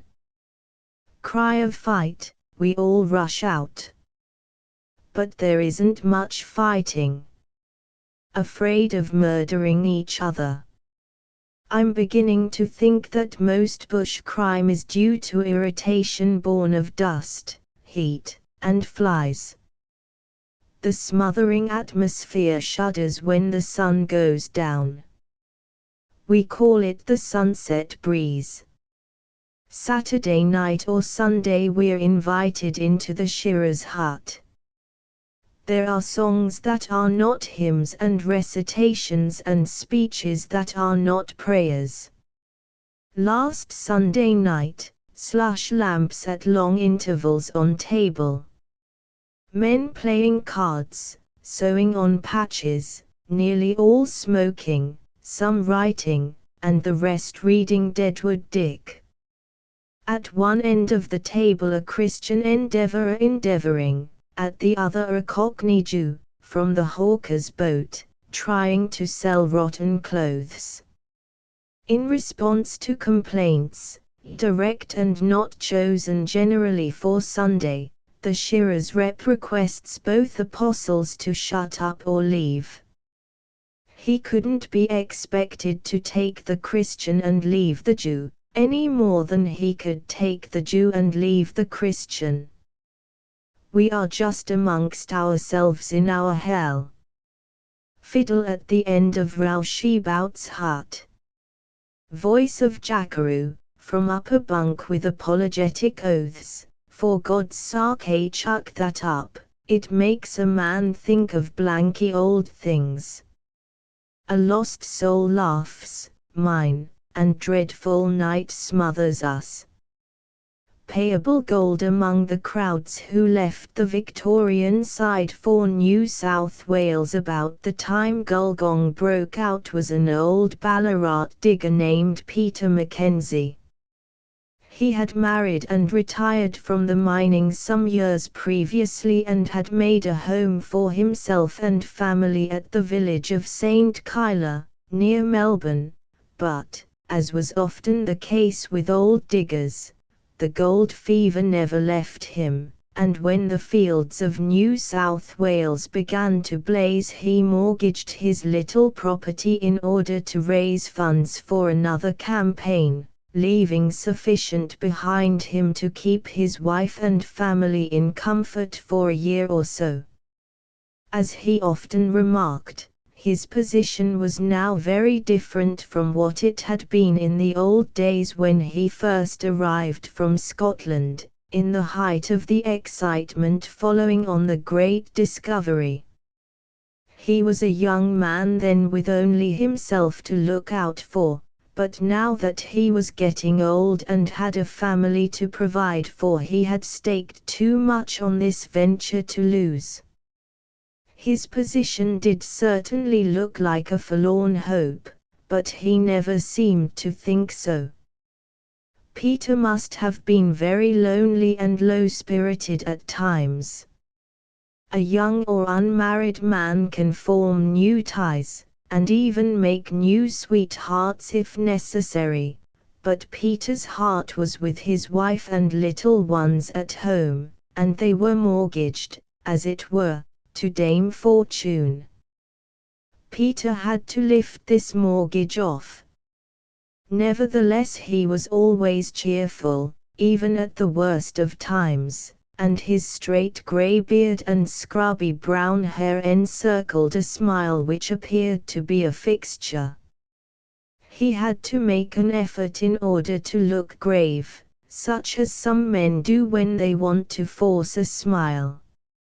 It was rumored that Peter had made a vow never to return home until he could take sufficient wealth to make his all-important family comfortable, or, at least, to raise the mortgage from the property, for the sacrifice of which to his mad gold fever he never forgave himself. But this was one of the few things which Peter kept to himself. The fact that he had a wife and children at St. Kyla was well known to all the diggers. They had to know it, and if they did not know the age, complexion, history and peculiarities of every child and of the old woman, it was not Peter's fault. He would cross over to our place and talk to the mother for hours about his wife and children. And nothing pleased him better than to discover peculiarities in us children wherein we resembled his own. It pleased us also for mercenary reasons. "It's just the same with my old woman," or "it's just the same with my youngsters," Peter would exclaim boisterously, for he looked upon any little similarity between the two families as a remarkable coincidence. He liked us all, and was always very kind to us, often standing between our backs and the rod that spoils the child, that is, I mean, if it isn't used. I was very short-tempered, but this failing was more than condoned by the fact that Peter's eldest was given that way also. Mother's second son was very good-natured, so was Peter's third. Her third had a great aversion for any duty that threatened to increase his muscles, so had Peter's second. Our baby was very fat and heavy and was given to sucking her own thumb vigorously, and, according to the latest bulletins from home, it was just the same with Peter's last. I think we knew more about Peter's family than we did about our own. Although we had never seen them, we were as familiar with their features as the photographer's art could make us, and always knew their domestic history up to the date of the last mail. We became interested in the Mackenzie family. Instead of getting bored by them as some people were, we were always as much pleased when Peter got a letter from home as he was himself, and if a mail were missed, which seldom happened, we almost shared his disappointment and anxiety. Should one of the youngsters be ill, we would be quite uneasy, on Peter's account, until the arrival of a later bulletin removed his anxiety, and ours.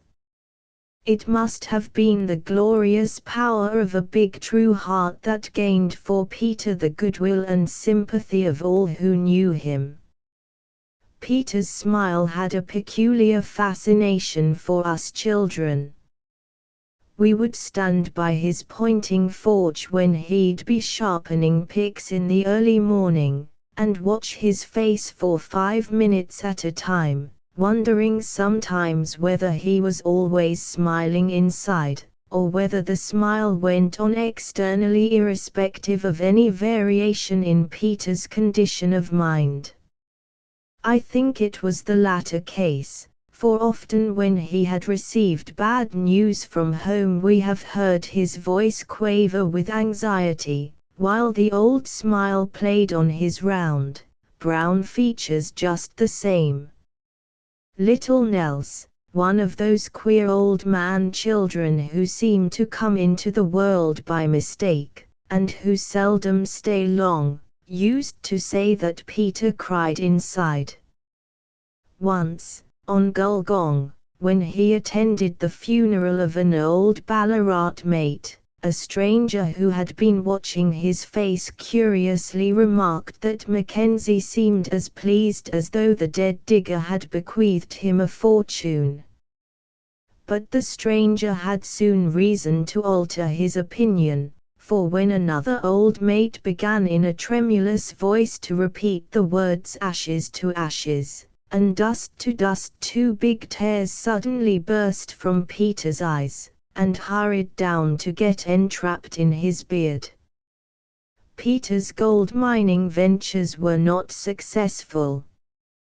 He sank 3 duffers in succession on Gulgong, and the 4th shaft, after paying expenses, left a little over 100 to each party, and Peter had to send the bulk of his share home.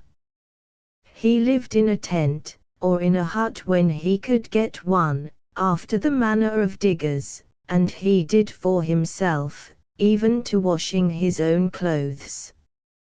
He never drank nor played, and he took little enjoyment of any kind, yet there was not a digger on the field who would dream of calling old Peter Mackenzie a mean man. He lived, as we know from our own observations, in a most frugal manner.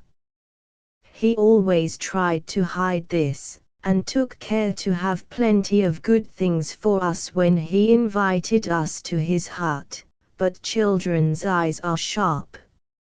Some said that Peter half-starved himself, but I don't think his family ever knew, unless he told them so afterwards. Ah, well. The years go over. Peter was now 3 years from home, and he and Fortune were enemies still. Letters came by the mail, full of little home troubles and prayers for Peter's return, and letters went back by the mail, always hopeful, always cheerful. Peter never gave up. When everything else failed he would work by the day, a sad thing for a digger, and he was even known to do a job of fencing until such time as he could get a few pounds and a small party together to sink another shaft. Talk about the heroic struggles of early explorers in a hostile country, but for dogged determination and courage in the face of poverty, illness, and distance, commend me to the old-time digger, the truest soldier hope ever had. In the 4th year of his struggle Peter met with a terrible disappointment. His party put down a shaft called the Forlorn Hope near Happy Valley, and after a few weeks' fruitless driving his mates jibbed on it. Peter had his own opinion about the ground, an old digger's opinion, and he used every argument in his power to induce his mates to put a few days more work in the claim.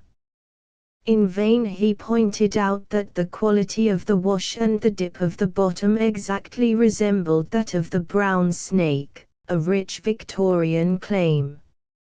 In vain he argued that in the case of the above-mentioned claim, not a color could be got until the payable gold was actually reached. Home Rule and the Canadian and that cluster of fields were going ahead, and his party were eager to shift. They remained obstinate, and at last, half convinced against his opinion, Peter left with them to sink the Hiawatha in Log Paddock, which turned out a rank duffer, not even paying its own expenses. A party of Italians entered the old claim and, after driving it a few feet further, made their fortune. We all noticed the change in Peter Mackenzie when he came to Log Paddock, whither we had shifted before him. The old smile still flickered, but he had learned to look grave for an hour at a time without much effort. He was never quite the same after the affair of Forlorn Hope, and I often think how he must have cried sometimes inside. However, he still read us letters from home, and came and smoked in the evening by our kitchen fire.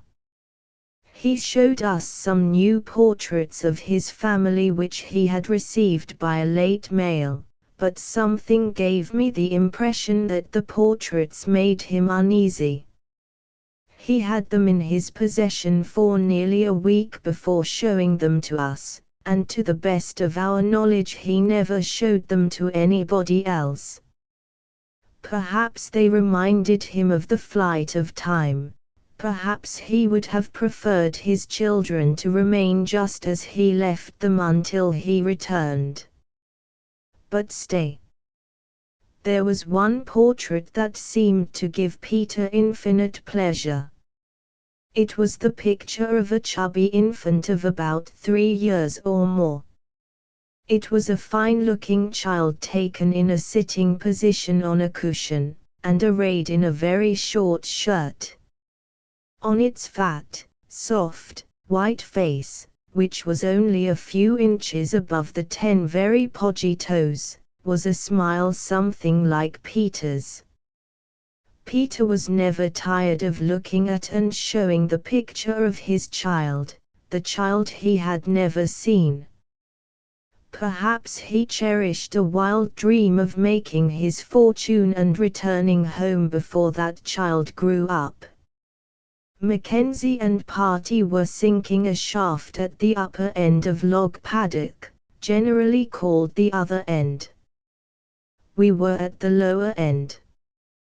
One day Peter came down from the other end and told us that his party expected to bottom during the following week, and if they got no encouragement from the wash they intended to go prospecting at the Happy Thought, near Specimen Flat. The shaft in Log Paddock was christened Nil Desperandum. Towards the end of the week we heard that the wash in the Nil was showing good colors. Later came the news that Mackenzie and party had bottomed on payable gold, and the red flag floated over the shaft. Long before the first load of dirt reached the puddling machine on the creek, the news was all round the diggings. The Nil Desperandum was a golden hole. We will not forget the day when Peter went home. He hurried down in the morning to have an hour or so with us before Cobb and Company went by. He told us all about his little cottage by the bay at St. Kyla. He had never spoken of it before, probably because of the mortgage. He told us how it faced the bay, how many rooms it had, how much flower garden, and how on a clear day he could see from the window all the ships that came up to the Yarra, and how with a good telescope he could even distinguish the faces of the passengers on the big ocean liners. And then, when the mother's back was turned, he hustled us children round the corner, and surreptitiously slipped a sovereign into each of our dirty hands, making great pantomimic show for silence, for the mother was very independent. And when we saw the last of Peter's face setting like a good-humored sun on the top of Cobb and Company's, a great feeling of discontent and loneliness came over all our hearts. Little Nels, who had been Peter's favorite, went round behind the pigsty, where none might disturb him, and sat down on the projecting end of a trough to have a cry, in his usual methodical manner. But old Alligator Desolation, the dog, had suspicions of what was up, and, hearing the sobs, went round to offer whatever consolation appertained to a damp and dirty nose and a pair of ludicrously doleful yellow eyes. An oversight of Steelman and Smith, professional wanderers, were making back for Wellington, down through the wide and rather dreary-looking Hutt Valley. They were broke. They carried their few remaining belongings in two skimpy, amateurish-looking swags. Steelman had fourpence left. They were very tired and very thirsty, at least Steelman was, and he answered for both. It was Smith's policy to feel and think just exactly as Steelman did. Said Steelman, "The landlord of the next pub is not a bad sort. I won't go in, he might remember me." "You'd best go in. You've been tramping round in the Warrapah district for the last 6 months, looking for work. You're going back to Wellington now, to try and get on the new corporation works just being started there, the sewage works. You think you've got a show. You've got some mates in Wellington, and they're looking out for a chance for you. You did get a job last week on a sawmill at Silverstream, and the boss sacked you after 3 days and wouldn't pay you a penny. That's just his way. I know him, at least a mate of mine does. I've heard of him often enough. His name's Cowman. Don't forget the name, whatever you do. The landlord here hates him like poison, he'll sympathize with you. Tell him you've got a mate with you, he's gone ahead, took a shortcut across the paddocks. Tell him you've got only fourpence left, and see if he'll give you a drop in a bottle. Says you, "Well, boss, the fact is we've only got fourpence, but you might let us have a drop in a bottle," and very likely he'll stand you a couple of pints in a gin bottle. You can fling the coppers on the counter, but the chances are he won't take them. He's not a bad sort. B's fourpence a pint out here, same's in Wellington. See that gin bottle lying there by the stump, get it and we'll take it down to the river with us and rinse it out. They reached the river bank. "You'd better take my swag, it looks more decent," said Steelman. "No, I'll tell you what we'll do, we'll undo both swags and make them into one decent swag, and I'll cut round through the lanes and wait for you on the road ahead of the pub." He rolled up the swag with much care and deliberation and considerable judgment. He fastened Smith's belt round one end of it, and the handkerchiefs round the other, and made a towel serve as a shoulder strap. "I wish we had a canvas bag to put it in," he said, "or a cover of some sort. But never mind. The landlord's an old Australian bushman, Now I come to think of it, the swag looks Australian enough, and it might appeal to his feelings, bring up old recollections. But you'd best not say you come from Australia, because he's been there, and he'd soon trip you up. He might have been where you've been, so don't try to do too much. You always do mug up the business when you try to do more than I tell you. You might tell him your mate came from Australia, but no, he might want you to bring me in. Better stick to Maoriland. I don't believe in too much ornamentation. Plain lies are the best. What's the landlord's name? Asked Smith. Never mind that. You don't want to know that. You are not supposed to know him at all. It might look suspicious if you called him by his name, and lead to awkward questions, then you'd be sure to put your foot into it. I could say I read it over the door. Bosh. Travelers don't read the names over the doors, when they go into pubs. You're an entire stranger to him. Call him boss. Say good day, boss when you go in, and swing down your swag as if you're used to it. Ease it down like this. Then straighten yourself up, stick your hat back, and wipe your forehead, and try to look as hearty and independent and cheerful as you possibly can. Curse the government, and say the country's done. It don't matter what government it is, for he's always against it. I never knew a real Australian that wasn't. Say that you're thinking about trying to get over to Australia, and then listen to him talking about it, and try to look interested, too.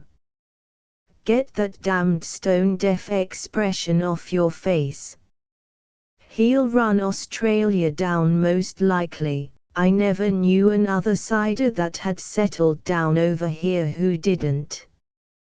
But don't you make any mistake and agree with him, because, although successful Australians over here like to run their own country down, there's very few of them that care to hear anybody else do it.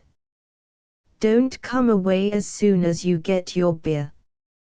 Stay and listen to him for a while, as if you're interested in his yawning, and give him time to put you onto a job, or offer you one. Give him a chance to ask how you and your mate are off for tobacco or tucker. Like as not he'll sling you £50 when you come away, that is, if you work it all right. Now try to think of something to say to him, and make yourself a bit interesting, if you possibly can. Tell him about the fight we saw back at the pub the other day. He might know some of the chaps. This is a sleepy hole, and there ain't much news knocking round. I wish I could go in myself, but he's sure to remember me. I'm afraid he got left the last time I stayed there, so did one or two others, and, besides, I came away without saying goodbye to him, and he might feel a bit sore about it. That's the worst of traveling on the old road. Come on now, wake up. Bet I'll get a quart, said Smith, brightening up, and some tucker for it to wash down. If you don't, said Steelman, I'll stush you. Never mind the bottle, fling it away. It doesn't look well for a traveler to go into a pub with an empty bottle in his hand. A real swagman never does. It looks much better to come out with a couple of full ones. That's what you've got to do. Now, come along. Steelman turned off into a lane, cut across the paddocks to the road again, and waited for Smith. He hadn't long to wait. Smith went on towards the public house, rehearsing his part as he walked, repeating his lines to himself, so as to be sure of remembering all that Steelman had told him to say to the landlord, and adding, with what he considered appropriate gestures, some fancy touches of his own, which he determined to throw in spite of Steelman's advice and warning. I'll tell him this, I'll tell him that. Well, look here, boss, I'll say you're pretty right and I quite agree with you as far as that's concerned, but see. And so, murmuring and mumbling to himself, Smith reached the hotel. The day was late, and the bar was small, and low, and dark. Smith walked in with all the assurance he could muster, eased down his swag in a corner in what he no doubt considered the true professional style, and, swinging round to the bar, said in a loud voice which he intended to be cheerful, independent, and hearty, "Good day, boss." But it wasn't a boss. It was about the hardest-faced old woman that Smith had ever seen.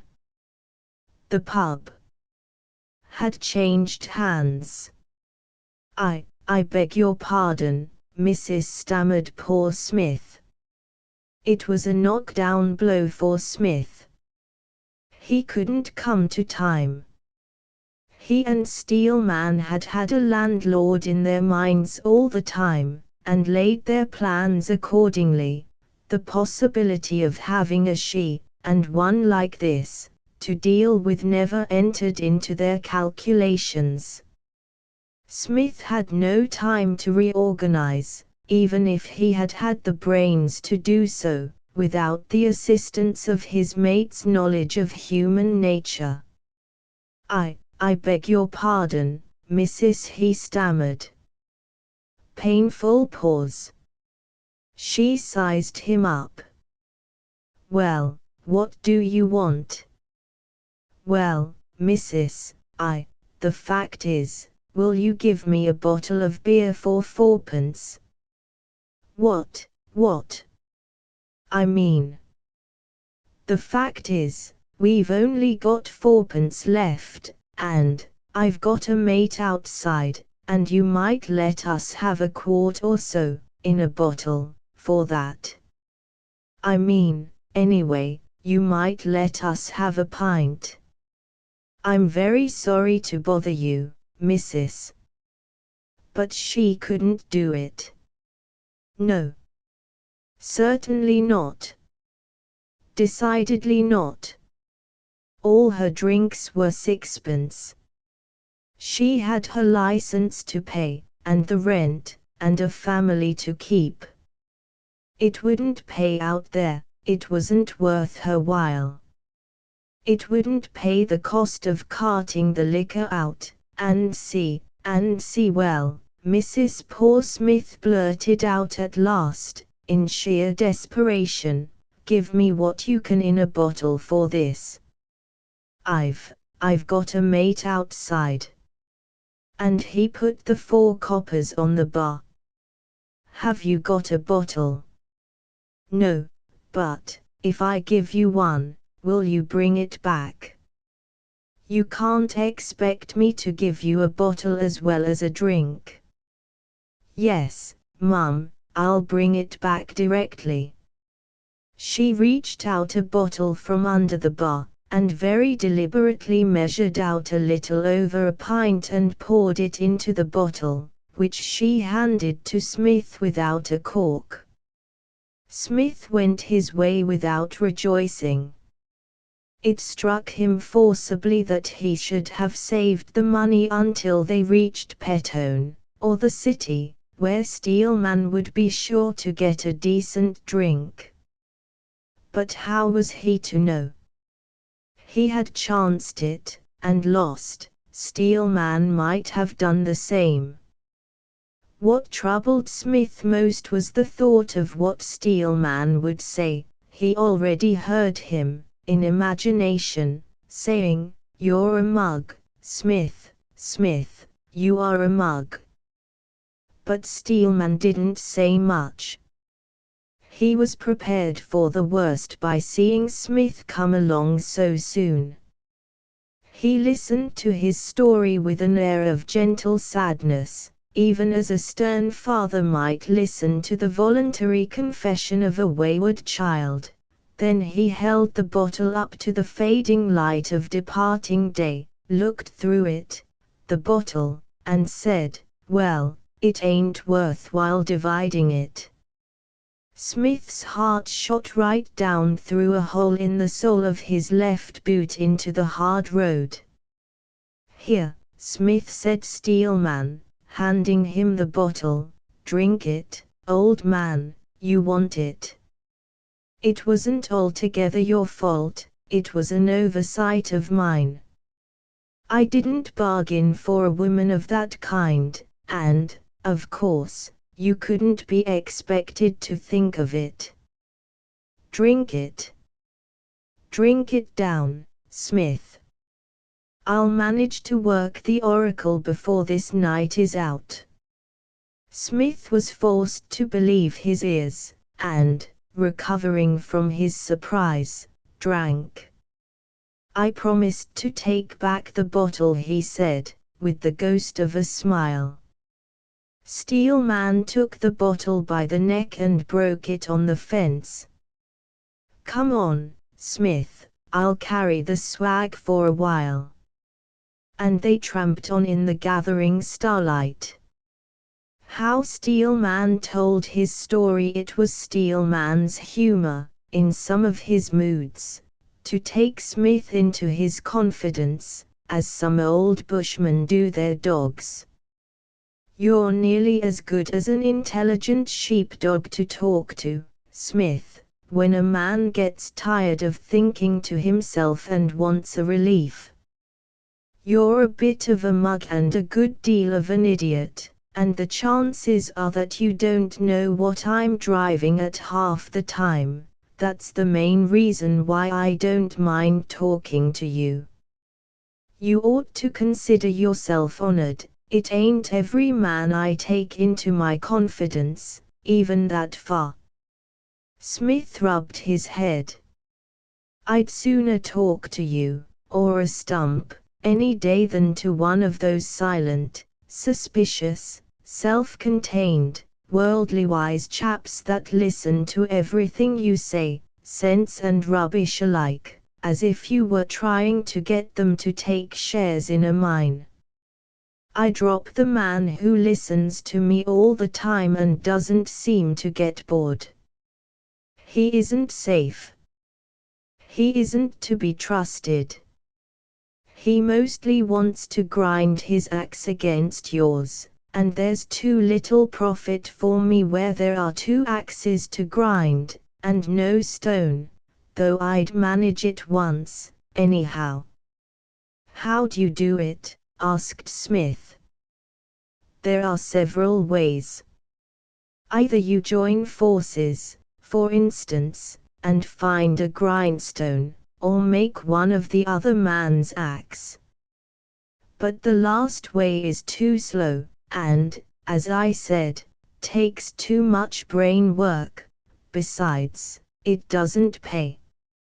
It might satisfy your vanity or pride, but I've got none.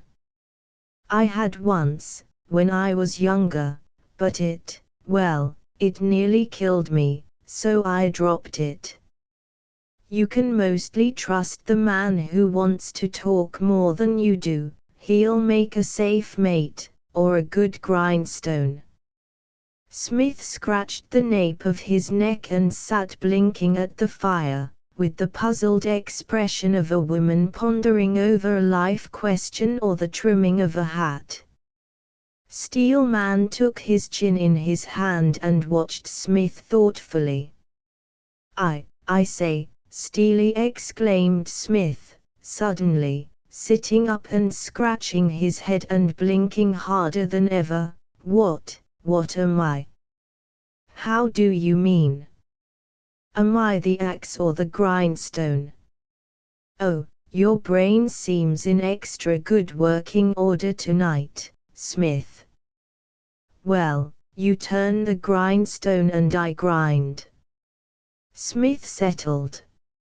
If you could grind better than I'd turn the stone and let you grind. I'd never go against the interests of the firm. That's fair enough, isn't it? Yes, admitted Smith, I suppose so. So do I.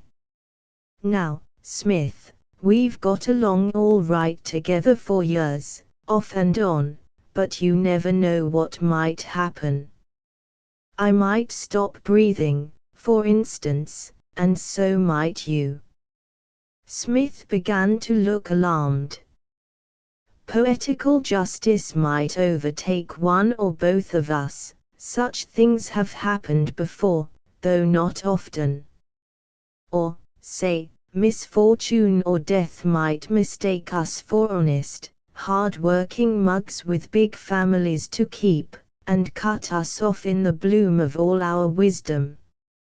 You might get into trouble, and, in that case, I'd be bound to leave you there, on principle, or I might get into trouble, and you wouldn't have the brains to get me out, though I know you'd be mug enough to try.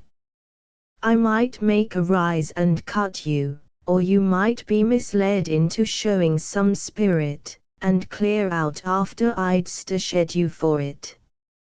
You might get tired of me calling you a mug, and bossing you and making a tool or convenience of you, you know.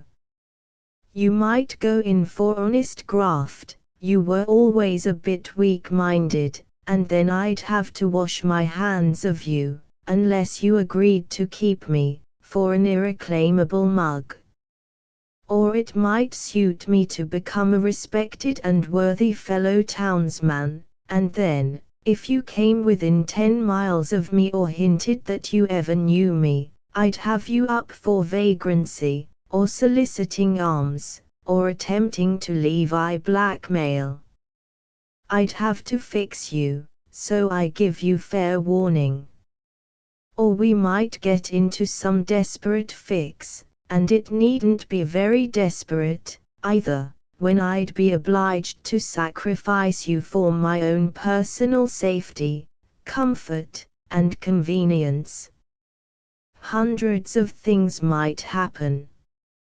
Well, as I said, we've been at large together for some years, and I've found you sober, trustworthy, and honest, so, in case we do part, as we will sooner or later, and you survive, I'll give you some advice from my own experience.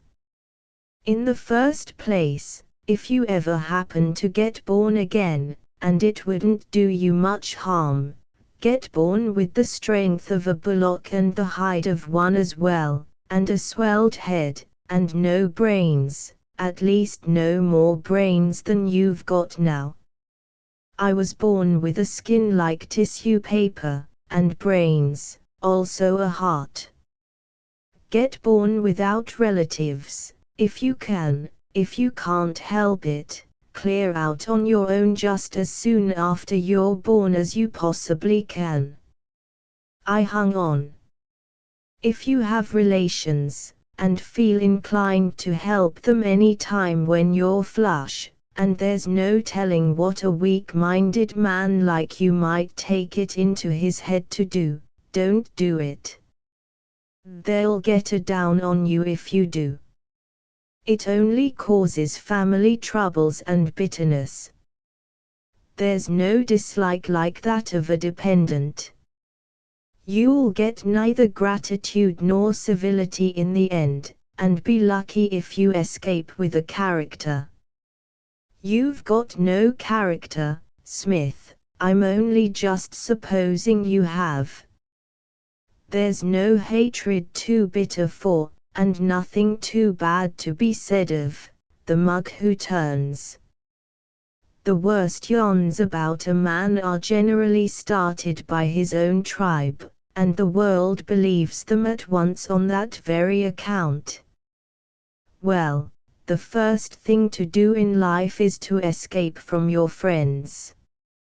If you ever go to work, and miracles have happened before, no matter what your wages are, or how you are treated, you can take it for granted that you're sweated, act on that to the best of your ability, or you'll never rise in the world. If you go to see a show on the nod, you'll be found a comfortable seat in a good place, but if you pay, the chances are the ticket clerk will tell you a lie, and you'll have to hustle for standing room. The man that doesn't gets the best of this world. Anything he'll stand is good enough for the man that pays. If you try to be too sharp, you'll get into gaol sooner or later. If you try to be too honest, the chances are that the bailiff will get into your house, if you have one, and make a holy show of you before the neighbors. The honest softy is more often mistaken for a swindler, and accused of being one, than the out-and-out scamp, and the man that tells the truth too much is set down as an irreclaimable liar. But most of the time crow low and roost high, for it's a funny world, and you never know what might happen. And if you get married, and there's no accounting for a woman's taste, be as bad as you like, and then moderately good, and your wife will love you. If you're bad all the time, she can't stand it forever, and if you're good all the time, she'll naturally treat you with contempt. Never explain what you're going to do, and don't explain afterwards, if you can help it. If you find yourself between two stools, strike hard for your own self, Smith, strike hard, and you'll be respected more than if you fought for all the world. Generosity isn't understood nowadays, and what the people don't understand is either mad or cronk. Failure has no case, and you can't build one for it. I started out in life very young, and very soft. I thought you were going to tell me your story, Steely remarked Smith. Steelman smiled sadly. About the author, Henry Lawson was born near Grenfell, New South Wales, Australia on the 17th of June, 1867. Although he has since become Australia's most acclaimed writer, in his own lifetime his writing was often on the side, his real work being whatever he could find. His writing was frequently taken from memories of his childhood, especially at Pipeclay/Hurundi. In his autobiography, he states that many of his characters were taken from the better class of diggers and bushmen he knew there. His experiences at this time deeply influenced his work, for it is interesting to note a number of descriptions and phrases that are identical in his autobiography and in his stories and poems. He died at Sydney, the 2nd of September, 1922. He is most famous for his short stories. On the Track and Over the Sleep Rails were both published at Sydney in 1900, the prefaces being dated March and June respectively, and so, though printed separately, a combined edition was printed the same year. The two separate, Complete works were simply put together in one binding, hence they are sometimes referred to as on the track and over the sleep rails. An incomplete glossary of Australian terms and concepts which may prove helpful to understanding this book, Anniversary Day, alluded to in the text, is now known as Australia Day. It commemorates the establishment of the first English settlement in Australia, at Port Jackson, Sydney Harbour, on the 26th of January, 1788. Billy, a kettle used for camp cooking, especially to boil water for tea. Cabbage tree / cabbage tree hat, a wide-brimmed hat made with the leaves of the cabbage tree palm, Livistona australis. It was a common hat in early colonial days, and later became associated with patriotism. Gin, an Aboriginal woman, use of the term is analogous to squaw in America. May be considered derogatory in modern usage. Graft, work, hard work. Humpy, Aboriginal, a rough or temporary hut or shelter in the bush, especially one built from bark, branches, and the like. Agunya, Verley, or Mia. Jackaroo / jackaroo, at the time Lawson wrote, a jackaroo was a new chum or newcomer to Australia, who sought work on a station to gain experience. The term now applies to any young man working as a station hand. A female station hand is a jillaroo. Jumbuck, a sheep. Larrikin, a hoodlum. Lollies, candy, sweets. Possum / possum, in Australia, a class of marsupials that were originally mistaken for the American animal of the same name. They are not especially related to the possums of North and South America, other than being marsupials. Public / pub, the traditional pub. In Australia was a hotel with a public bar, hence the name. The modern pub has often, not always, dispensed with the lodging, and concentrated on the bar. Push, a group of people sharing something in common. Lawson uses the word in an older and more particular sense, as a gang of violent city hoodlums. Ratty, shabby, dilapidated, somewhat eccentric, perhaps even slightly mad. Selector, a free selector, a farmer who selected and settled land by lease or license from the government. Shout, to buy a round of drinks. Sleep rails / slip rails, movable rails, forming a section of fence, which can be taken down in lieu of a gate. Sly grog shop or shanty, an unlicensed bar or liquor store, especially one selling cheap or poor quality liquor. Squatter, a person who first settled on land without government permission, and later continued by lease or license, generally to raise stock, a wealthy rural landowner. Station, a farm or ranch, especially one devoted to cattle or sheep. Stash, violence, to do violence to. Tea, in addition to the regular meaning, tea can also mean a light snack or a meal, i.e., where tea is served. In particular, morning tea, about 10 a.m., and afternoon tea, about 3 p.m., are nothing more than a snack, but evening tea, about 6 p.m., is a meal. When just tea is used, it usually means the evening meal. Variant, tea time. Tucker, food. Also, a hint with the seasons. Remember that the seasons are reversed from those in the northern hemisphere, hence June may be hot, but December is even hotter. Australia is at a lower latitude than the United States, so the winters are not harsh by US standards, and are not even mild in the north.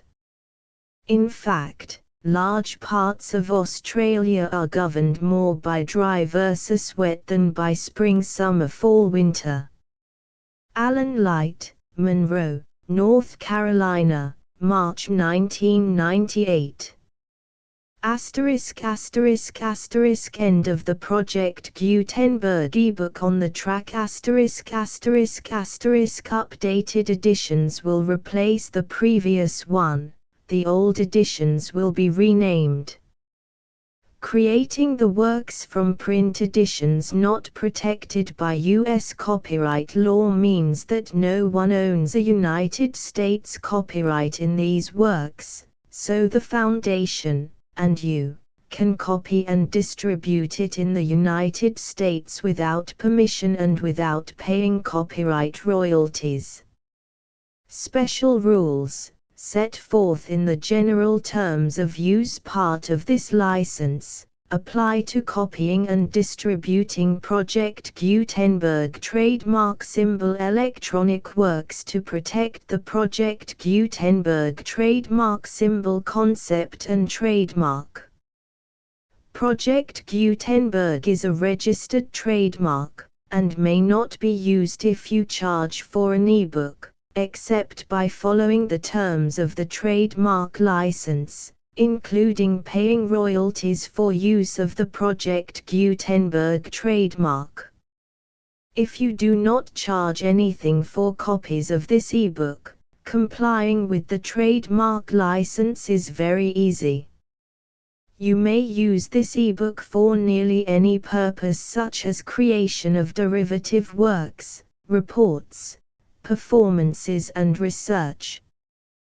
Project Gutenberg ebooks may be modified and printed and given away. You may do practically anything in the United States with ebooks not protected by U.S. copyright law. Redistribution is subject to the trademark license, especially commercial redistribution. Start. Full license. The full Project Gutenberg license. Please read this before you distribute or use this work to protect the Project Gutenberg trademark symbol mission of promoting the free distribution of electronic works. By using or distributing this work, or any other work associated in any way with the phrase Project Gutenberg, you agree to comply with all the terms of the full Project Gutenberg trademark symbol license available with this file or online at www.gutenberg.org/license. Section 1. General Terms of Use and Redistributing Project Gutenberg Trademark Symbol Electronic Works 1.0. By reading or using any part of this Project Gutenberg trademark symbol electronic work, you indicate that you have read, understand, agree to and accept all the terms of this license and intellectual property, trademark/copyright, agreement. If you do not agree to abide by all the terms of this agreement, you must cease using and return or destroy all copies of Project Gutenberg trademark symbol electronic works in your possession.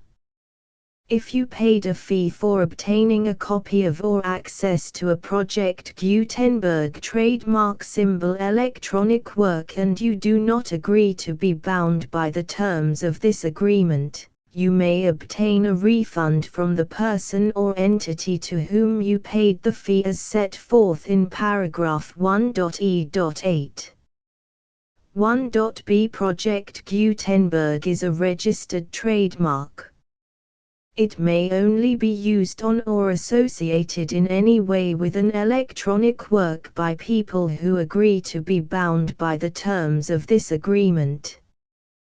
There are a few things that you can do with most Project Gutenberg trademark symbol electronic works even without complying with the full terms of this agreement.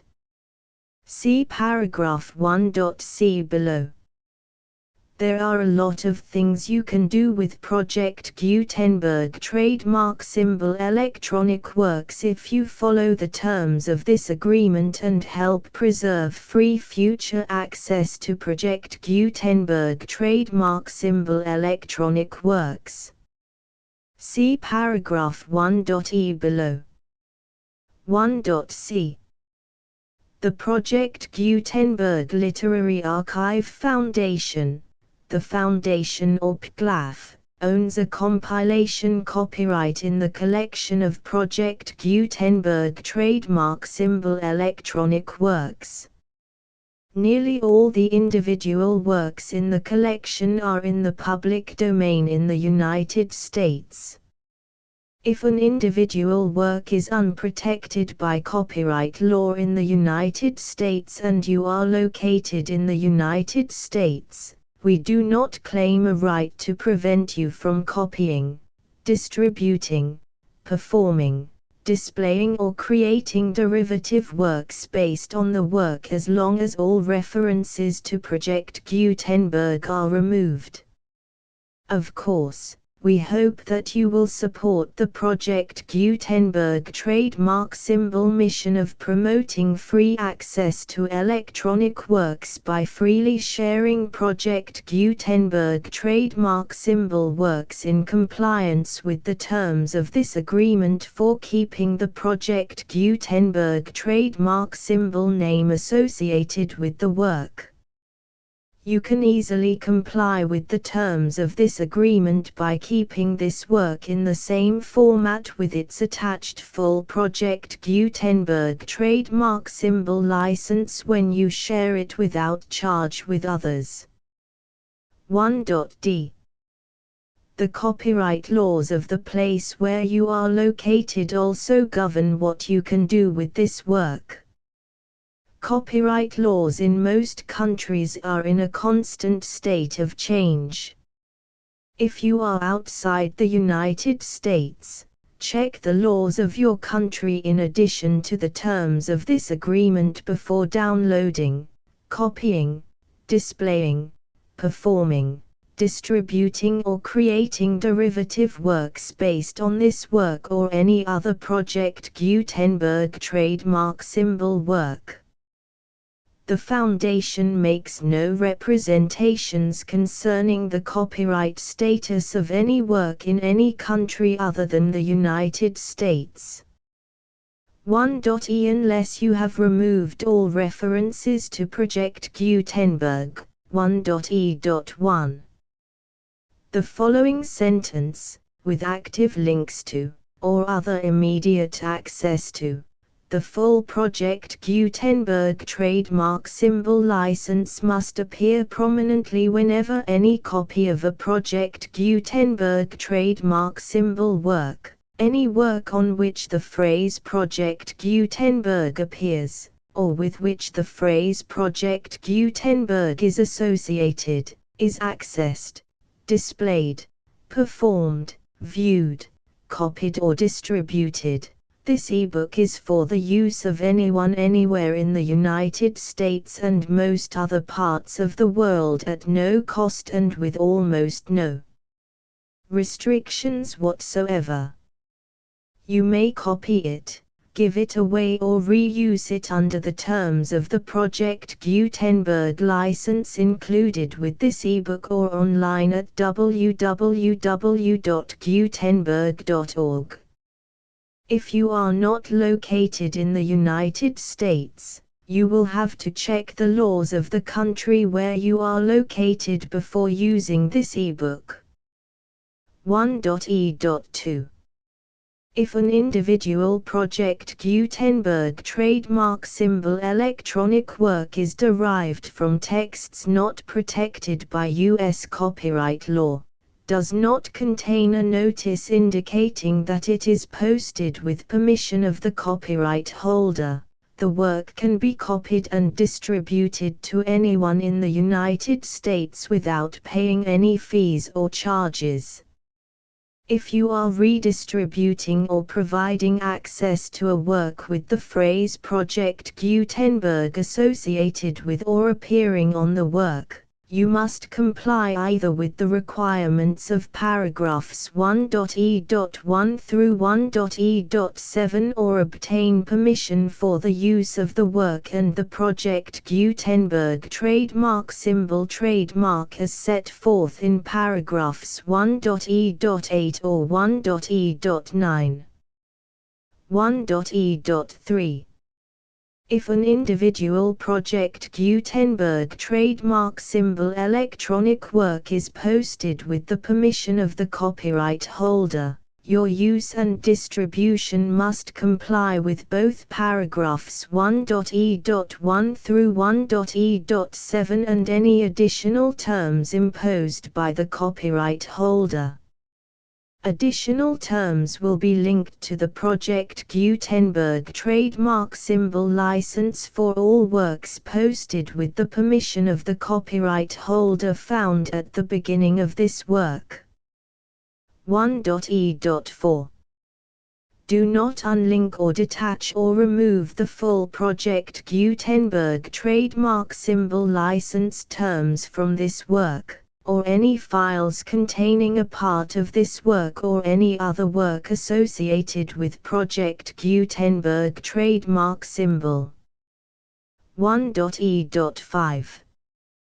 Do not copy, display, perform, distribute or redistribute this electronic work, or any part of this electronic work, without prominently displaying the sentence set forth in paragraph 1.e.1 with active links or immediate access to the full terms of the Project Gutenberg trademark symbol license.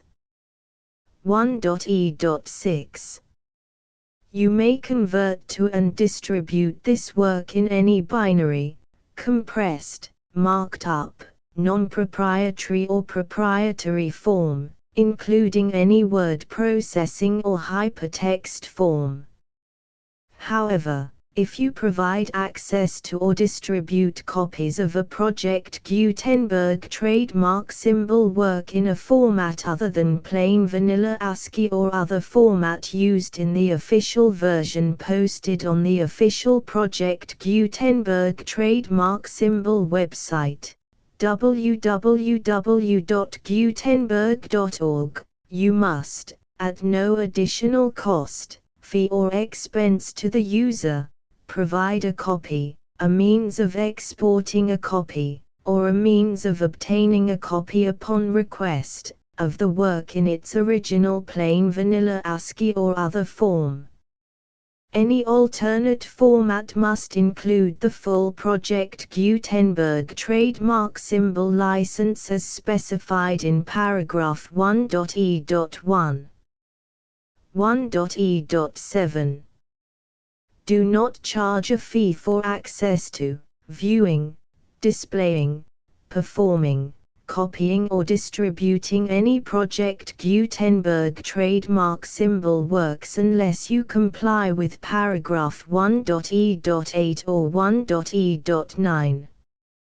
1.e.8.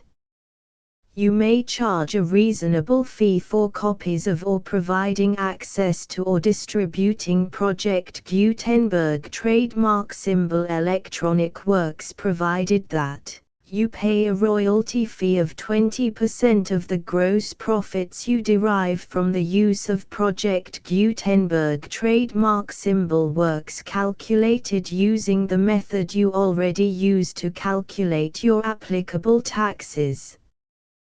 The fee is owed to the owner of the Project Gutenberg trademark symbol trademark, but he has agreed to donate royalties under this paragraph to the Project Gutenberg Literary Archive Foundation. Royalty payments must be paid within 60 days following each date on which you prepare, or are legally required to prepare, your periodic tax returns. Royalty payments should be clearly marked as such and sent to the Project Gutenberg Literary Archive Foundation at the address specified in Section 4. Information about donations to the Project Gutenberg Literary Archive Foundation.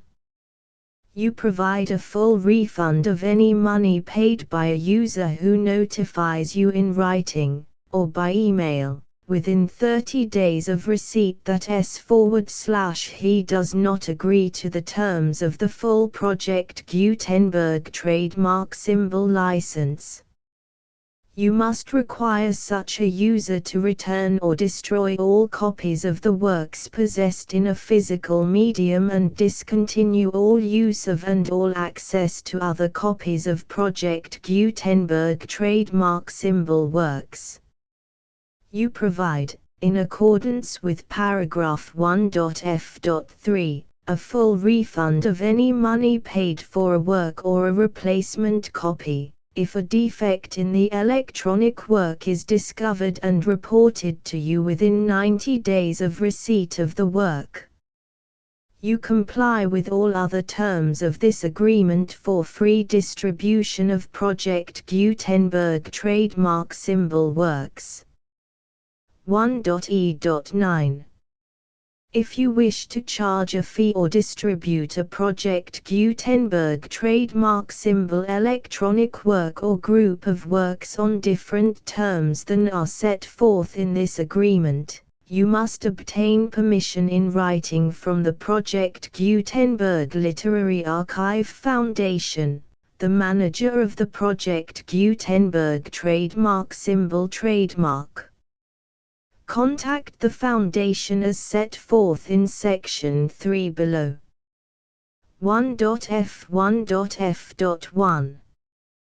Project Gutenberg volunteers and employees expend considerable effort to identify, do copyright research on, transcribe and proofread works not protected by U.S. copyright law in creating the Project Gutenberg trademark symbol collection. Despite these efforts, Project Gutenberg trademark symbol electronic works, and the medium on which they may be stored, may contain defects such as, but not limited to, incomplete, inaccurate or corrupt data, transcription errors, a copyright or other intellectual property infringement, a defective or damaged disk or other medium, a computer virus, or computer codes that damage or cannot be read by your equipment. 1.f.2. Limited warranty, disclaimer of damages, except for the right of replacement or refund described in paragraph 1.f.3, the Project Gutenberg Literary Archive Foundation, the owner of the Project Gutenberg trademark symbol trademark, and any other party distributing a Project Gutenberg trademark symbol electronic work under this agreement, disclaim all liability to you for damages, costs and expenses, including legal fees. You agree that you have no remedies for negligence, strict liability, breach of warranty or breach of contract except those provided in paragraph 1.f.3. You agree that the Foundation, the trademark owner, and any distributor under this agreement will not be liable to you for actual, direct, indirect, consequential, punitive or incidental damages even if you give notice of the possibility of such damage. 1.f.3. Limited right of replacement or refund, If you discover a defect in this electronic work within 90 days of receiving it, you can receive a refund of the money, if any, you paid for it by sending a written explanation to the person you received the work from. If you received the work on a physical medium, you must return the medium with your written explanation. The person or entity that provided you with the defective work may elect to provide a replacement copy in lieu of a refund. If you received the work electronically, the person or entity providing it to you may choose to give you a second opportunity to receive the work electronically in lieu of a refund. If the second copy is also defective, you may demand a refund in writing without further opportunities to fix the problem. 1.f.4 Except for the limited right of replacement or refund set forth in paragraph 1.f.3, this work is provided to you as is, with no other warranties of any kind, express or implied, including but not limited to warranties of merchantability or fitness for any purpose. 1.f.5 Some states do not allow disclaimers of certain implied warranties or the exclusion or limitation of certain types of damages.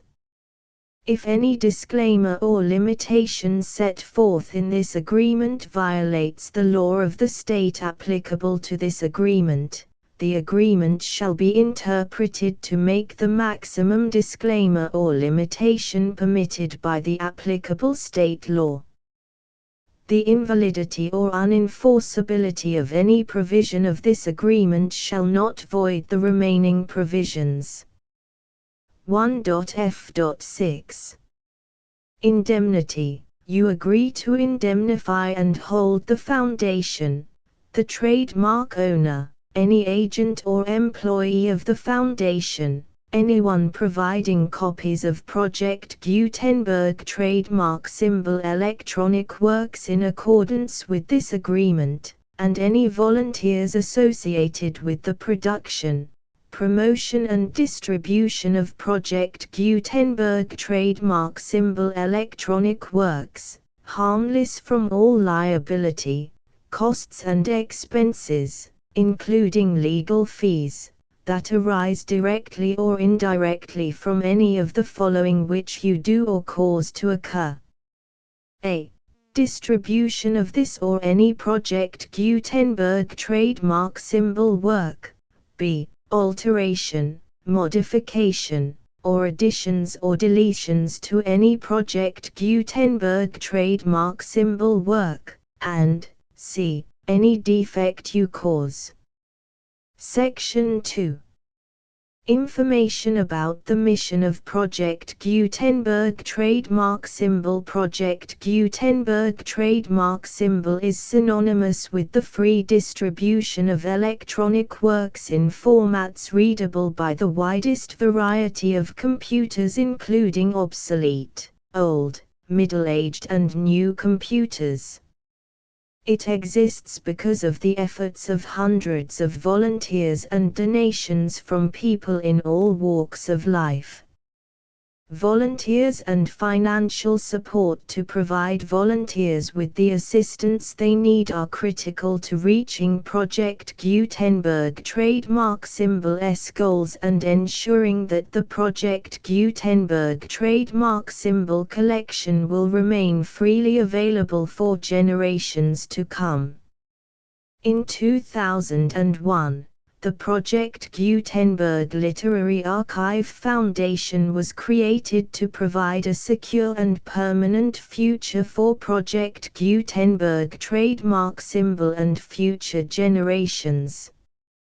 To learn more about the Project Gutenberg Literary Archive Foundation and how your efforts and donations can help, see sections 3 and 4 and the Foundation information page at www.gutenberg.org. Section 3. Information about the Project Gutenberg Literary Archive Foundation. The Project Gutenberg Literary Archive Foundation is a non-profit 501(c)(3) educational corporation organized under the laws of the state of Mississippi and granted tax-exempt status by the Internal Revenue Service. The Foundation's IN or Federal Tax Identification Number is 64-6221541. Contributions to the Project Gutenberg Literary Archive Foundation are tax-deductible to the full extent permitted by U.S. federal laws and your state's laws. The Foundation's business office is located at 809 North 1500 West, Salt Lake City, UT 84116, 801-596-1887. Email contact links and up-to-date contact information can be found at the Foundation's website and official page at www.gutenberg.org/contact section 4.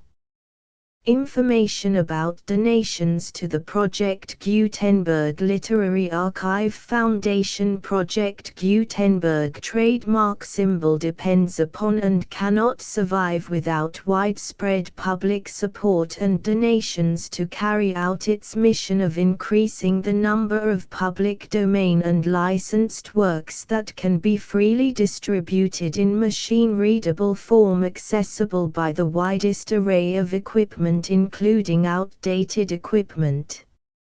Many small donations, $1 to $5,000, are particularly important to maintaining tax-exempt status with the IRS. The Foundation is committed to complying with the laws regulating charities and charitable donations in all 50 states of the United States. Compliance requirements are not uniform and it takes a considerable effort, much paperwork and many fees to meet and keep up with these requirements. We do not solicit donations in locations where we have not received written confirmation of compliance. To send donations or determine the status of compliance for any particular state, visit www.gutenberg.org/donate. While we cannot and do not solicit contributions from states where we have not met the solicitation requirements, we know of no prohibition against accepting unsolicited donations from donors in such states who approach us with offers to donate. International donations are gratefully accepted, but we cannot make any statements concerning tax treatment of donations received from outside the United States. U.S. laws alone swamp our small staff. Please check the Project Gutenberg web pages for current donation methods and addresses. Donations are accepted in a number of other ways including checks, online payments and credit card donations. To donate, please visit www.gutenberg.org/donate. Section 5. General information about Project Gutenberg trademark symbol electronic works. Professor Michael S. Hart was the originator of the Project Gutenberg trademark symbol concept of a library of electronic works that could be freely shared with anyone. For 40 years, he produced and distributed Project Gutenberg trademark symbol ebooks with only a loose network of volunteer support. Project Gutenberg trademark symbol ebooks are often created from several printed editions, all of which are confirmed as not protected by copyright in the US unless a copyright notice is included.